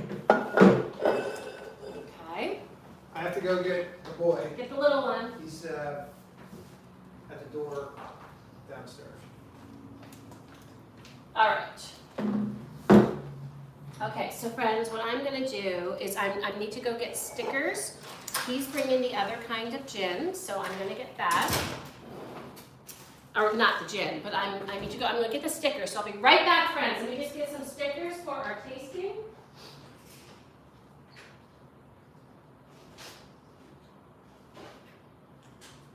All right, that was quick. And I'm gonna write down, since we'll be blind, I'm gonna write down what it should look like. Okay, so let's see my different colors. So these are just little, like, I guess we would call them garage sale stickers. These are the ones that didn't stick the last time, so I'm gonna cut them smaller. I think that'll work if I cut them smaller. Someone's dog is out there. Okay. Let's take these off. And I'll cut them in half, and then this way too. All this for a little tasting, just so that we can kind of have fun and pretend like we don't know, not pretend, but to actually like not know what we're tasting. Because I do think that sometimes with things like that, your knowledge can affect, you know, it can affect things. It can affect your experience, right? I think that's very true. My son is bringing some more of these, so I'm gonna have this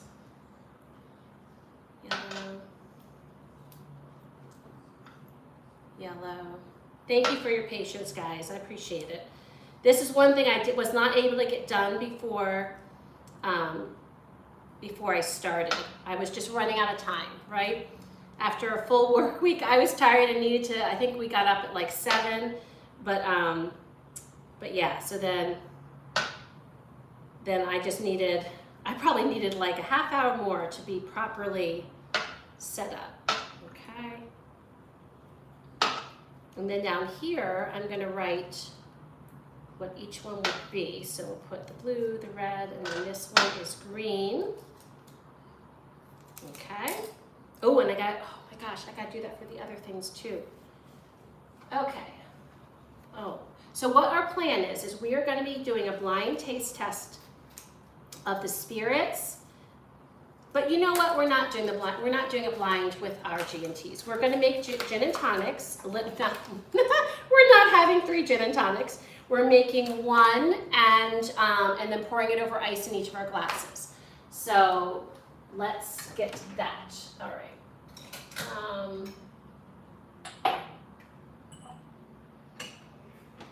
Okay. 1 second. There is a lot to think about with this. I'm not gonna lie. There is a lot to think about. This will be for mixing the G&Ts. Hello, hey babe. Do you smell the cookies? I do. Oh wow. They're good. They look fantastic. They're yummy. Take the one that's, Just put that down on the Ice cream. You got me for 2 hours before my parking runs out. Okay. Well, it won't take 2 hours. Yeah.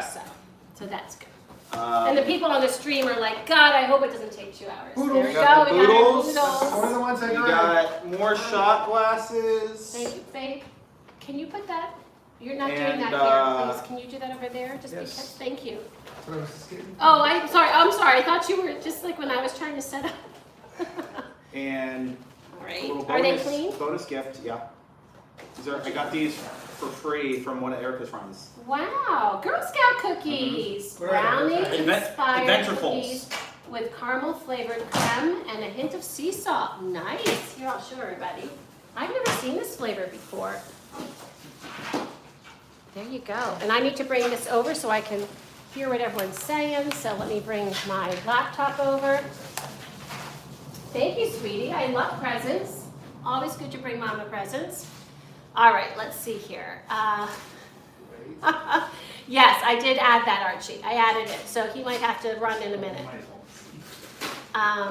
So Eugenia says toasting the oatmeal slightly for oatmeal cookies will change your life. Oh, that's so good to know. Great tip, Eugenia. And food pictures are not to be taken literally. They're very tricky. I know.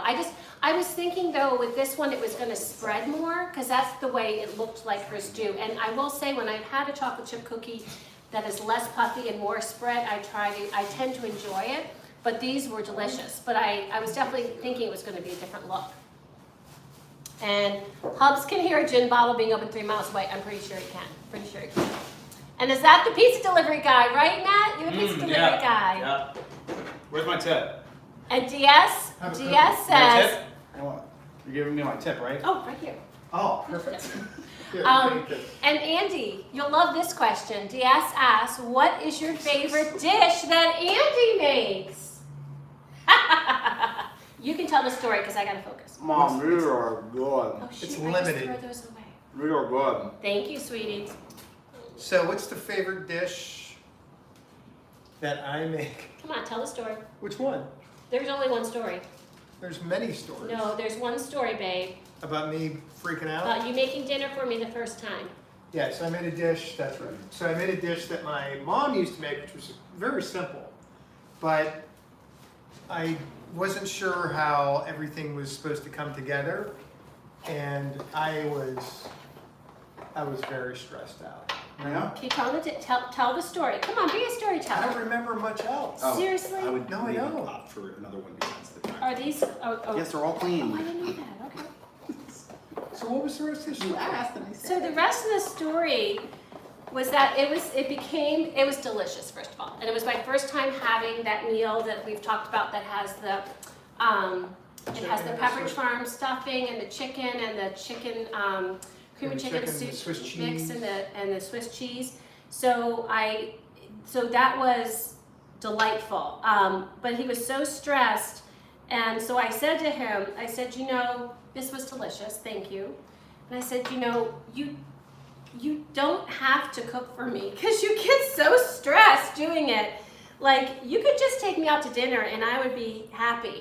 Because what I found was that, so I did not say that the first time he cooked dinner for me, by the way. This was the second time. This was when we were married I already. do not have faith that these are going to stay on, but And I said to him, I said, do you just want to take me out to a restaurant? That would make me happy and be much less stressful for you. So that was my recommendation. And that's what we did. And that's what we did. So that's what we do.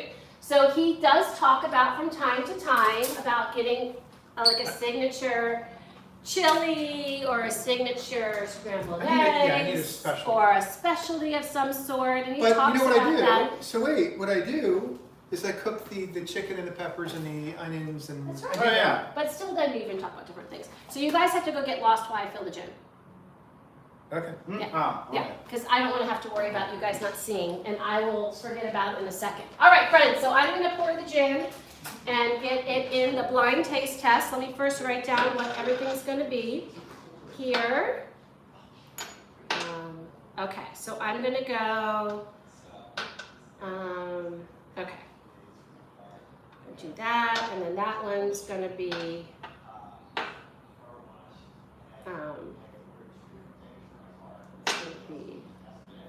this is going to be, okay, all right, so yellow is going to be this. Shh, no intel, especially me when I get it mixed up. Just putting a little swig. Okay. So that is Bombay Sapphire. And then this one is going to be this. So I have a feeling this is gonna all taste awful. Oh, that was too much. I'm pretty sure this is all gonna taste awful plain, but you know, I still think we should taste like what the flavor, what the notes are of this, if we can get past the sharp alcohol. Archie, do you think we're gonna be able to get past the sharp alcohol? Just curious what your thoughts are. Hey, Matt? Yeah? Don't come out. Can you please open this though? So I gotta tell a story. You didn't take the plastic off. Can you open it? Because I just am too stressed right now. Thank you. So the story is the adrenaline. You know, it's shocking. This adrenaline that I've been feeling has been going it's now on the 5th hour. It's been going on for 5 hours. By the way, and do not bring it back out. Just put it on the floor. I'll be there in a minute. It is 3. No, it's not 3 o'clock yet. It's almost 3 o'clock. Okay. So this boodles that he got, he has been very protective of, and you know, because for him it's a big deal, right? And we, Hubs actually wanted to taste it. We helped him move into his apartment in last June, and Hubs wanted to taste it with helping, and he wouldn't. He was a little stingy, Matt was. So then Hubs decided to buy his own bottle of boodles and find out. But so he has not opened it yet. So it's really kind, since Papa drank the last of the boodles that we had. It was very kind of him to come and let us break open the bottle. So he can be a little stingy, so I'm super thankful for it. All right, let's see here. And oh, we have someone new, Riley. Riley Taylor, welcome to the stream, and thank you, that is so sweet. Oh, and thank you. So I'm in a workout shirt because this is the 5th hour of a 5-hour stream, and I needed a workout clothes on. Is the bottle ready? Yeah. Okay, I'll be right back. Let me go get the bottle. Thank you, babe. And I just told him how special it was that you let us open this. So when I told him that I told you that about how special it was that you let us open, he let us open this, he goes, That was one of those, you know what that was. All right, so then we're gonna put this one in here. This is gonna be the boodles. Okay, boodles likes to drip. Okay, all right. So these are all the way they should be, and I think I'll put these over here so they still show. Do they show? Oh, I don't know if it matters. Okay, we got that there. And then these, I'm gonna actually do this. Hopefully I don't spill anything. I'm gonna do this. Oh, almost spilled. That would have been disastrous.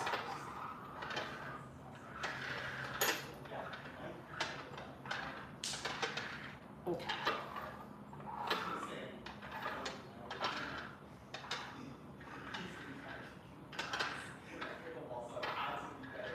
Okay. All right.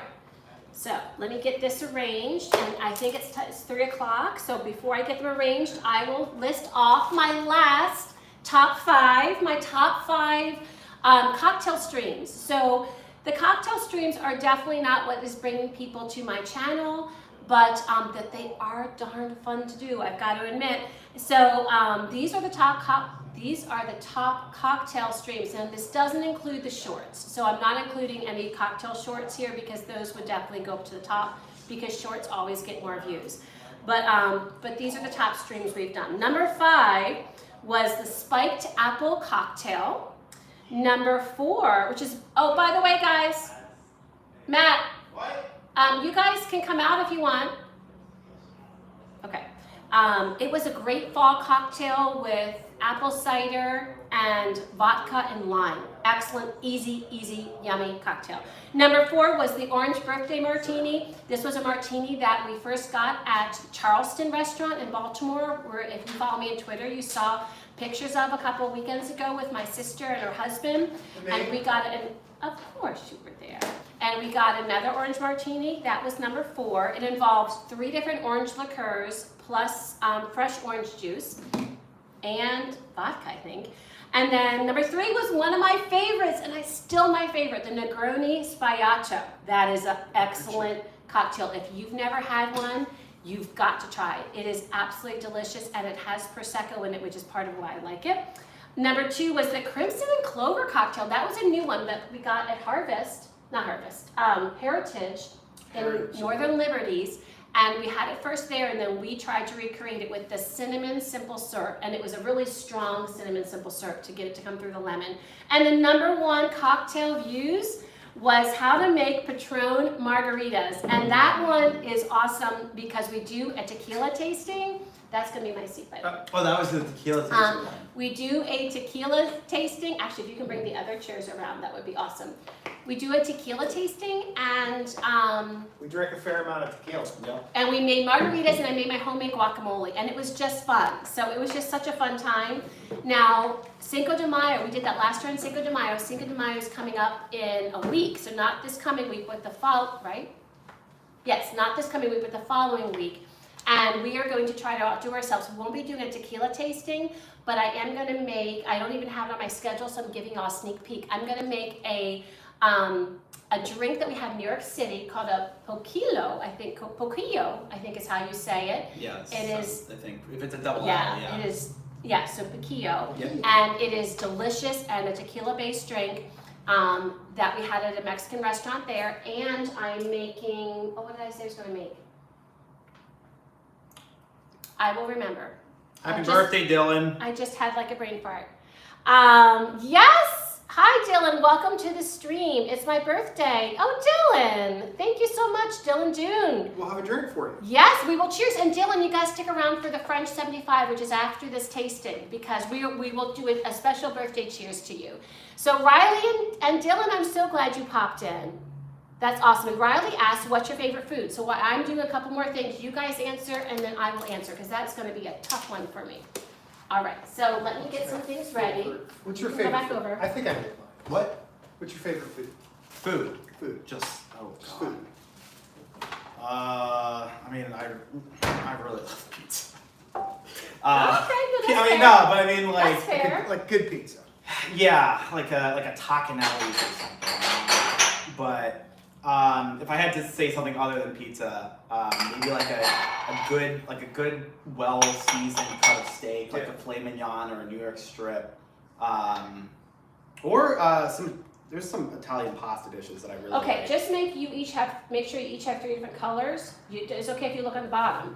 Make sure you each have 3 different colors, and then give me whatever's left, okay? Don't please tell me what they are, just because I know I might remember some of them, Okay. right? So we want to keep it honest. A This is a color. blind tasting. A color. These are going to be for our little sips of G&Ts.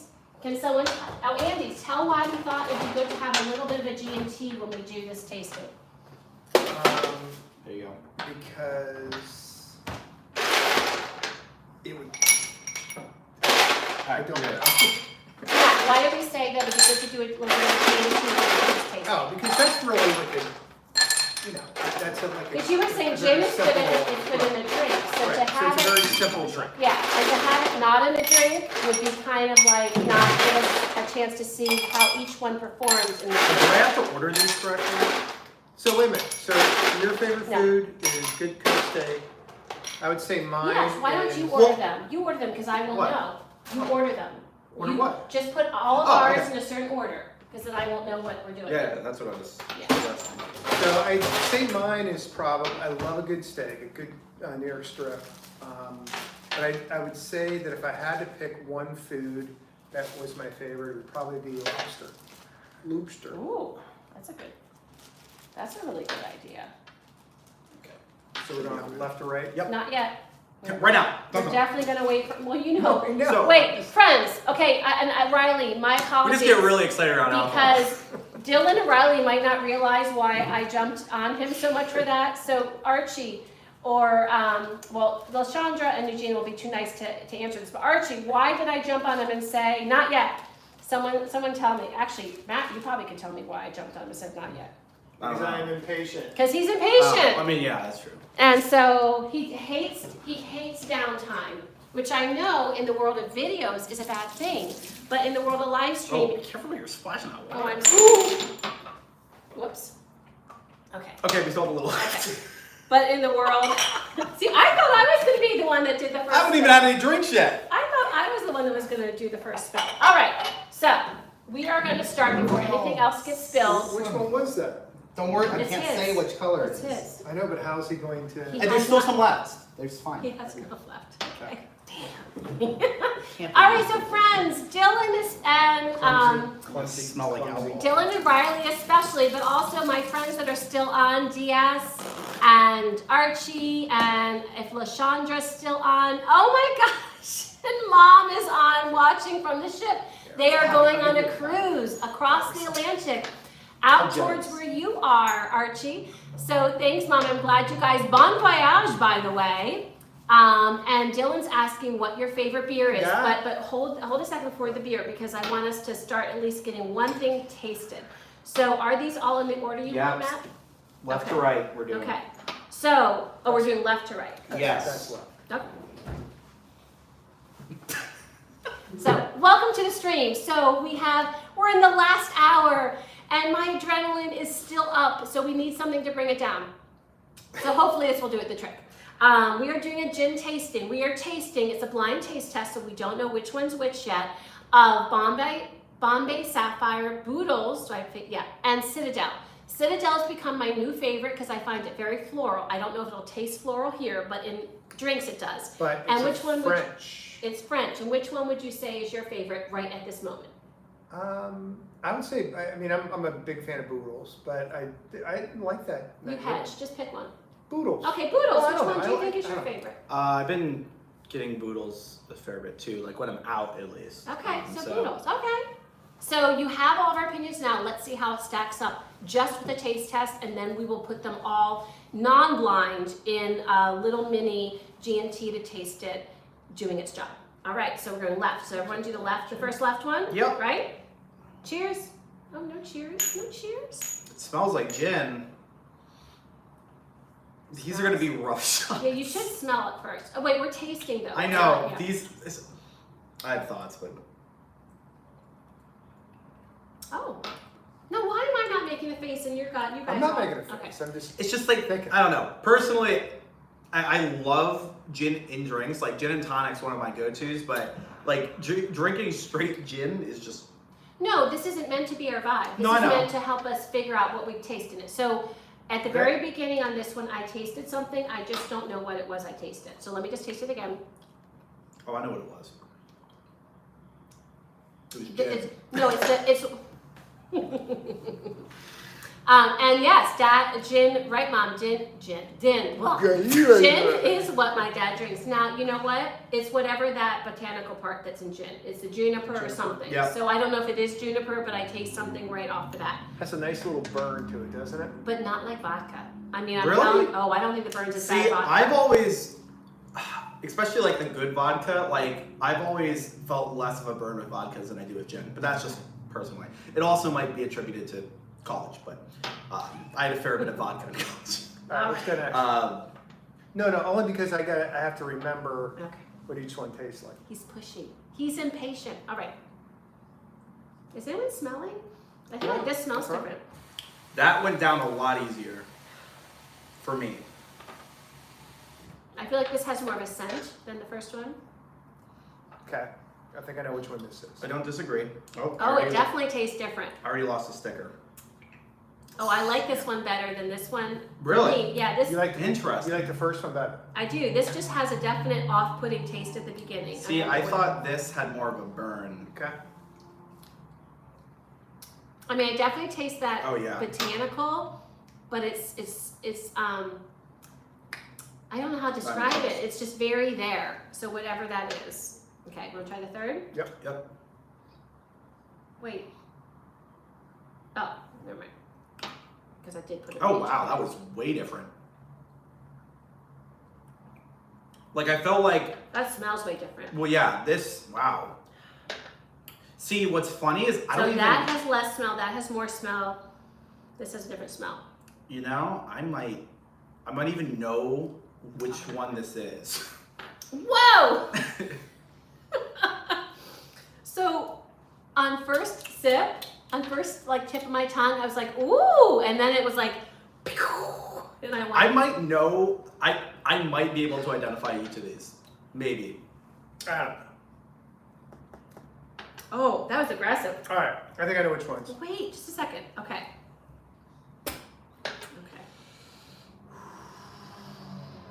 No, no, I it's think, like I think his adrenaline is going more than mine today.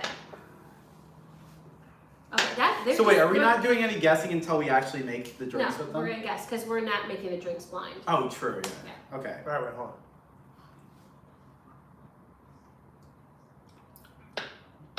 Okay. Shoot, I don't know.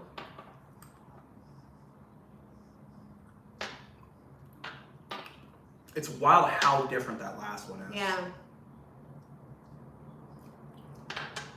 Oh. I just don't know what that flavor is because it's just. It's very interesting.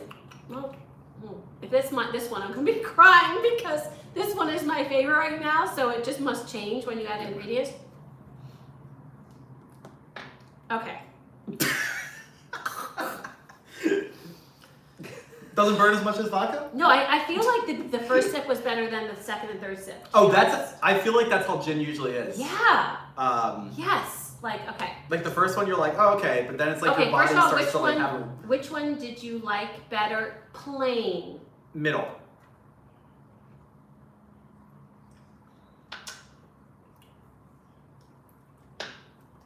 First. But they're all bad, second and third. I'll say middle. Okay. Okay. Okay. So what do we got? Now we're gonna guess. Wait, let's guess which ones. No, first, let's do a couple things first and then I'll reveal, because I'm revealing to me too, so I don't want to, Okay. so this one I like best. Mhm. Which one do we think, do you want to say which one we think is which? That's what We I should was do just- that, yeah, yes. we should. So I think, so based upon my like of it in drinks, I would say that this one's Citadel, this one's Bombay Sapphire, and this one's Boodles, but I might be wrong. Okay, so I've had a fair bit of Bombay Sapphire. I feel like I'm gonna be really surprised if this is not Bombay. Oh. Then Boodles, and then what is that one? Citadel. I think this is See, Citadel. that's what I Because fear. I fear that this one. The reason I think that's Citadel is because this has a flavor that I feel like I don't recognize. But it's so good in drinks. And well, I think it's good, but Not plain. this I feel like I don't even recognize the flavor. Like it's new to me, and I don't think I'm that familiar. God with says Citadel. hi, by the way. Oh, hello. But What's so yeah, making I you think Bombay, Boodles, and then Citadel. So I think Boodle, Citadel, Bombay. Interesting. Oh. Okay. And I Okay. have no clue. But Okay, all right, so let me yeah. get the list. If I'm wrong about this being Bombay, I'm gonna be really surprised. Okay, so what's the first one? Yellow. You're so smart. He's a smarty pants. I've had a lot of It Bombay. is- Well, I don't just- know, I don't know if I'm recognize high-fiving you for that or not, but. Well, I mean, like That's in true. like with gin and tonics. So yes, this was Bombay Sapphire. What's the next one? Green. Green is Citadel. Yeah. Oh, thank God. So I thought this was That was Boodles good. because I didn't like it at all. No offense, Arch, but I just, yeah. And so this one, blue is Boodles. Blue is Boodles. See, I feel like I've had. Maybe it's just when it's in a drink. This is just Yeah. so distinctive to me. I was pretty sure that this was But Citadel. now- I didn't know which one. Did now. you gently put Now those that in I- the sink? You're not gonna finish yours? No. So, I think Okay. letting good gin go first. because I've never had Boodles just on its own, so I think this is so distinctive that if I would have had Boodles on its own at some point, I probably would have been able to. But So- I was so sure of this being Bombay. See, I was not. I knew that this was Citadel, but I couldn't remember. I Here's- couldn't pick the other two. So you guys, these have to go away when you have a chance. This is your spoons for stirring. Take off your, please take off the stickers, by the way. That is fascinating. All right, so now I'm what actually we're gonna excited that now I can have this Boodle because this is, while it's not necessarily my favorite, this is really fast, like just a really cool flavor profile. And I'm glad the one I didn't like, that I liked the least was not my favorite. That is now my obsession, Citadel. Citadel was really good. It So, is good. can you look up, Matt, the because I know when Dad makes a G&T, he does it by freehand, but I want to have it be at least somewhat proportioned for our drink. And that's why I got the ice out, because there should be some amount that way. I want the actual, like... Yeah, what's the proportion of gin to tonic? And I'm going to get the tonic out. You're gonna take yours out? Yep, I just toss them. Okay. Ratio between 1 to 1 and 1 to 3. Oh. Yeah, so let's do 2 to 1. 2 to 1. Yeah, I think that's good. 2 to 1. Right in the middle. Gin. Yeah. Okay, so I'm going to do... Mom didn't hear that. I'm just ignoring both of you. Can I have all the same glass?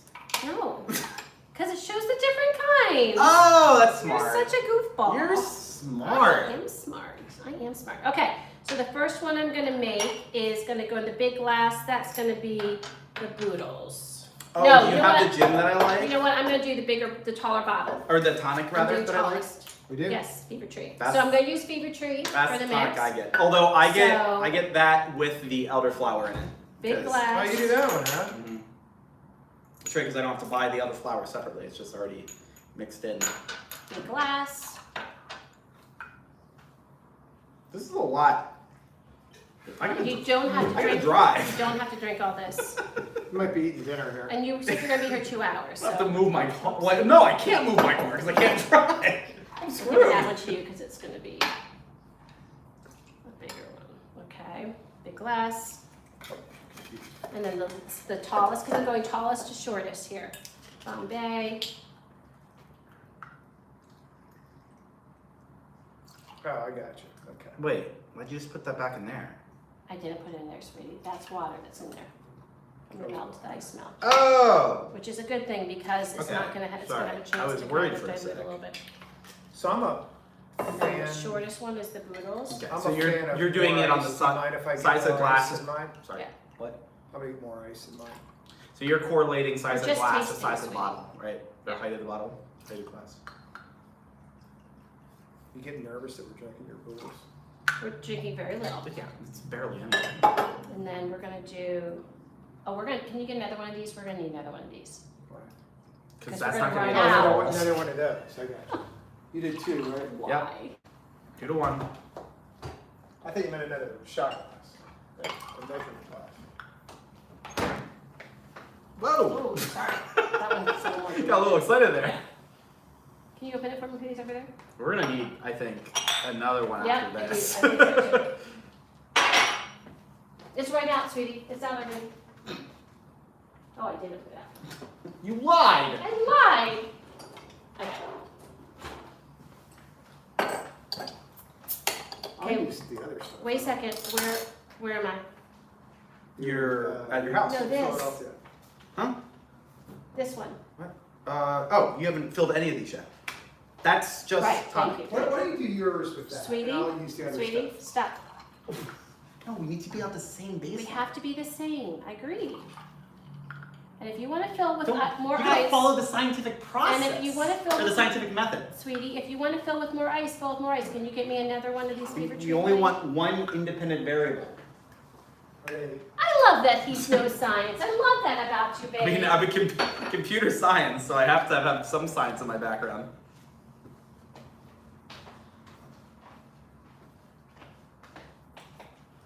All right. Anybody want more ice? Yes, please, but not mine yet. Put mine in last. Oh, Riley asked, I don't know if you already answered this, are you a chef for a living or is it just a hobby? Just a hobby. Thank you, Riley, and thank you, Matt, for keeping me up Yep. on that because it's I just hard think multitasking.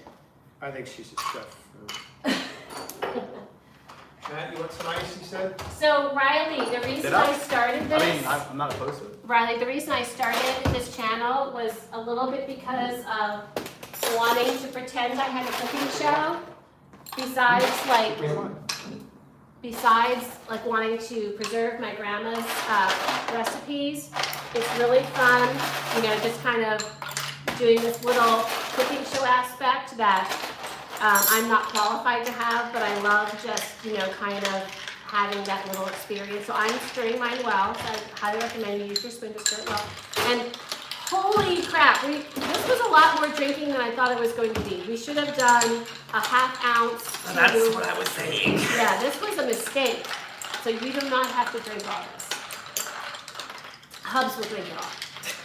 We'll just put this all in a flask for me and I'll take it on. There you go. No, we'll drain it from ice. Seriously, we'll drain it from ice. And okay, so I'm make gonna, one mega gin and tonic. personally, I'm doing boodles first because this is the taller one, the one that I think I'll like the best.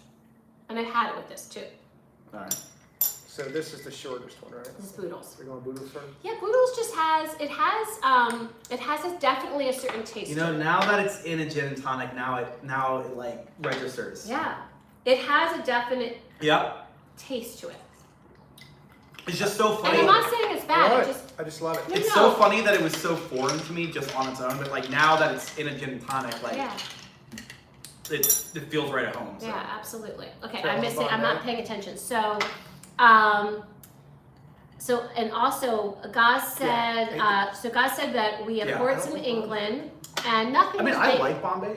They're but- chatting too much. They nothing is making me high, by the way. But I am starting to drink some alcohol, so hopefully that'll make This is me more kind of consistent. be calmer, which would be nice because that adrenaline has been a rush today in this 5-hour stream.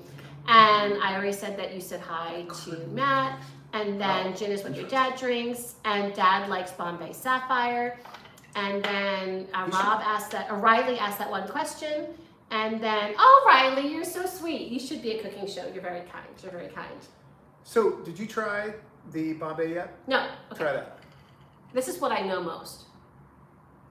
It's got like and that's the thing with Bombay. It always had with a gin and tonic. It has like an underlying taste that I can't. I don't mind figure Bombay. out. I don't. But- No, I like it too. I just. But yeah, I enjoy the I like boodles more. better, and I think See, I like the Bombay better. I'm Really? just not. I'll try this. I'm just not a Boodles fan. The only time I liked All right. Boodles, This one is good. So I don't think I've ever had. Have I had Citadel No, here? 'cause we I just don't got think so. it. the Yeah. only time I liked Boodles was because we used Boodles for that one It's got a fresher. Down- color. Oh wow. Yeah. remember the Downton gin and tonic that we used that special beef Yeah. tree with That was orange, good. but that was Boodles. But I liked it in that aspect. Okay, let's see. Those two for me Oh, by far. it's just fruitier. It's more floral for Yep. me. But I do really like the boodles. I'm a. This is very clean though. I'll take like, either one of them. This is super clean, but I like that there's a little more going on in the boodles. Well, that's probably that makes sense because for me the Citadel one's smoother. oh yeah, It's it definitely has flavor. It's definitely fruity, but it for my palate, I don't have a strong, intense liquor palate. So to me, it's easier. It's more pleasant drinking. I don't so.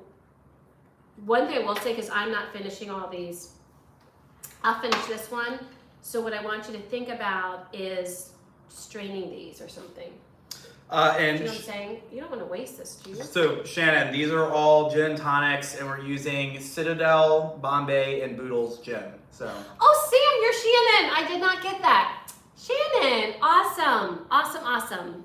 Yes, so what we did is we did a gin tasting with tasting plain Citadel, Boodles, and Bombay. We did it blind and made guesses and chose our favorites.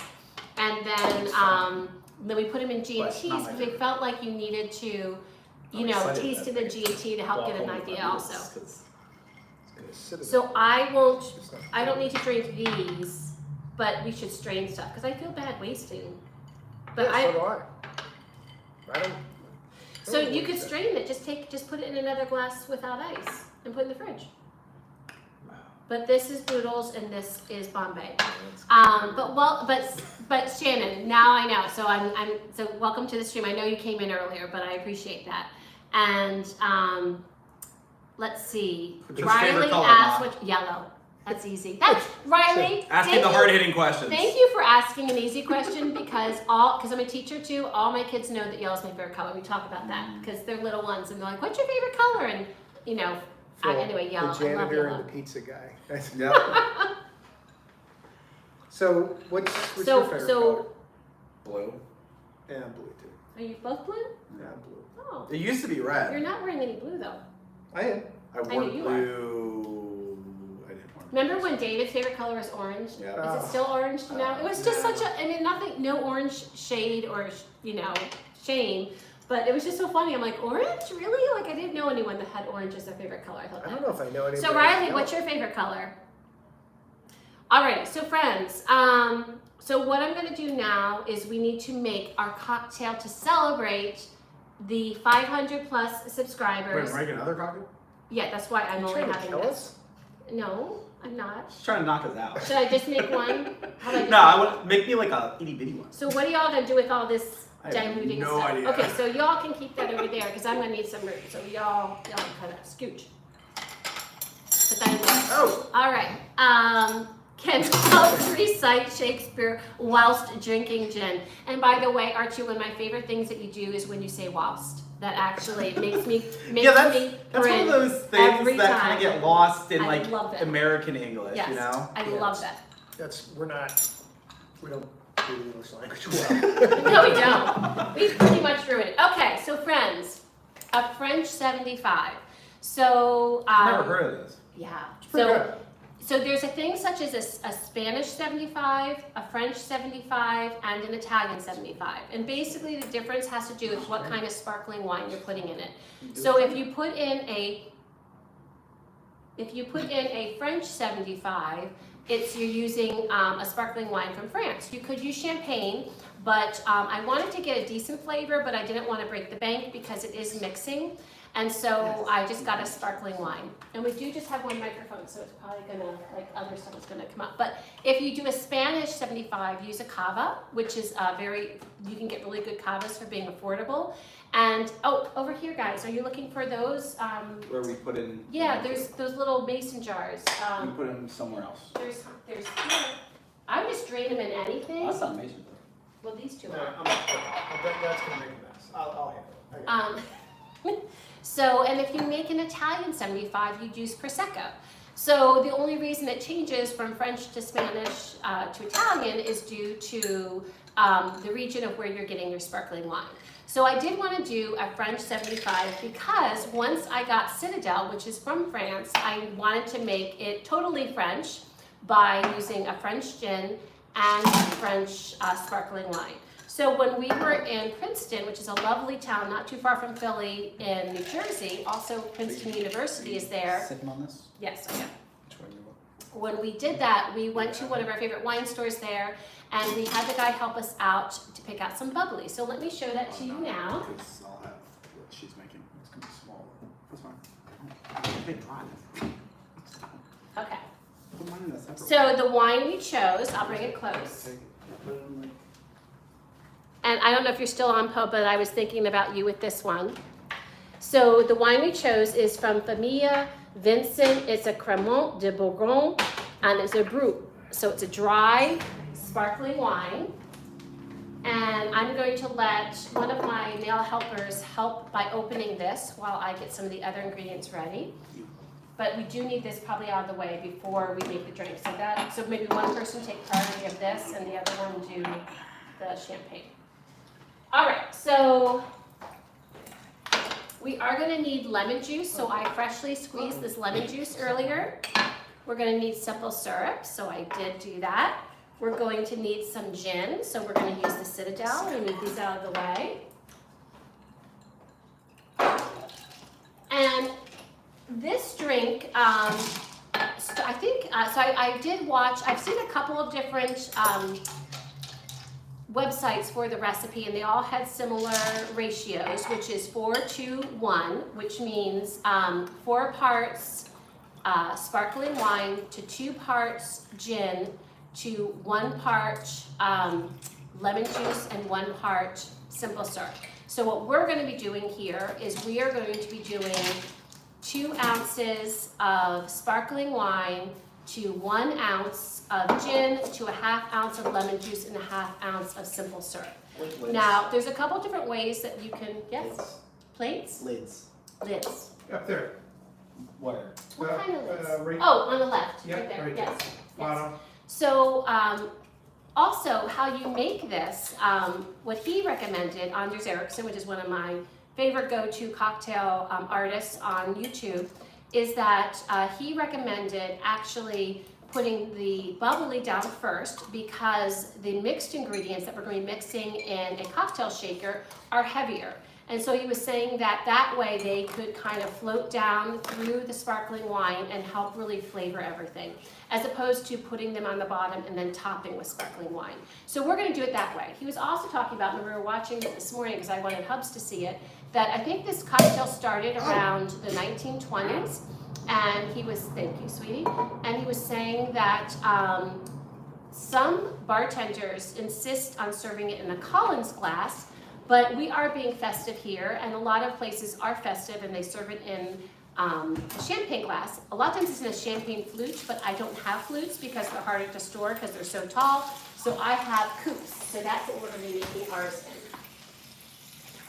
And these coupes, I get a lot of compliments on these coupes on Twitter whenever I post a drink in them. These were actually Andy's mom's, and so they hold like special meaning for us. I'll show those to you before we fill them. Very pretty. They're very pretty glasses. So it doesn't matter whether you put champagne in there or you put a mixed drink in them. They are just a delightful, beautiful glass. So I'm going to get my shaker out because we are going to need to shake the ingredients that we pour on top.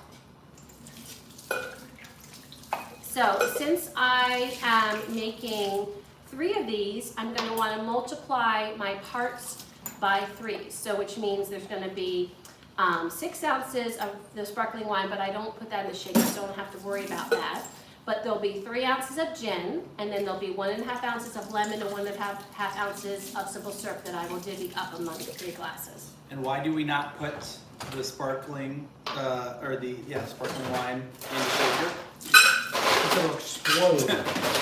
Say that again? And why do we not put the sparkling wine in the shaker?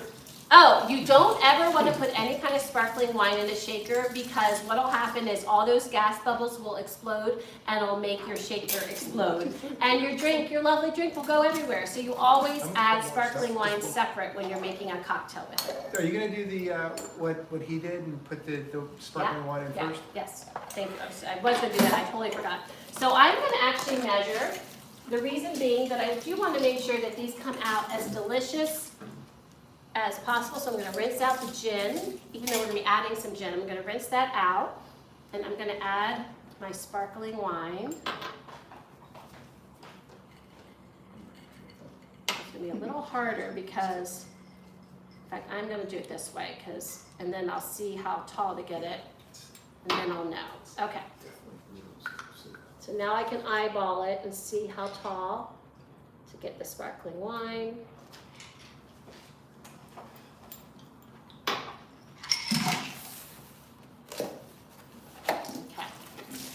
All to look to be about the same height. Let me get this one that's a little bit higher.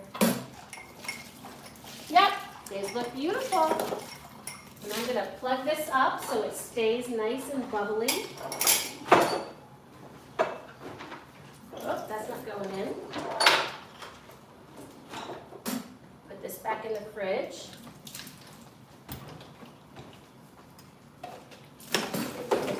Getting tired yet? Almost. No, I will say the little bit of alcohol, because I've not had a lot of the alcohol, the little bit that I've had has helped just kind of Mellow you out? mellow me out just a little bit more, which is not a bad thing. Oh, by the way, you guys definitely made me a pizza, right? Right. No, there is pizza in there, but the only thing is I actually don't know if it's your jam. Oh. I think it would be. Okay, so this has 1.5. Good So spin. I'm going to add in here. First, I'm going to do 3 ounces, which this is a 2-ounce thing. So let me.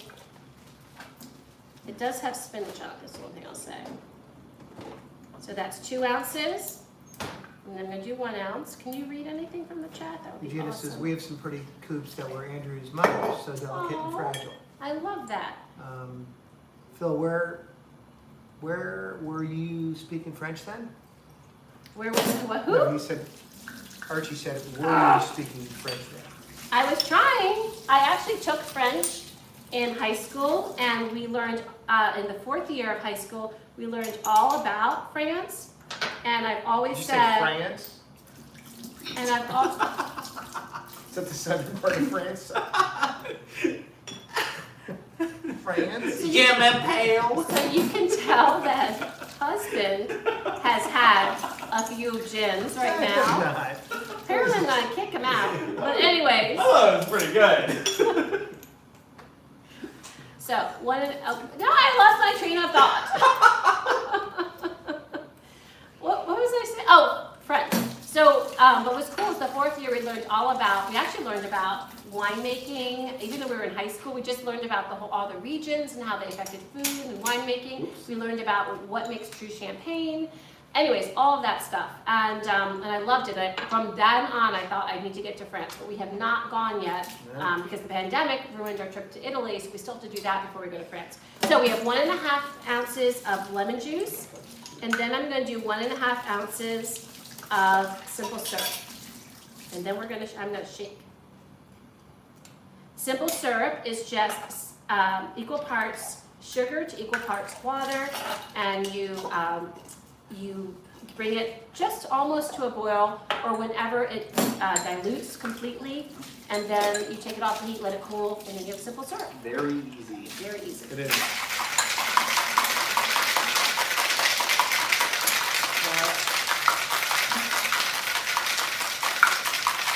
All right, so now I get to divvy, and we were talking about shorts that I've made fun of myself. There was another short when I was pouring my orange martini that I was divvying. Remember that was the whole sounds?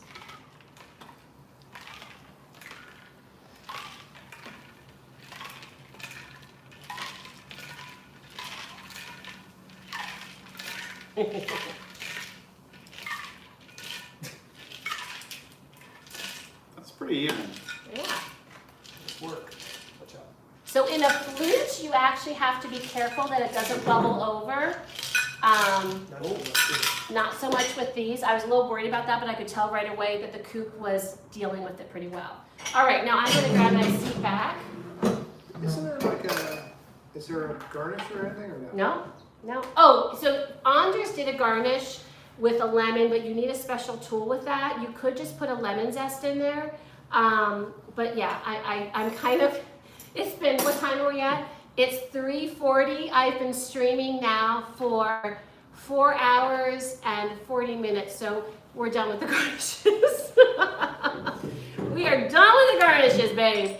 All right, so we are going to cheers, first of all, to my foodie family, because you all are the reason I'm even doing this stream, right?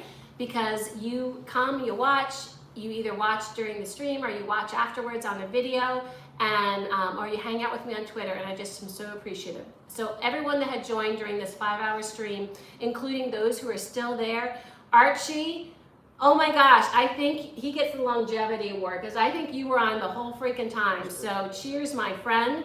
Eugenia, you probably were on the next long amount of time. And Amy, yes, Amy, you rock. And I also appreciate any of my new friends that came on. I appreciate Riley. I appreciate, was it Tyler you said? Who was it? Oh, Dylan. Dylan's I appreciate birthday. Dylan. Happy birthday, Dylan. We gotta cheers. And Shannon, while we are friends on Twitter, it's so fun to have you on stream. I don't know if you're still on now. And of course, Mom, I always appreciate when you pop in on stream. But there were so many others. LaShondra, there was Paul, there was, oh, I'm forgetting everybody now. Oh, and Marissa, and Diaz. So many people that have popped. Oh, Johnny. What? So? Paul. Or Poe. Yes. But Johnny, Marissa's there's Marissa's so back. many people. Marissa, you're back. Wonderful. So in any event, just so appreciative of all your support. So cheers, and cheers to you guys, because I have to say my regular family for putting up with me. And Maddie, first of all, you especially for helping with all my tech, because I could not have done this without him. He is. Well, hey, the mic works fantastic today. by I'm the way. so It glad. sounded great. Until the phone died. But the Oh, reason that's what the happened. reason the phone died is because it's a 5-hour stream, so that is not my bread and butter. And then Hubs, Yes. Yes. you put up with all this. I do. Your crazy wife hijacking our little place with her streams regularly. So thank you. So cheers to both of you. And happy birthday. I do appreciate it. And happy birthday, Dylan. Dylan. Yes. That's tasty. Oh, that's good. Took you a little bit longer. That was to a figure that pregnant pause. Oh, that's good. So, funny thing, these apparently started with gin in the 1920s, and then maybe around the 40s or 50s, cognac was used. out. So you can they can be made with cognac Interesting. or gin, and Anders made them both ways. Then it, oh yeah, I'm gonna love Yeah, I can't say. You gotta watch that video. Oh, friends, Anders' French 75 video is hysterical. It's great. And then you'll get to see him. He's just a great person to follow. I mean, he doesn't need our help. Let's just be clear. He Which has one a is- lot of followers. Is he He's the bartender. He's really, he's I've probably seen him. Mhm. I assume you've probably showed me. And I can't remember his significant other's names, but because she's got a little bit of an unusual name, but she's great too. She's the one that's behind the camera. So yeah. Oh my Lord. So I'm gonna go take a nap. what do you think? Joking. No, he's been up here with me. And actually, you've been up here more during this 5 hours than I expected. Me too, a trooper. So Archie, I gotta ask, how are you holding up? Because you have been in this from the beginning, my man. I'm not gonna say no. I cannot even give you enough props. And just because we need to fill time because it's only 3:43, I will tell you that I've not. So you can see, I've had a couple sips of gin, I've had a little bit of a G&T, and I've had a sip or two of this, and already, that is why I don't drink too How much much have you eaten alcohol. today? Not that much. We had, Wow. we had the pizza. Yeah, I Oh, know. those were not I big, still, were they? No. I still We had had some that salad. over there because I was just like, did you try the pizza? I haven't. Oh wait, Wait, what's on? wait, I'm squirrel. I gotta finish my thought with Oh, Archie. sorry. Sorry, Arch. But we will, and I keep saying this to remind not only myself but also Bomb you, door. we will figure out a way to do a pie making. I have not forgotten about it. It's just the other side of life besides the streaming just has been busy, and then with everything that happened with Shelby. So, but I have not forgotten that, and I'm not quitting this anytime soon, and I know you're not quitting what you do anytime soon, so we will make that happen. I just wanted to give you a heads up about that. But what's you all said, on this? so on this is, so the first thing we It's started with, spinach, friends, was a chili lamb. crisp pizza from Paulie G's. And then- Oh, the lamb is so good, and we'll give you the The lamb if spinach you is want to small. take it home and do something with it. The spinach It's is just not literally a lot. leaf, it's like a Yeah. leaf of basil. I don't care. about Yeah, that. and then chili crisp on top, it's Gouda cheese. Well, you said it was spinach, not basil, right? No, it is Spinach. but Yeah. it's like putting basil on top, meaning like it's just a fine. leaf. I don't care. So wait, so spinach, So Gouda, lamb, Gouda, lamb, Looks like there's spinach, some and other- chili crisp. That's what it is. Okay. Yeah. I was gonna say it looked like some Yeah. other stuff too. It's better warm. I like cold pizza, so But So what? also, You know? It's weird. but also, I like it. what do you think? I'm pretty good. Not pretty good? But I have the seasoned lamb. If you want to do anything with that, you can bring that home with you and, I mean, do whatever. You know, mix with some pasta. The Chili chili crisp? is Yeah. great too. Yeah. It Have actually- you ever bought chili crisp? You would like chili crisp. I don't think so. Archie, Yeah, I've would only he done not like like chili crisp? So, Oh. so, So Archie said real quick, he said, I've been cooking whilst, oh, you said whilst. I've been cooking whilst you've been streaming, so I'm happy and honored to support you. Oh, well, I appreciate more than you know, my friend. Even So- with all your joking, and just so you know, one more thing, I'm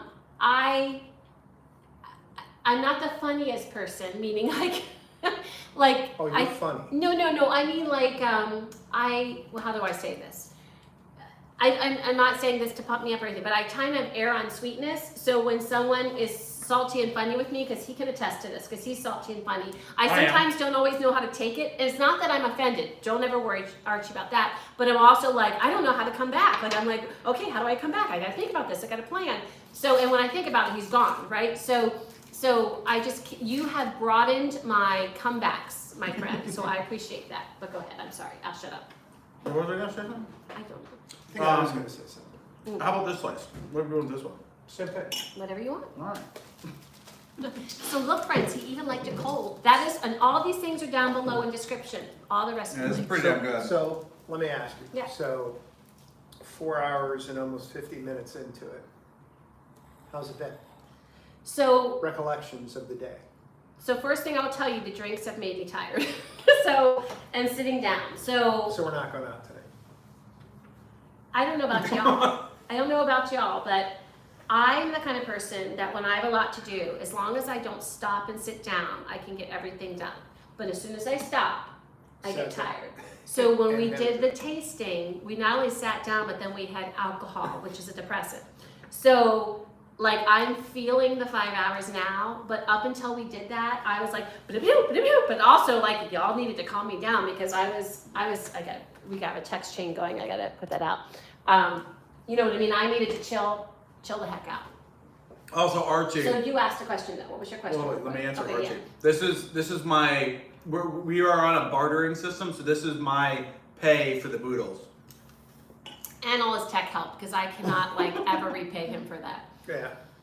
But you had asked me something. What did I remember? Yeah. Or what I reflect upon? Yeah. What are your recollections of the day?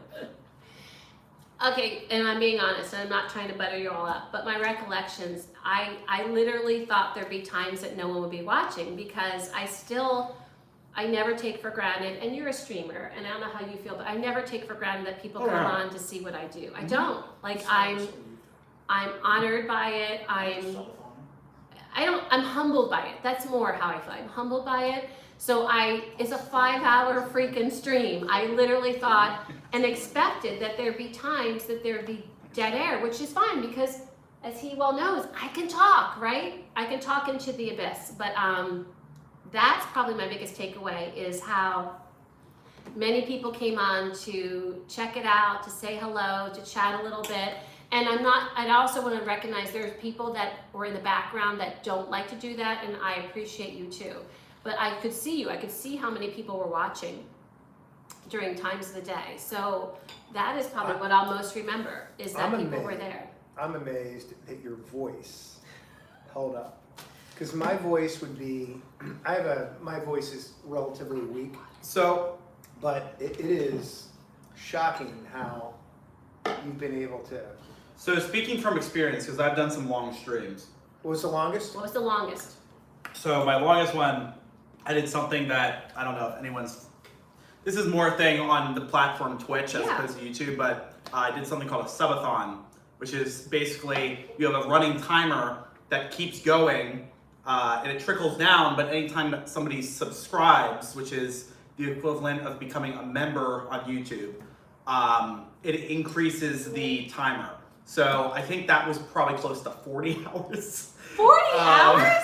It was a Are you while. nuts? Oh my goodness. But I remember that. But in terms of like streams that I've done continuously while talking, I feel like it's around like 6 to 7 hours where like my voice starts to kind of get strained. Okay. Because I've done some like some games where there's a lot of like reading and stuff. So I feel he like does gaming streams. yeah. So I think. You guys are all crazy. I think, yeah, it's like once you hit like that 6 to 7 hour mark, Okay. that's when you start to really kind of feel it, but you'll probably be fine. I got like 6 to 7 5 minutes in me, and then. Oh no, I think your voice has been fine, babe, the whole time. Really do. No, just teasing. But No, you guys do keep things lively. And Eugenia, I mean, we have hit it off actually we hit it off even before the Rainbow Whisk Coalition began. But how funny it is. So this is one of the things I love about streaming. To me, it's really cool to find your people. And your people can look and sound and cook many different ways, right? But like one of the things that's cool with you, Eugenia, is that we found out so many similarities about us. And that like is the cool part about streaming, right? Like for the people that make all the bucks on the cooking shows, they never really get to know their viewers. And I think the thing about streaming I love is that you get to know your viewers. Mm-hmm. And I think that's like a gift. That's really a cool thing. yeah, it's I think one of the cooler parts about streaming is Absolutely. being able to actually interact with the community that watches you. So Yes. And Archie says we entertain the janitors of the world. Can you give a shout out to my friend Noah? Yes. Noah, shout out to you. And I see that you're friends with Riley, and I think that's great that you guys came on to watch. And Eugenia says, it's lovely when you find your tribe. Absolutely. Well put, Eugenia.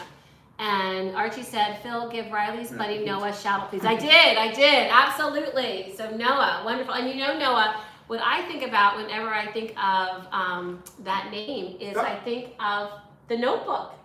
One of our favorite movies. It's an old movie, but it is a good movie. Well, It's not. It's not that old. it's not that old? No. Okay. I mean, I'm recognizing the fact that people that came on the stream and when I started talking about David Rosengarten, now I know some of my my tribe know who that is, but I know a lot of people like Maddie have like, who's David Rosengarten? Yeah. I think he was one of the OGs on the Food Network. Gotcha. So friends, I have a question for you. We know that Archie's favorite spirit, oh, Riley, thank you. Absolutely, anytime. And so Archie, I know you said you like gin. What is your favorite cocktail with gin? I'd like to know. So also, so you were planning on going out originally? I was, and this is all You're gonna brought order down. Because I'm sure you want to do more cooking, right? Well, I said to him, I said, I'm not cooking. Not cooking. But Yeah, he doesn't want to clean up either. I mean, I appreciate your. Yeah, I was gonna cleaning say up. you've done quite a bit You've of done a cleaning lot of up. cleaning up. You've been a real workhorse. Absolutely. Actually, will you bring me one of the? I haven't had the big cookie yet. Can you bring me a big cookie so I can taste it? So did you kind of follow some of the? Because remember how we had talked about that one TikTok? Well, you saw I think on YouTube Shorts, but that one video that we had both seen. I just gotta show y'all. Yeah, Look how delicious that looks is. pretty damn Oh my good. gosh. So which video? There's the one thing that I think you saw on YouTube Shorts and I saw on TikTok about. Oh, about the So cook- is that what you yeah. factored into these, or? Yes. So I said to Dad, first of all. Because I missed this portion. First of all, the hack: sprinkle salt on any of your Oh, yeah. chocolate chip cookies. Mhm. Well, I mean, The big salt. yeah, Just finishing salt, like Yeah. your fleur de sel. yeah, which I'm. not out of. It makes all the difference. I'm telling you, take away, no matter what kind of cookies you make, chocolate chip, sprinkle a little fleur de sel on them, or kosher salt if you have What's kosher salt. Florida salt? It's like a fancy salt. Okay. But and I know he has it. That's why. Well, I haven't seen it. I'm out of it Is now, that- but Oh, that's good. You used it though. yeah. I did. Okay. It was good. But just even kosher salt. I wouldn't put Morton's on it. I think it's just, but I would put like a little bit of kosher salt on there. I don't think they spread as much as I thought they would. But Okay. they taste, the flavor I mean, is good. the two, because I had half of one of the big ones and then I had one of the small ones, They're and really- they're both That's fantastic. really tasty. Yeah, they're they're good. You know what? I had a bite that was just the They're cookie, really tasty. and that part. Oh. Oh, yeah, it was that's really good. Like the Really chocolate's good. great, obviously, but just the cookie is great. Yep. Mm-hmm. They're a good cookie. Yep. Even if I wasn't happy on the spread factor, the flavor, the flavors exceeded what I thought. No, they were It's fantastic. excellent flavor. Yeah. So is your mom still on? I don't think she's on still. I think They- they just kind of hopped in. They have better things to do. They're on a cruise. Yeah, I was where gonna where say. are they? They're on the cruise. They're heading know. over. You know, I'm They're- actually They're kind heading over. Actually, I think that one of their first stops, I think, is at England. of. Oh, no kidding. They're going to go up and go around Norway, and Oh, that's gonna be then beautiful. and then there's more, but I just don't remember. Yeah. Dad sent me the. I'm surprised Yeah. that their Wi-Fi on the cruise ship was good enough to tune into a Well, stream. Remember how bad it was? Yeah, when but we you were- know Yeah, what? that's what I They remember. probably hadn't left port yet. Oh. But you know, when you get on a cruise, You know what? it takes a while till you get off port, and maybe that's why we. I think they said So something Riley about- said you have the recipe for the cookie. I do, so- Riley. It's down below in description. So click on the link for the chocolate chip cookies. I have everything labeled. I'm a little bit of a detail freak with that. So look in description. I have everything down there. And by the way, Archie said gin fizz was a big one in France for me one summer. Gin fizz. So they did say we have ports in England, so I think they were. Mhm. Oh yeah, I think that's their first part. Yeah, so- and then they were doing Ireland, and I remember Oh, Ireland. that's was right. the one. But Norway was another one. Yes. And I Norway think of was I think part- of an I just don't and remember. Archie, and I think Eugenia. I don't know if I think you're on Twitter too, Eugenia. Are you on Twitter, Eugenia? I think about Anel with Norway, right? I Who? think so. Anel is this Adele. Anel. So she's a foodie on Twitter that always posts her, and it's very, maybe she's from Sweden. It's very Nordic food though. Pop in for a pie. Yeah, because he does pies. She does amazing. Oh. Oh my god. Wait, Archie, do you live stream or does he just do videos? But Okay. I'll have to check out his channel. But his recent one is a chicken curry pie. No, chicken masala. Oh my gosh. Nice. Masala pie? Yes. Yes. Also, Yes. Riley asked, do you have a recipe for the cookies? Yeah, Or- that's what we're saying. Yes, yeah, Down below. it's down below. Oh. The links are below. I guess I missed Absolutely. that. And Riley, they are phenomenal. So it says, You would impress Anel anyone. is Finnish. Anel's Finnish. Finnish. Finland, okay. Yeah. But Finland's up there, right, with all those? Norway? Aren't there some up there? Let me Yeah, check. like Sweden and all those. No, I think where all the I'll their check. Ready? what is it called? Their It's landmass that goes out. We're geography experts here. Yeah, what's the landmass that goes out? The Like Nordic, Florida. like the Peninsula. Peninsula. Yeah. Isn't like Norway and all that, like aren't those all like Norway, why do you want to ask Sweden. these questions so we look stupid? I don't know. It's been a long where day, friends. is Finland? Do we have a globe? So as I eat this, I just have to say, Oh. get this cookie. It is so stinking good. So there's Norway and Sweden, and then there's Finland. Yeah. So. Yeah, yeah. It's Finland's supposed to have it's the amazing Nordic- schools. Who? What? Finland, Yeah. amazing schools. Remember we met the folks. Like amazing schools, by the way, in a good way, meaning yes, yes. I still am friends with him on Facebook. Walt. Yeah, Walt. Scandinavia. and- That's the word I Marianne. was looking for. Marianne, Yeah. yeah. She was It is, wonderful. and Anel posts Nicest people Scandinavian. They're so nice. We met him in And he Jamaica. wished me happy birthday this year. We met him in Jamaica. Yeah, we They met. were So Walt is a golf pro, and tennis Marianne. pro. Oh, thank you. Okay, I'm a little tired. Walt is a tennis pro, and we met them on our 50th anniversary in Jamaica. Long time ago. And Mary Ann actually took the camera and videotaped it, our vow renewal. And we all exchanged information, and Walt and Mary Ann aren't dating anymore, which is fine, that happens. But Walt actually, he still wishes happy birthdays, big he was events. a nice man. He was a very nice guy. He was And actually an Marianne American, was- but I don't know if he lives in America anymore, but yeah, And Marianne was wonderful. he was so nice. Yeah. Both of them were. By the way, Archie, that was funny because I was like, you mentioned peninsula, but I was like, there's a name for that peninsula, and I couldn't remember. What's it called? Scandinavia. Let's get it. All right. Go! Oh my goodness, friends, we are in our last minute. And well, I would love to stay on longer. I am You're ready to sign plumb off? exhausted. I'm out. So I'm just gonna say I'm not gonna remember everyone, but Marissa, oh, I love it. But Marissa, Archie, Eugenia, Riley, Dylan, if you're still on, everyone else that was on, I'm just so thankful. Oh, please, Tired. please, I'm so thankful. So you said you would. My adoptive granddaughter is going to Finland as an exchange student. That's wonderful. And Archie says, I'm here to cast a sensible light on the proceedings.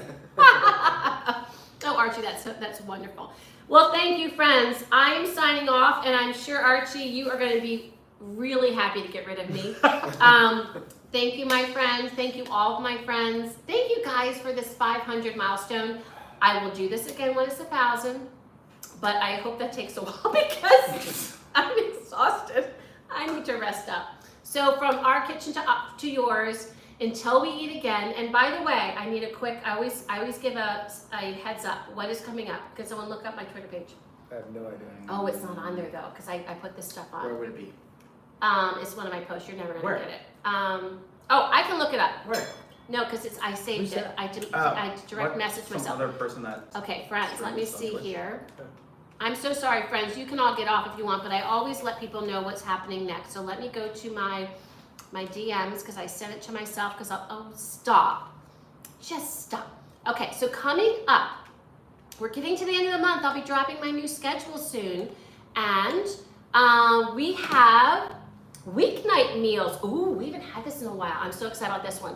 So on Thursday, the 27th, I'm making skillet chicken cordon bleu. So this is a skinny taste recipe.